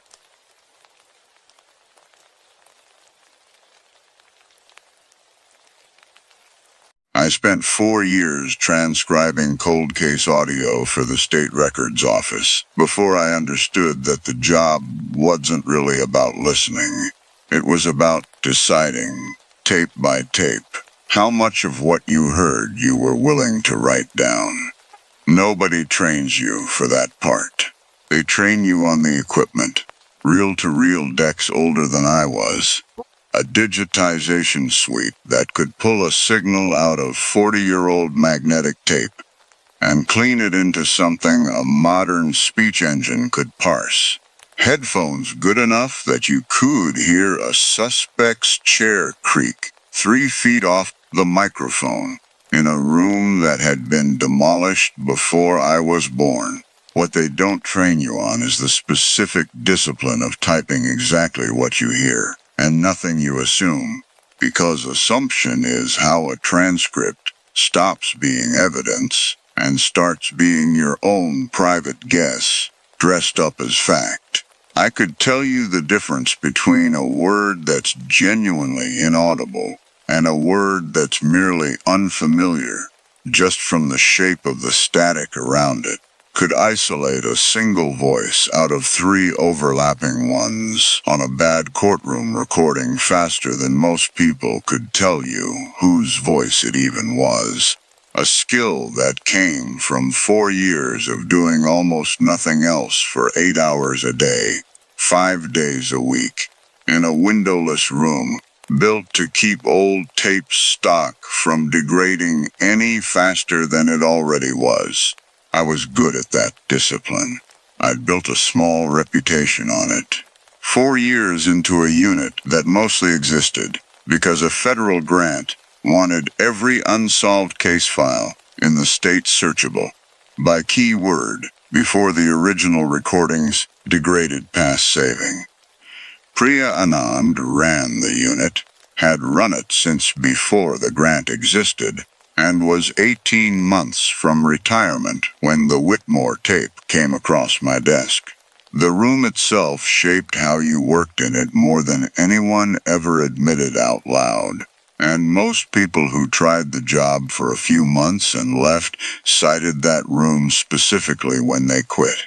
No windows, climate controlled to protect the tape stock rather than the people in it. Kept cold enough that everyone kept a cardigan on the back of their chair year-round.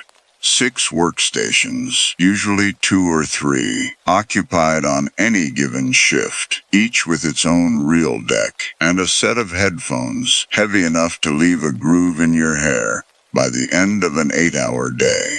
Priya had a habit, one she'd passed to everyone she trained, of writing the date and her initials on a sticky note before starting any tape flagged for an active case. A small superstition she never explained beyond saying it kept you honest about how long a file had actually been sitting on your desk. I'd done it without thinking for 4 years. I did it for the Whitmore tape, too. October 3rd, my initials stuck to the edge of the monitor, and I still have that same sticky note somewhere in a drawer, curled at the corner now, the ink gone faint. The case itself was ordinary by our standards, which meant it was somebody's worst day, decades old and legally cold. Corinne Whitmore, 26, vanished from a highway rest stop in 1987. Her car was found running, with the door open. No body, no arrest, no resolution. The kind of file that had been quietly closed as insufficient evidence sometime in the early 90s and reopened exactly never since. Among the boxes was a 90-minute cassette labeled Interview, R. Dalton, dated 11 days after Corinne disappeared. Presumably a witness or a person of interest. No further note on who Dalton was or why the interview mattered enough to keep. My job was simple. Run it through the restoration software, generate an automated transcript, then sit with the audio myself, and correct the machine's mistakes by ear. Because the machine still got things wrong on tape, this old homophones mostly. A word swallowed by tape hiss. The first pass looked normal. The automated transcript came back with the usual scattering of garbled words, the software flags in yellow for manual review. Maybe 30 of them across 90 minutes, well within range for a tape this age. The interview itself was 2 voices, a detective whose name was logged as R. Fenimore and the interviewee, Dalton, both men, both speaking in the flat, patient cadence of a room designed to make silence uncomfortable for exactly one of the two people in it. I put my headphones on and started correcting the flagged words one at a time, the way I'd done it a few thousand times by then, letting the tape hiss settle into background the way it always does after the first 10 minutes. And it was somewhere around minute 12 that I noticed the transcript on my screen didn't match what I'd just typed. I'd corrected a flagged word. The software had it as left, garbled, and I typed left back in after confirming it by ear. Clean word, no ambiguity. Dalton's voice, saying it plainly against a background hum I'd already isolated and filtered. And when I scrolled up 2 lines later to check the flow of the sentence, the word in that spot read kept. Not a typo I could plausibly have made. Different word entirely, 4 letters against 4 letters, but nothing about kept and left shares a keystroke pattern that explains a slip, and the shape of my hands on the keyboard, 4 years of muscle memory, told me the same thing before my conscious mind had finished the sentence. I told myself it was autosave conflict, some glitch in the version control layer our archive software ran on top of, the kind of thing IT had warned us about twice that year, already after a server migration. I flagged it, kept working, corrected the same word again, watched it hold this time, reasonable. Machines have bad days. I finished the pass, submitted the transcript for Priya's review the way policy required for any interview tied to an active cold case flag, and thought about it exactly as much as you think about any glitch you've already explained to your own satisfaction, which is to say I stopped thinking about it by the end of the day. I did mention it to a coworker in passing at the break room microwave, more as small talk than anything, and he told me the version control system had done something similar to him twice that month on unrelated files, which settled it further in my mind. One more shared inconvenience in a job full of them. It came back from Priya's review 3 days later, with a note asking me to double-check section 14, a stretch around the 50-minute mark, where Dalton's answers, in her read, didn't track logically with the detective's questions. A gap in the sense of the conversation that she couldn't place, phrased carefully, the way she phrased most of her notes, because she'd trained me and never liked telling me directly that something was wrong. I pulled the tape back up, put the headphones on, and listened to section 14 fresh, ready to find the actual audio didn't match my transcript at all, an honest correction I could make and move past. Instead, the audio matched my transcript exactly, word for word, and the sentence still didn't track the same logical gap Priya had flagged. A question about where she went after the rest stopped, answered with something that read on the page like an answer to an entirely different question. About a road, about which road, about how far. I did what our procedure actually calls for at that point, which is to bring in a second transcriber blind, no context, no access to my draft, just the raw restored audio and a fresh document.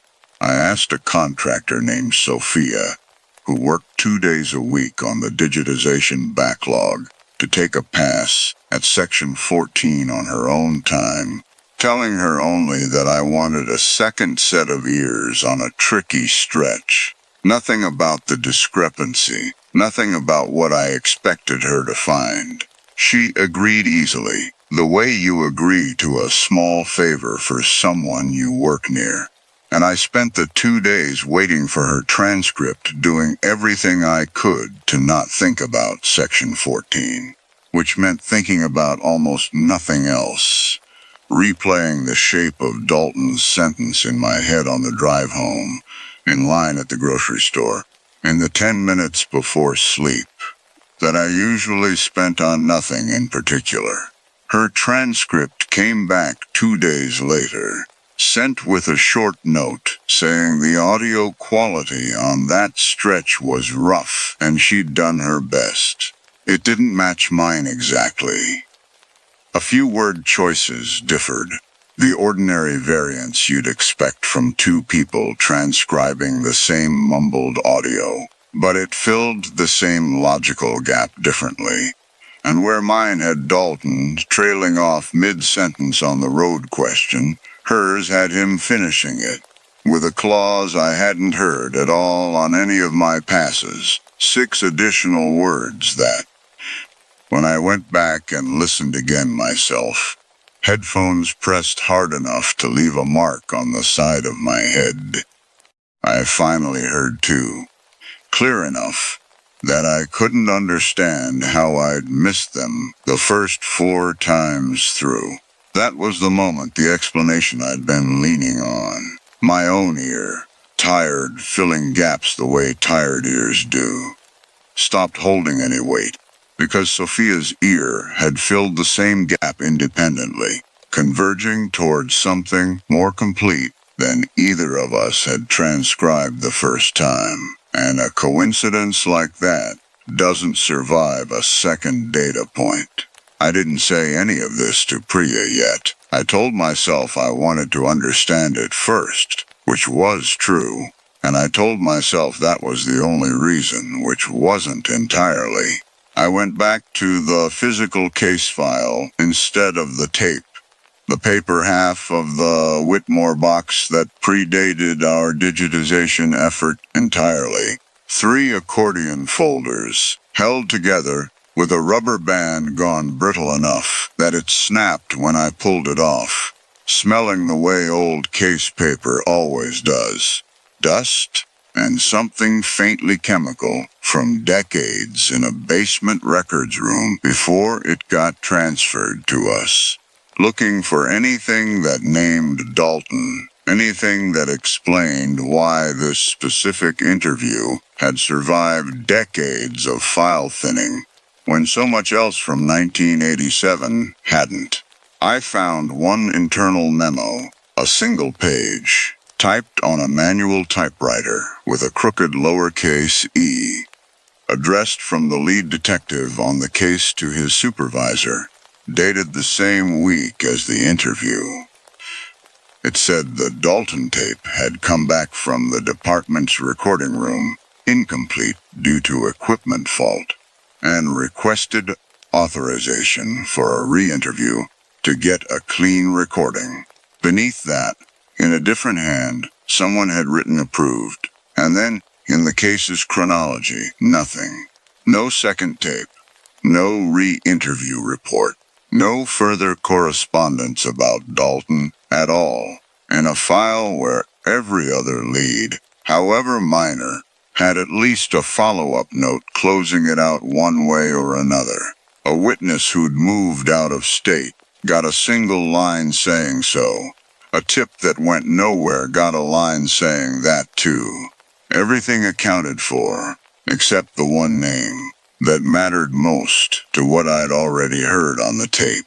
The case closed 18 months later on insufficient evidence, and Dalton's name didn't appear again anywhere in the file after that single memo.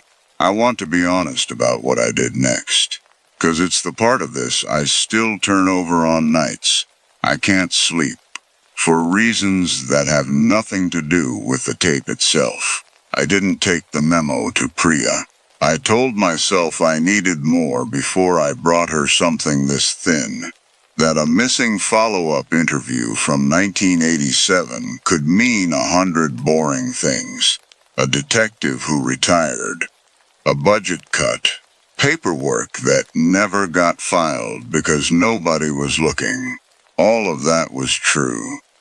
None of it was the real reason I sat on it for another 11 days, running the Whitmore tape through every restoration pass our software offered, listening to Section 14. So many times I started hearing it in the shower, in traffic, in the 3 seconds of silence before I fell asleep.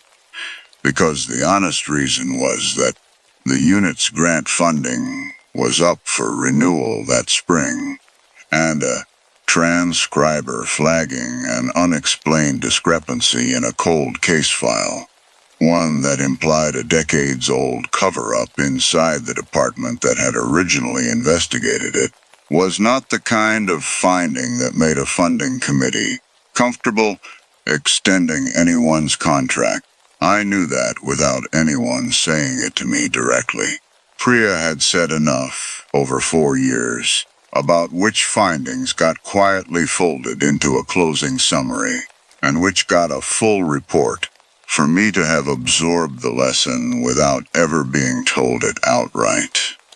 I spent part of that 11 days doing the kind of research that had nothing to do with my actual job description, pulling up satellite maps of the old county highway on my own laptop at home, tracing the rerouted stretch against a current road atlas, until I found what I was fairly sure was the mile marker in question, a shoulder of gravel and second-growth pine that Google's most recent imagery, 3 years old, showed as empty, undisturbed. No structures, no clearing, nothing that looked searched or unsearched in any way a satellite photo could tell you.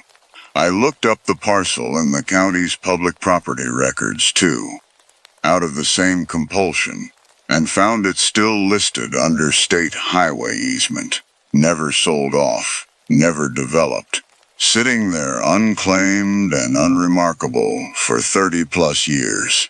I didn't drive out to it.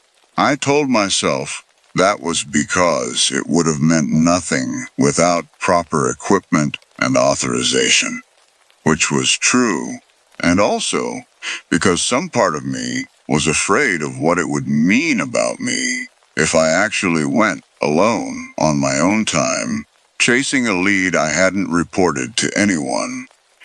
I mentioned Dalton's name once during that stretch, carelessly, to the same coworker I'd talked to at the microwave weeks earlier, framing it as an offhand question about whether the surname meant anything to him.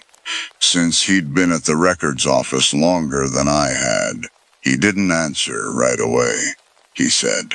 The name sounded familiar in a vague way he couldn't place, then changed the subject to the break room's broken coffee machine, with a speed that felt, in hindsight, less like genuine forgetting and more like a door quietly closing, and I let the subject change happen without pushing, telling myself at the time that I was just imagining the shift, that 4 years in this job had made me see patterns everywhere, in silence as much as in tape hiss.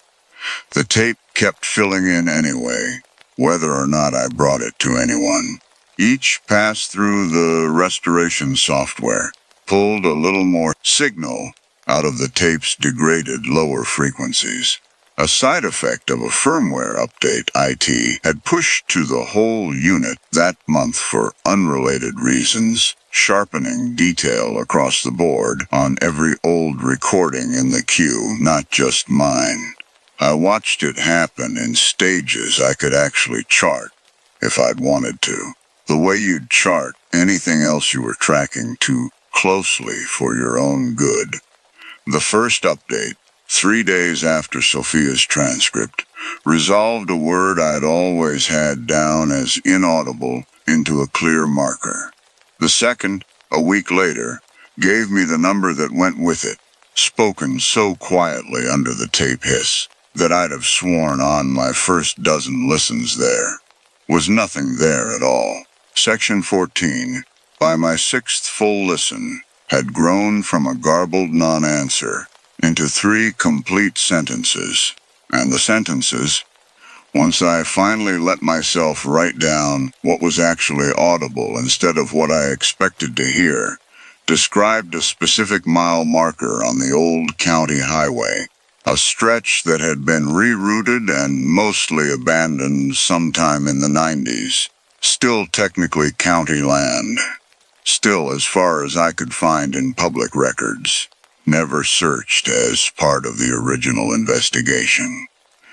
I brought it to Priya on a Thursday, finally memo and transcript and 6 listens worth of restored audio, laid out across her desk in the order I'd found them, the way I'd have presented any finding I actually believed in. She read the memo first, twice, her thumb tracing the crooked E in the typewritten line, and I watched her face do something I hadn't seen it do in 4 years of working under her.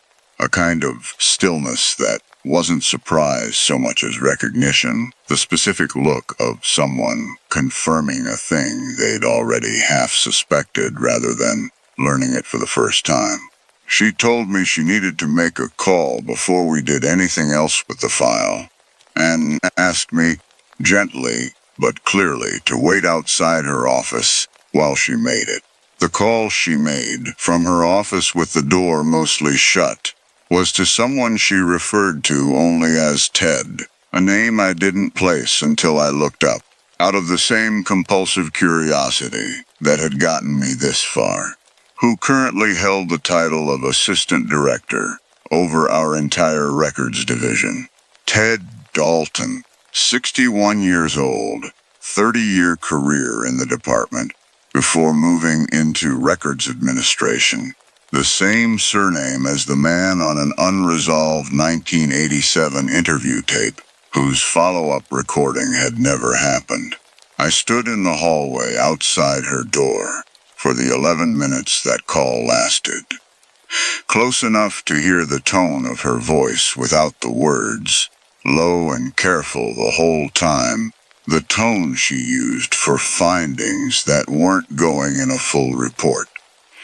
When she finally opened the door again, her face had settled into something more composed, professional, the version of her expression I'd seen at every staff meeting for 4 years, and she thanked me for bringing it to her, told me I'd done exactly the right thing by following procedure, and I remember thinking, even as she said it, that I hadn't followed procedure at all. Not for 11 days, and that she knew it, and that neither of us was going to say so out loud. I don't know for certain that Ted Dalton is our Dalton from that tape, or his son, or no relation at all, sharing a common enough surname to mean nothing. Priya wouldn't tell me, and the way she wouldn't tell me was its own answer. The same careful phrasing she used for every finding she'd decided wasn't going in a full report. I did once try running the department's own personnel archive against Dalton's original file, quietly, on my own login, looking for a start date that might tell me whether a 20-something Ted Dalton could plausibly have been the man on that tape in 1987.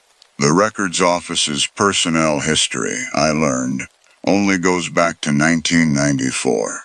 Everything before that was migrated once, decades ago, from a system that no longer exists. And whoever did the migration chose, for reasons nobody currently employed there can explain to me, not to bring the earliest years across at all.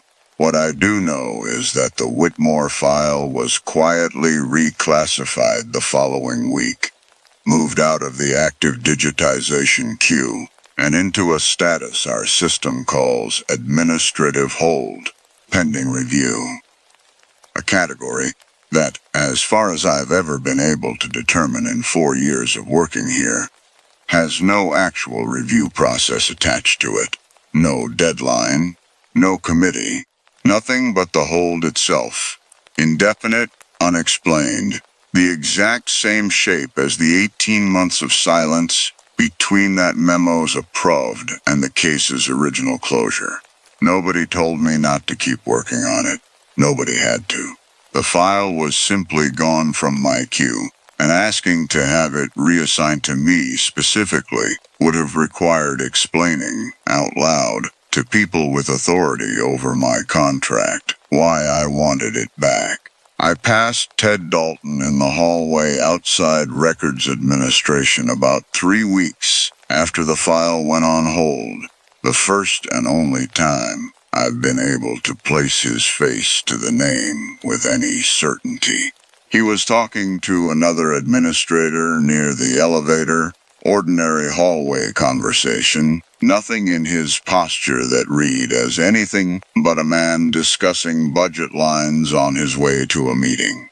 He didn't look at me directly, but he paused mid-sentence for just long enough that the other administrator glanced over to see what had caught his attention, and his eyes moved to my badge, the way anyone's might, reading a name they'd maybe heard mentioned somewhere, without ever having a face to put to it. And then he finished his sentence, like nothing had happened at all. I've told myself a dozen times since that this means nothing. That a man 3 weeks from a records hold he almost certainly requested has no particular reason to register a junior transcriber's face in a hallway, and I've never quite managed to fully believe my own explanation. I still hear Section 14 sometimes. The version I transcribed before the software's next firmware update pulled it even clearer, before I stopped being allowed anywhere near the raw file to check. 3 sentences about a mile marker on a road that technically still exists, that as far as I can find has never been searched, sitting in a case that's been administratively held instead of closed or reopened for going on 8 months now. I asked Priya once, near the end, whether she thought the road was worth someone actually walking. She told me that wasn't really a question either of us got to answer anymore, not from inside the records office. And she was right in every practical sense I could argue against, though I noticed she didn't quite meet my eyes when she said it, the way she hadn't quite met them since the day she made that call from behind her mostly shut door. She retired 4 months ago, a quiet leaving with a cake in the break room and a card everyone signed, no mention anywhere in it of the Whitmore file, the way there wouldn't be. I'm the senior transcriber now, which means I'm the one who decides, tape by tape, how much of what I hear goes into a full report and how much gets folded quietly into a summary. And I think about that authority more than I'd like to admit late at night, with headphones on, listening to something old enough that whoever's voice is on it might not even remember what they said. But the tape remembers anyway, a little more clearly with every pass, whether anyone's ready to hear it or not. I still write the date and my initials on a sticky note before I start any active file, the way Priya taught me, though I've noticed I've started dating them a day early lately, without quite deciding to, as if some part of me wants a record showing I got to a file before I actually did. I keep a copy of that crookedy memo in my own desk drawer now too, not the original, a photograph I took on my phone before the file went on hold, which is technically against every records handling policy I've signed my name to over 4 years, and which I have no intention of deleting. I've been a cave surveyor for 11 years, most of it spent doing the unglamorous, essential work nobody outside the field ever hears about. Walking New Passage with a laser scanner and a notebook, building the 3-dimensional maps that tell rescue teams, hydrologists, and land managers what's actually down there, before anyone with less specialized training goes in after them. I've mapped flooded sumps, breakdown chambers, the size of cathedrals, passages so tight I had to exhale to move through them.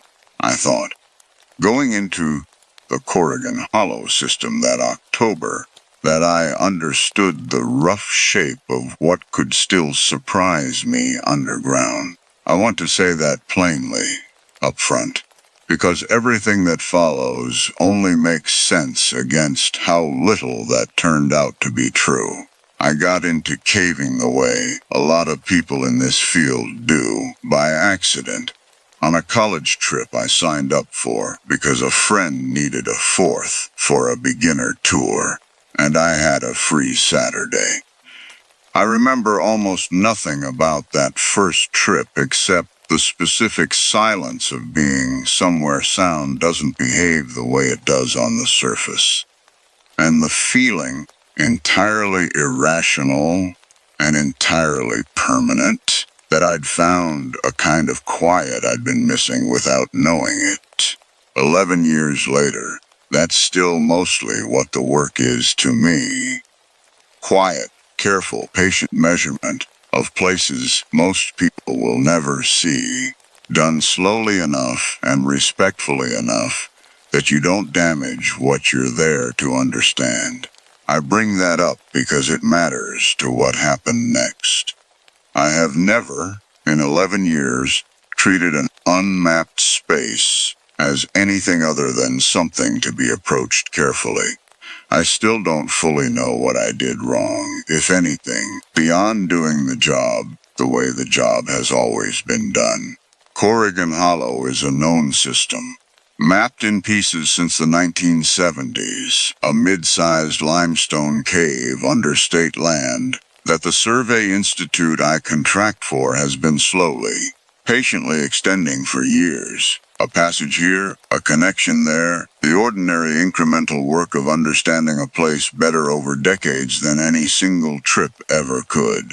A flood event that spring had done what floods sometimes do. Scoured out a choke point that had blocked one branch of the system since it was first documented, and opened a way forward nobody had ever mapped.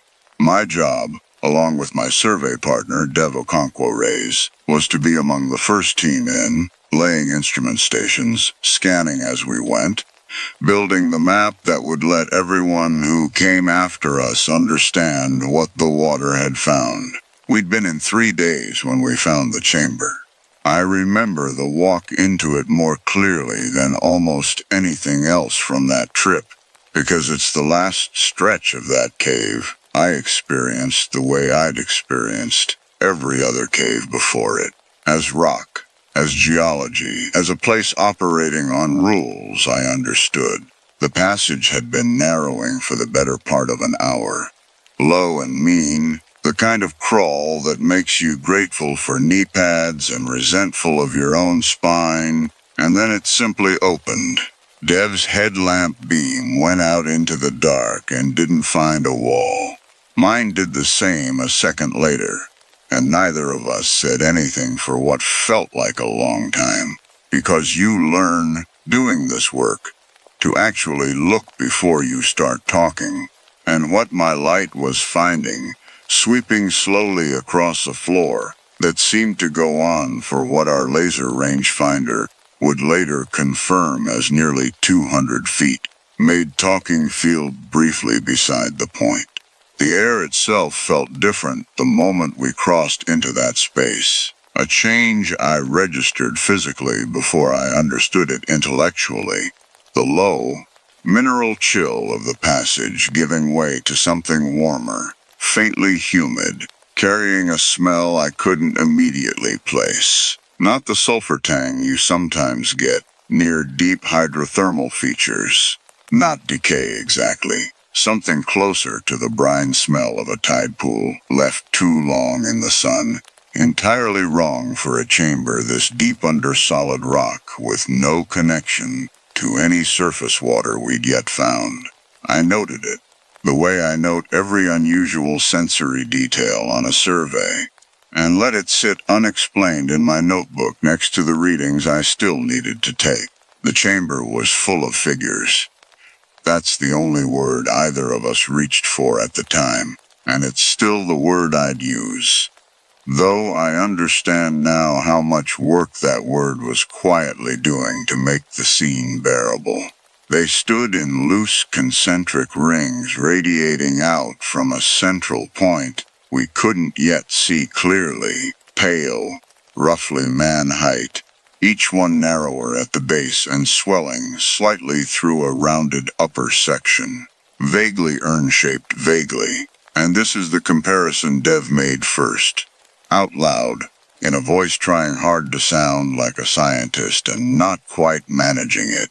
Vaguely like a crowd standing very still, facing inward, waiting for something to start. The false explanation arrived fast, because it's the one that let us keep working, and because it wasn't unreasonable. Cave systems produce strange speleothems all the time. Draperies, columns, formations shaped by water and mineral deposition over tens of thousands of years into shapes that pattern match, if you squint, to almost anything a human mind is primed to see. We've all heard the stories about cavers finding faces in flowstone, figures in stalagmite fields, and every experienced caver learns early to distrust that instinct, because the alternative is spending your whole career flinching at rock. Rimstone growth over some kind of substrate, Dev said, running gloved fingers along the nearest figure's surface. Careful, professional, the way you'd handle any formation you didn't yet understand. Maybe an old flowstone deposit over debris. Columns that grew around something and outlasted it. I've seen weirder in less time than this system's had. He sounded almost disappointed saying it. The specific disappointment of a scientist talking himself down from something extraordinary towards something merely interesting. I logged the chamber as a priority scan target, set up my first station near the entrance, and began the survey the way I begin every survey. Slow, methodical, the laser scanner's head rotating in a careful pattern, building a point cloud one pulse at a time. Thousands of measurements a second. Each one a tiny ping of light sent out and read back. The whole invisible architecture of how this kind of mapping actually works. I want that detail understood clearly, because it becomes the center of everything later.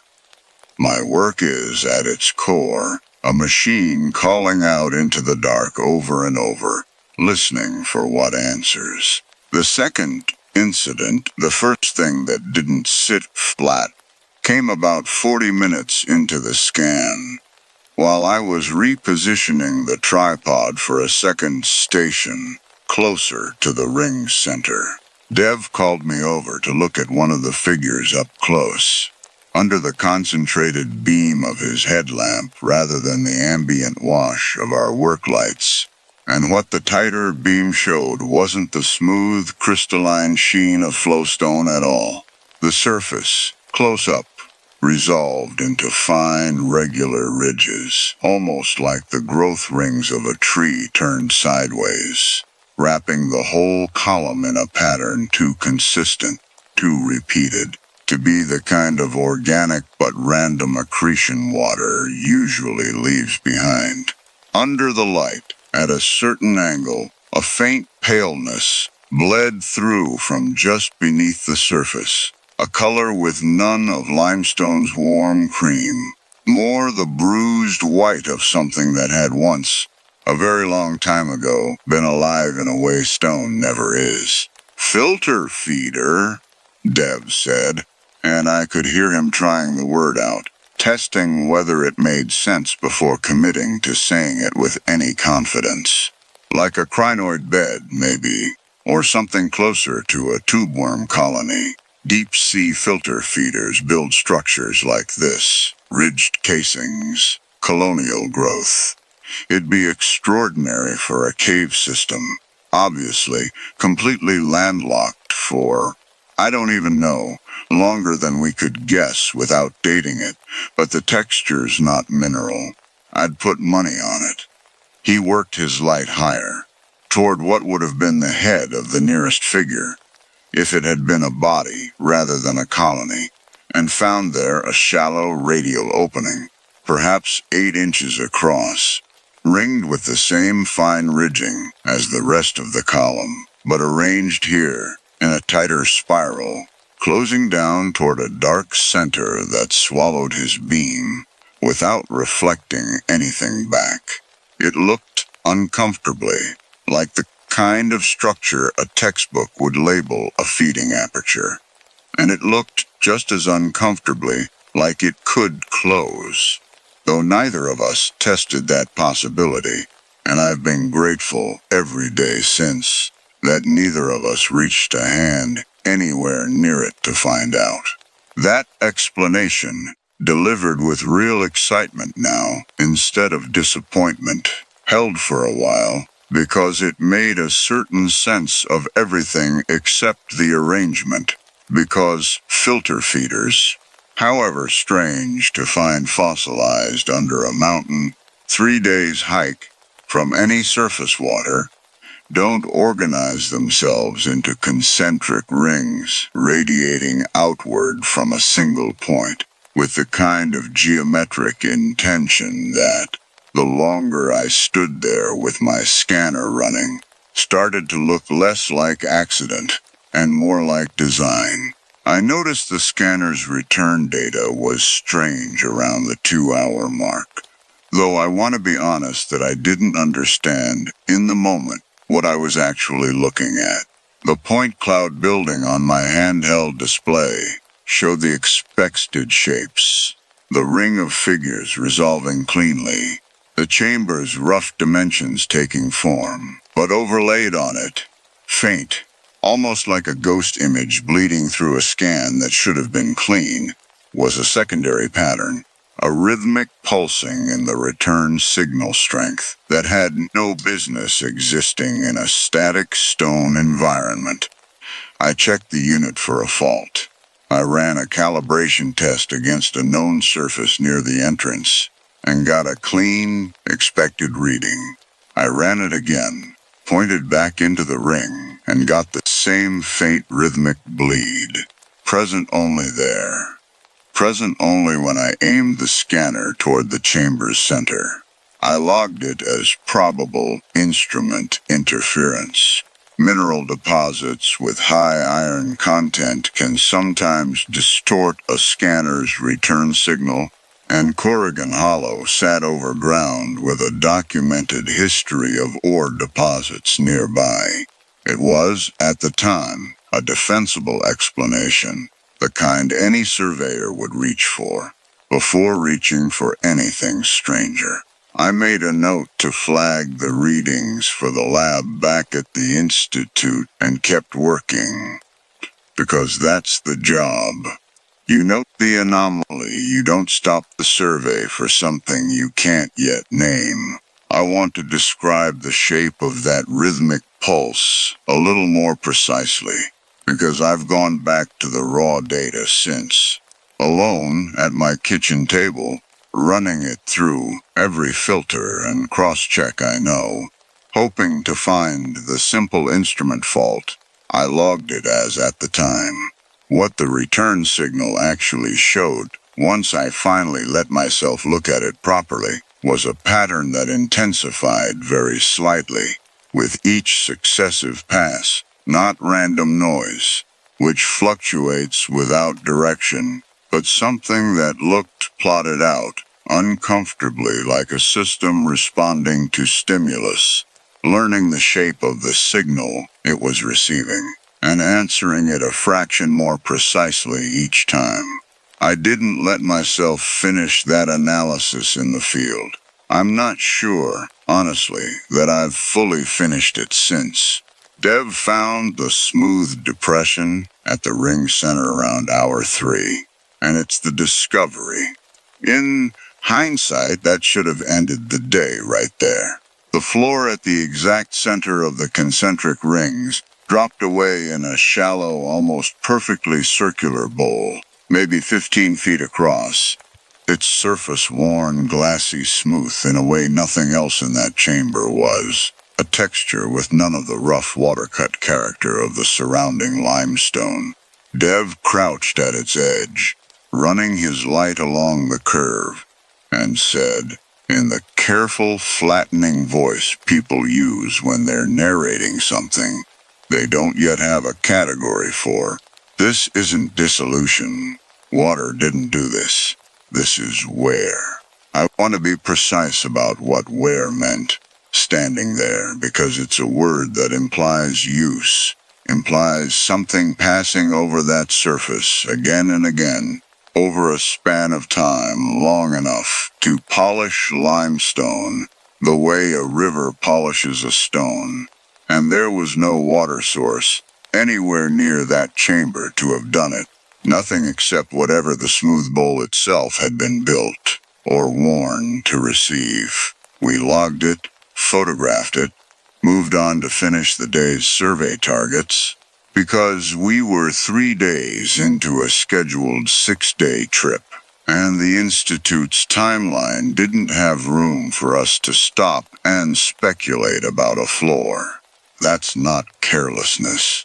That's the job, working underground on a budget and a schedule, deferring the questions you can't answer today to the report you'll write when you're back on the surface, with better instruments and better light. There was one more thing from that afternoon I didn't log formally, because it seemed, at the time, too small and too subjective for a field report. Walking the ring's outer edge to set a reference marker, I found myself instinctively lowering my voice, the way you do without deciding to in a library or a church.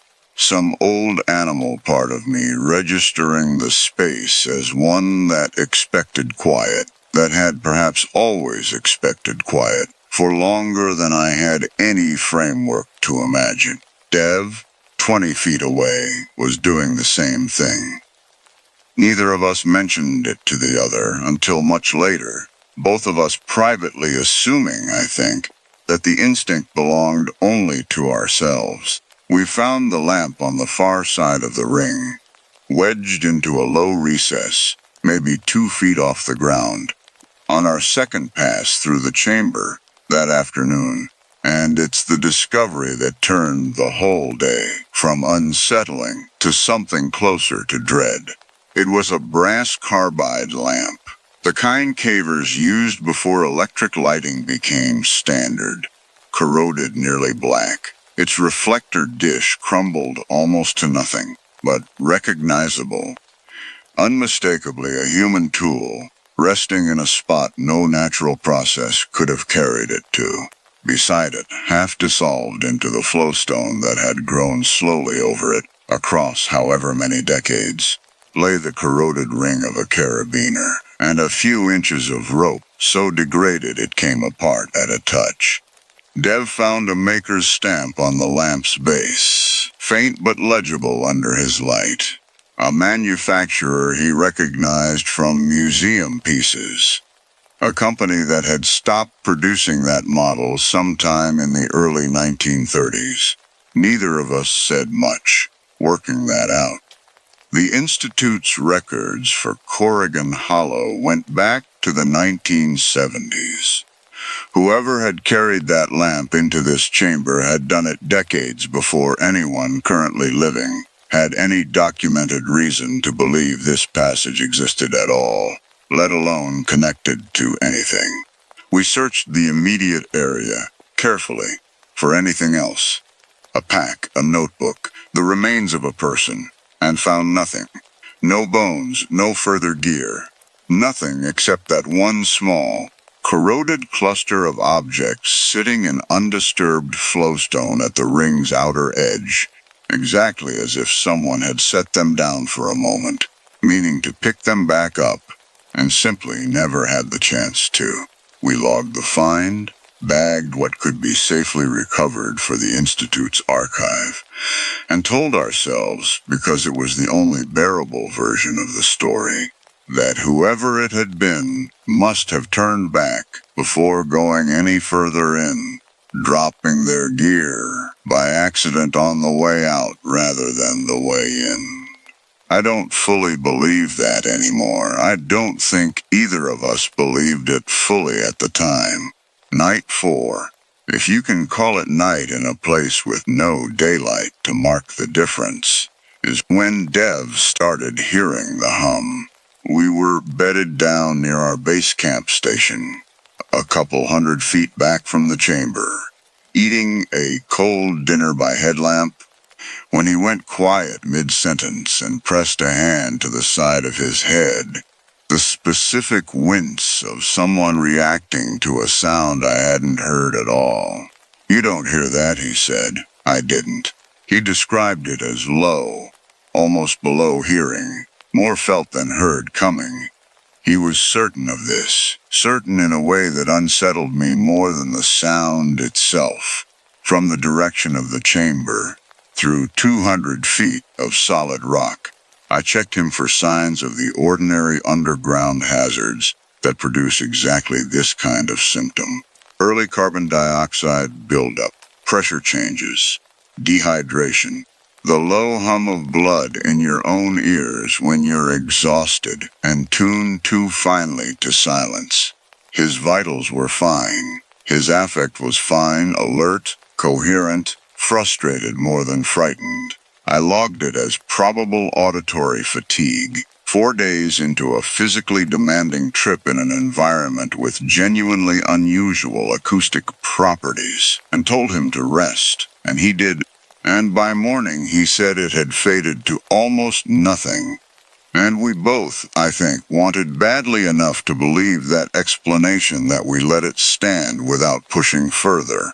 Day 5 is the day I understand now as the one where the situation stopped being explicable, though even now, describing it, I find myself reaching for the careful, hedged language of a field report instead of what it actually was, because the field report language is the only version of this I can say, out loud without my voice doing something I don't want it to do. We went back into the chamber to finish the scan, needing 3 more instrument stations to complete the coverage the Institute required before we could call the survey done. I set up at the second-to-last station, close to the ring's inner edge, close enough that the smooth central bowl sat maybe 20 feet ahead of me, and started the scan. The figures moved. I need to be careful here because moved suggests something dramatic, a lurch, a shamble, the kind of motion a body makes, and that isn't what happened. What happened was smaller, and, in its way, worse. A fractional sway, no more than an inch at the top of each column, rippling outward through the ring in a pattern that precisely, unmistakably matched the rhythm of my scanner's pulse, each ping answered by a barely perceptible lean toward the source. Thousands of pale, ridged columns responding in unison to a machine built to send out light and listen for what came back, doing, apparently, exactly what it had been built to do, on a scale and toward an audience I had never imagined it might have. I stopped the scan. The movement stopped with it, settling back to stillness over several seconds, the way a held breath releases. Dev saw it too, from where he stood near the bowl's edge, and for a long moment neither of us said the thing we were both clearly thinking, because saying it would have meant admitting the whole shape of what we were standing inside of. "They're not fossils," he said finally, "or they are, most of them, dead, mineralized, whatever's left of something that used to be alive. But some of this," he gestured at the ring closest to us, at the faint pale sheen still visible beneath the ridged surface, "some of this is still doing something. Filter feeders react to vibration, to particle movement in water. That's how they feed, how they orient. If these things evolved doing that in open water once, and something sealed them down here, and they kept doing it anyway, waiting for a signal shaped like whatever they used to eat, then my scanner's been feeding them the signal for 2 days, I said, and heard my own voice do something small and unsteady on the last word because I understood, saying it, that I hadn't been surveying an inert formation. I'd been standing in the middle of an ecosystem that had been waiting, in perfect patient stillness, for something to start calling out in a frequency it recognized. And I had walked in and started calling what we didn't understand yet. What I wouldn't understand until it was already happening around me was what the ring itself was for. Dev's red was partial.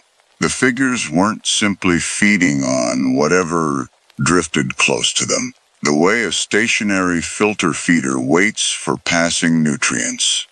Their arrangement, the concentric rings narrowing toward that impossibly smooth central bowl, was doing something closer to what a satellite dish does, or an old whispering gallery, an acoustic architecture shaped, over a span of time too vast to hold on to comfortably, to gather and focus a very specific signal down to a single precise point.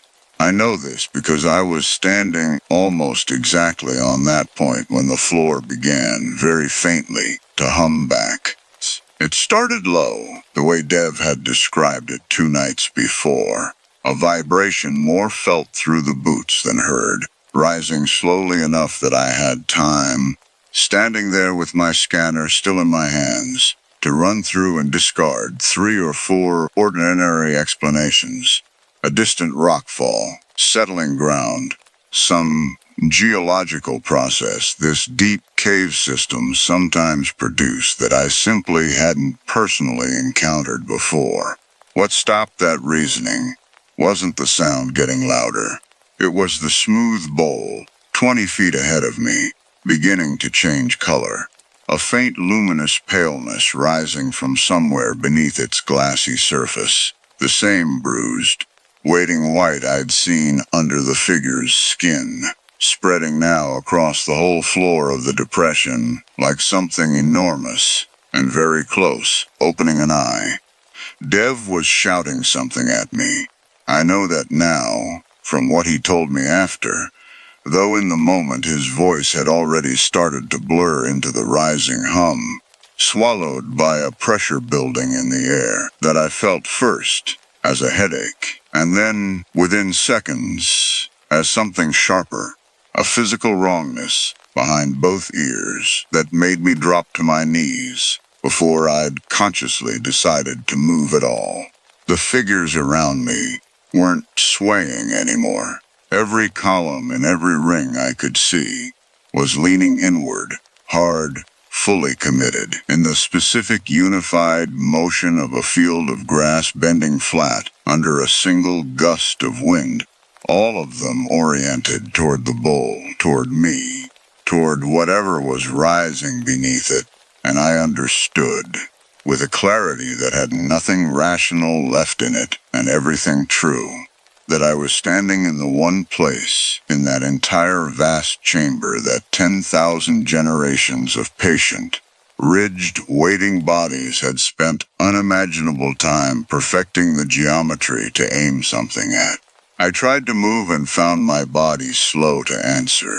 The same wrongness behind my ears now pulling at something deeper than balance. A nausea with no stomach component to it at all. Purely a signal my inner ears was sending that made the floor feel like it was tilting, even though every light in the chamber told me it wasn't. I have read since, in the calm clinical distance of a medical library, about the effect certain infrasound frequencies can have on the vestibular system. How a sound too low to consciously register can still convince a body it's falling. I don't fully believe that's the whole explanation for what I felt in that half minute. But I understand why it's the one on offer, and some nights it's the one I choose to hold on to because the alternative asks too much of me. I don't have a complete account of the next several minutes. What I have is fragments, and the honest gaps between them, and I've decided, writing this, not to fill those gaps with anything I can't actually stand behind. I remember the sound arriving, not a roar, nothing so simple as that, more a pressure wave with a frequency inside it that found some specific resonance in my skull and simply stayed there, past the point where sound is supposed to be a thing you hear, rather than a thing that happens to you. I remember Dev's hand on my arm, hauling harder than I'd have thought his frame could manage, dragging me backward across ground. I couldn't feel through knees that had gone entirely numb. I remember the bowl, glimpsed once over my shoulder, no longer smooth, no longer still, something vast, moving beneath its surface, the way a shape moves beneath thin ice, close enough to break through, close enough that whatever it actually was never fully arrived into a form I could describe, because I was already being pulled away from the one vantage point in the whole chamber built to show it to me clearly. I remember the crawl back out through the low passage, feeling endless, my own breathing too loud in one ear and strangely, wrongly muffled in the other. A wet, ringing silence that I would later learn, on the surface, in an audiologist's office, under normal fluorescent light, was permanent.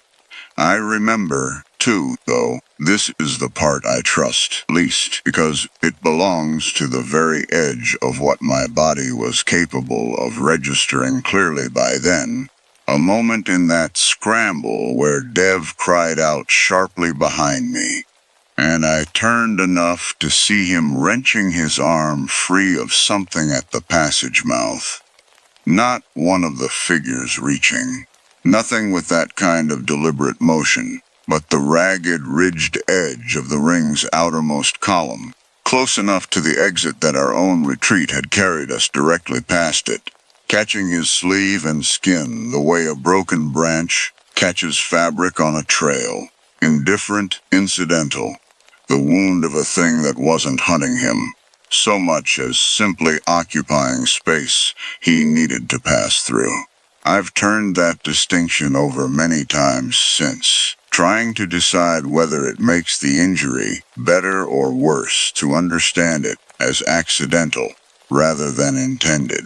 I still don't have an answer I trust. We made it out. I want to say that plainly, early, because I know how accounts like this usually withhold that fact for tension, and I don't want to withhold it, because the withholding is its own kind of unkindness to whoever's listening, hoping we made it.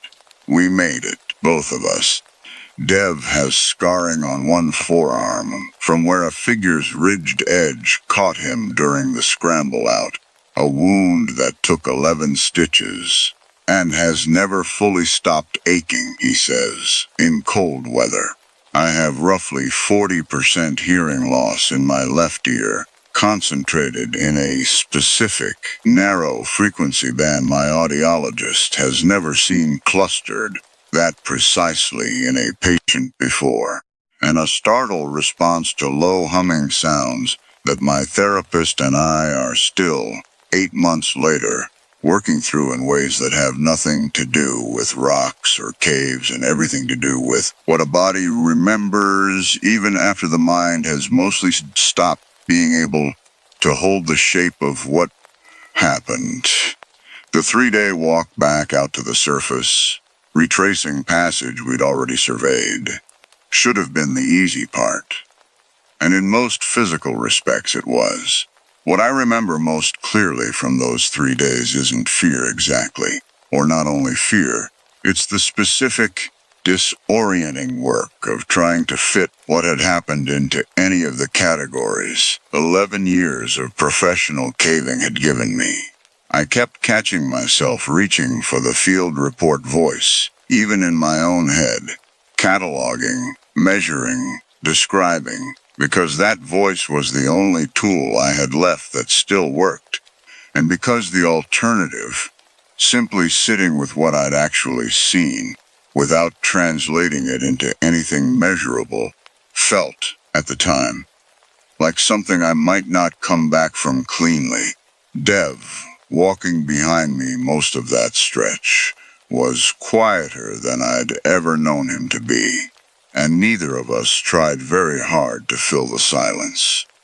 The first night back on the surface, in a motel room with a working television and a window I kept getting up to check, I found myself unable to tolerate the low mechanical hum of the room's own mini-fridge, a sound I would never, under any other circumstance, have consciously noticed at all. I unplugged it before midnight and lay in a silence that felt, for the first time in longer than I could place, entirely safe, and slept for 11 hours straight, and woke up still exhausted, in a way 3 more months of ordinary rest never quite managed to fix. The Institute's response, once we surfaced and reported it, was where the second, quieter horror of this whole account lives. And it's the part I still have the hardest time forgiving, even understanding, professionally, exactly why it happened the way it did. Our supervisor, a careful, well-meaning man named Foster Ames, who has run the Corrigan Hollow project for 9 years, listened to our full account, took detailed notes, and then, over the following weeks, produced a preliminary incident report that used phrases like acute hypoxic episode, likely exacerbated by prolonged exposure and physical exhaustion, and shared auditory hallucination consistent with infrasound exposure from an unmapped geological resonance feature. Language that explained away everything except the 11 stitches in Dev's arm, and the specific, clinically documented frequency notch burned permanently into my hearing, neither of which, to my knowledge, has ever been produced by hypoxia or imagination alone. I don't think Foster is lying, exactly, or covering anything up in the way that would make him a villain in this story. I think he's a careful scientist facing an account that doesn't fit into any framework his career has given him tools to hold, choosing, understandably, to reach for the most conservative, available explanation rather than the one that would mean rewriting everything he understands about that cave, about caves generally, about what an unmapped chamber can actually mean when the map itself was never the dangerous part. The Institute has provisionally sealed the new passage pending further geological assessment. I've seen the funding proposal already drafted for a follow-up expedition next spring. Better lighting, a hydrophone array to document the resonance phenomenon properly, language that treats what happened to us as a fascinating acoustic anomaly worth a grant application rather than what I know, in whatever part of me still trusts what my own body went through. It actually was.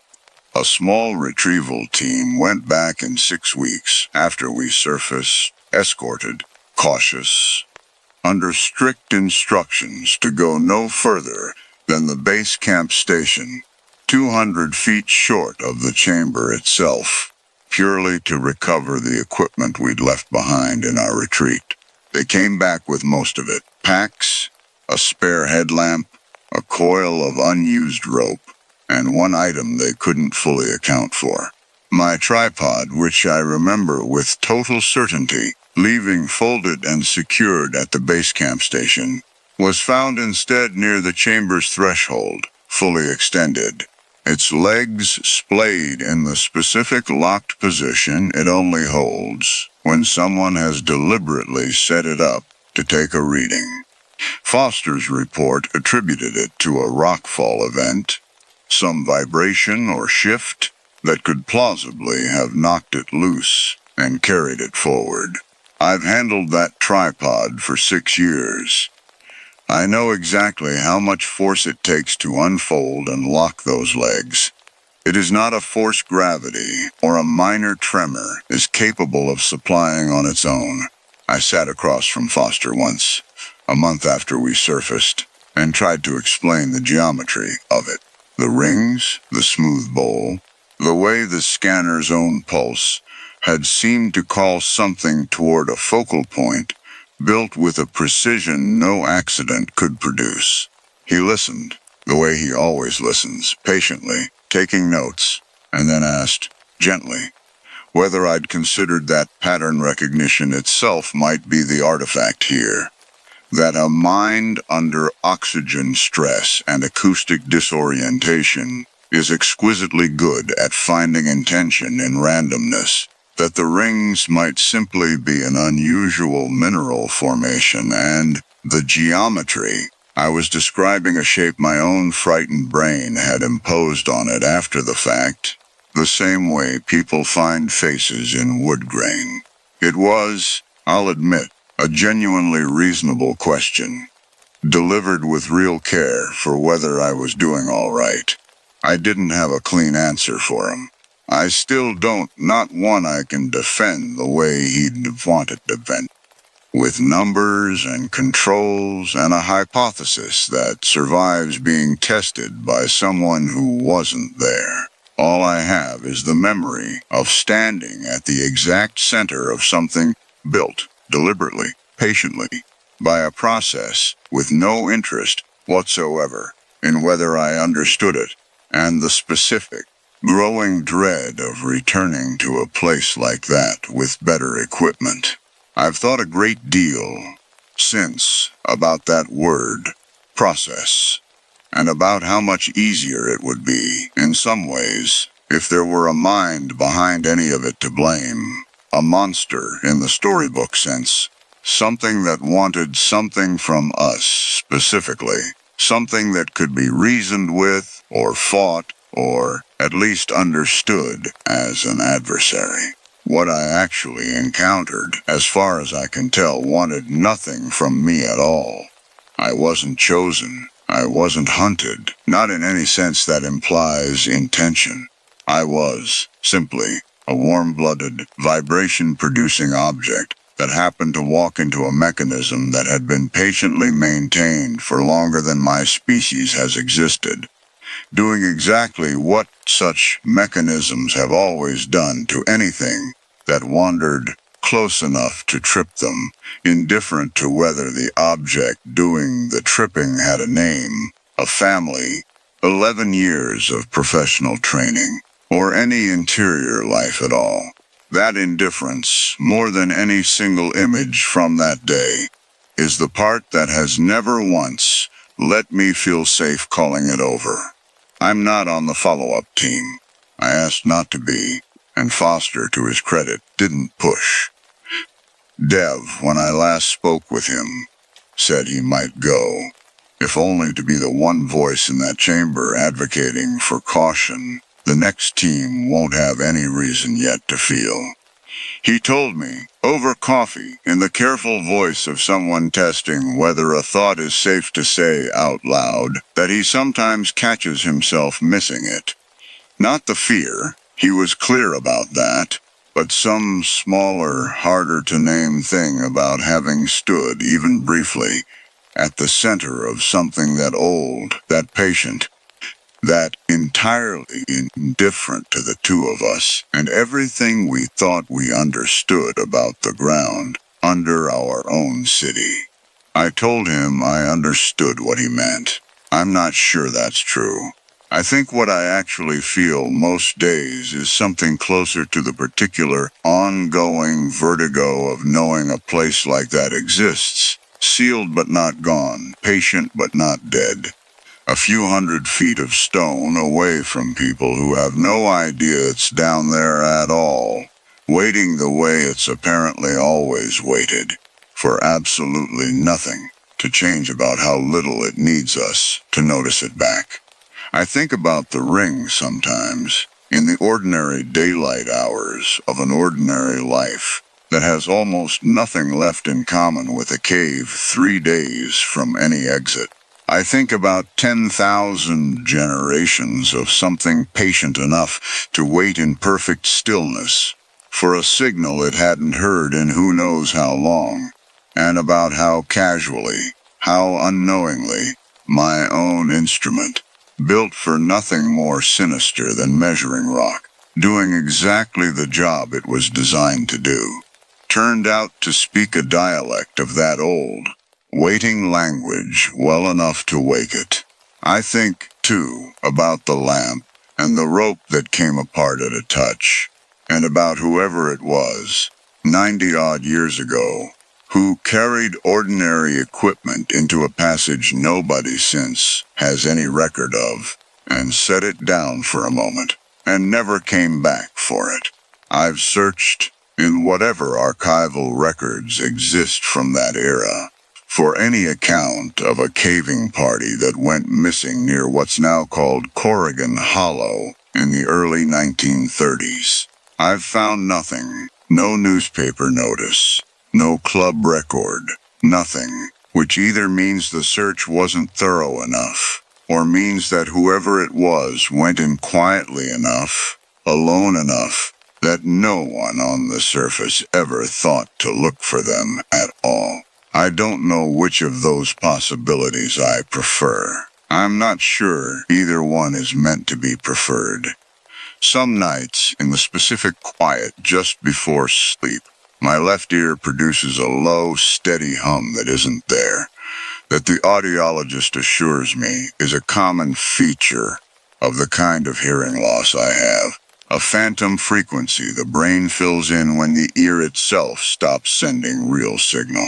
I believe her. I have no evidence to offer against that explanation, and every reason, professionally and personally, to prefer it.